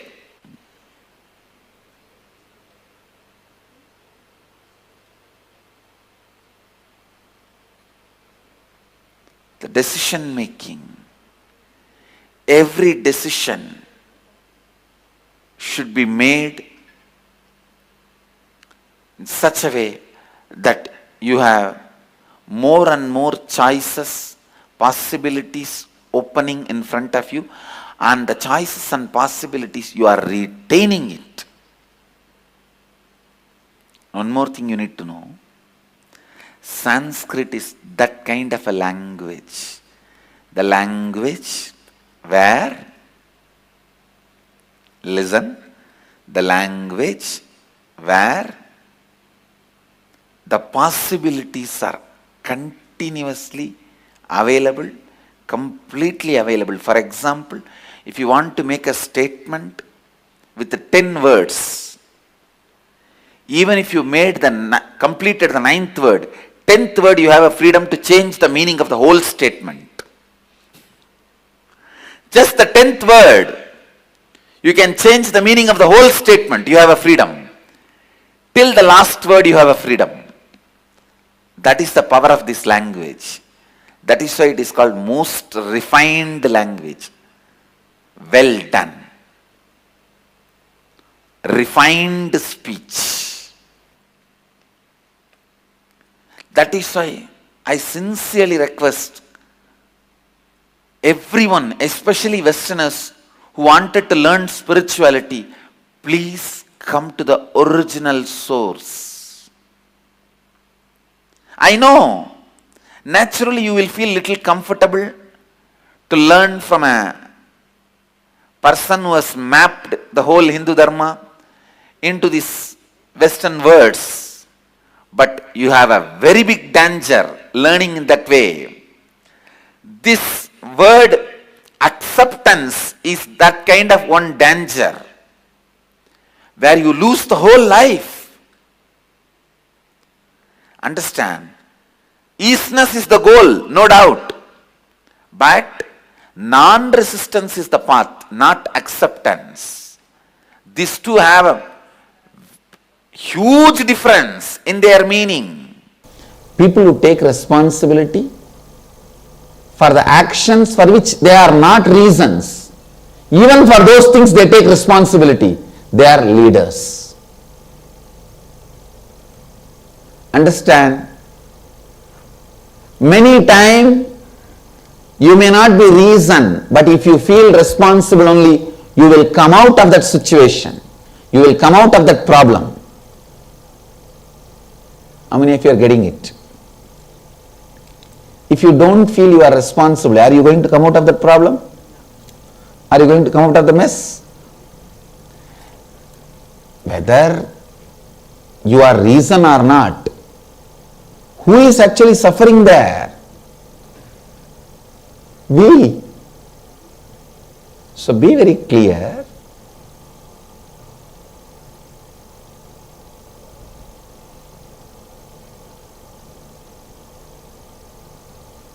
Life, whether you want it or not, believe it or not, like it or not, whether you take it as a good news or bad news, you are source of everything. Whenever you understand that, you cognize it and process, you feel powerful in the life. Whenever you feel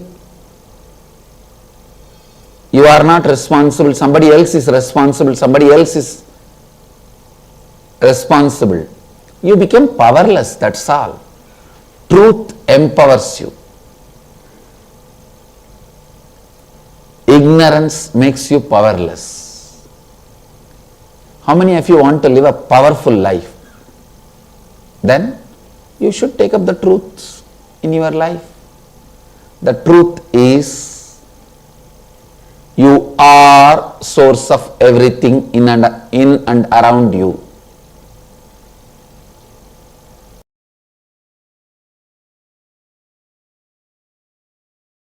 A corrupt official takes away your confidence on the whole system. A corrupt politician takes away your confidence on the whole country.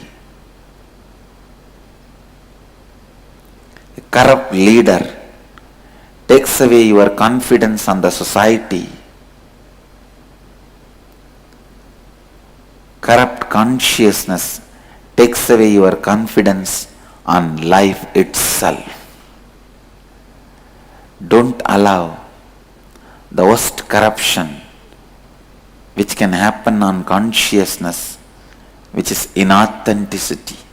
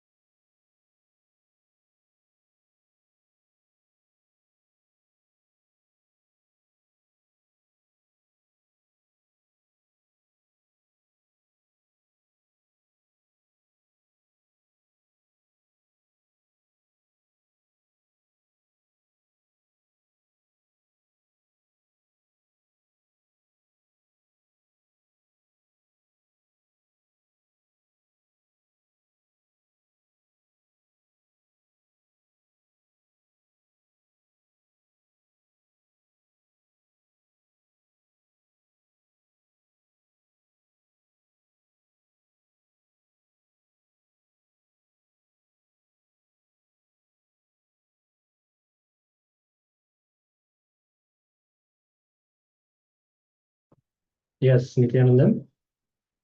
Hope all of you got a lot of clarity on leadership consciousness. Let us now move into a power manifestation session. Again, we will be doing the power of Mahima. Every time we listen to Swamiji, every time we get into the space of oneness with him, his words really move into us and alter and awaken the non-mechanical parts of our brain. And in this way, we grasp leadership better, not just in an intellectual level, but deeper in the spiritual level, we'll also be able to manifest the leadership consciousness. And that can be exemplified through the power manifestation. That is the power manifestation of Mahima. So again, we're going to be taking an object and increasing the size of the object. So first, measure the size of the object. It should be something that you can place in your arm, maybe a small pen or a pencil or a round object.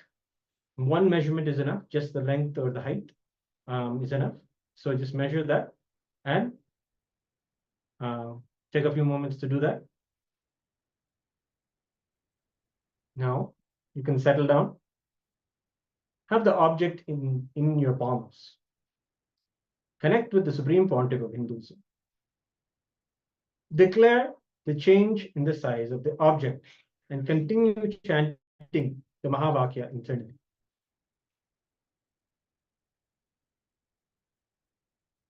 We will now play a oneness capsule that you can also enjoy and connect with Swamiji deeply. It is he who manifests and shows us how we are leader in our lives. He is the one who shows us how the awakening of the leadership consciousness can happen. So surrender all the thoughts at his feet and let he alone manifest through us, and through us manifest the Mahima, the changing of the size of the object in front of us. Go ahead and start. Also requesting all the participants to switch on the camera so that we can see you and guide you. Yes, your camera being on helps us understand that you are here with us doing the power manifestation and ready to have any guidance needed to do your power manifestation. We are here to make it a successful power manifestation for you. Please begin the power manifestation.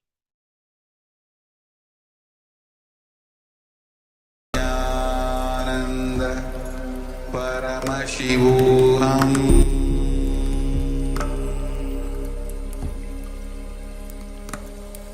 Om Nityananda Paramashivoham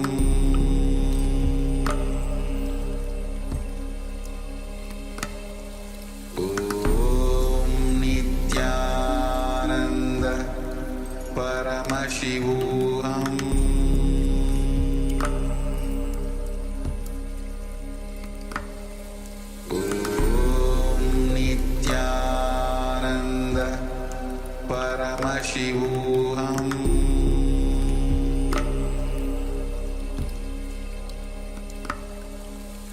Om Nityananda Paramashivoham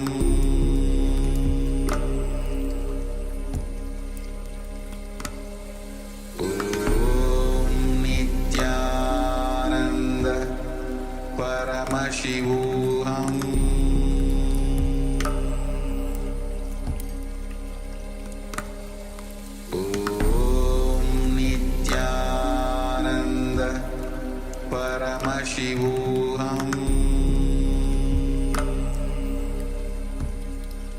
Om Nityananda Paramashivoham Om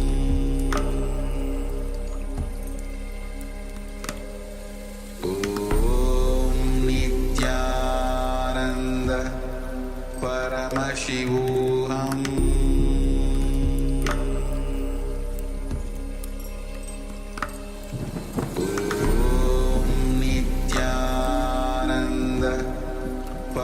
Paramashivoham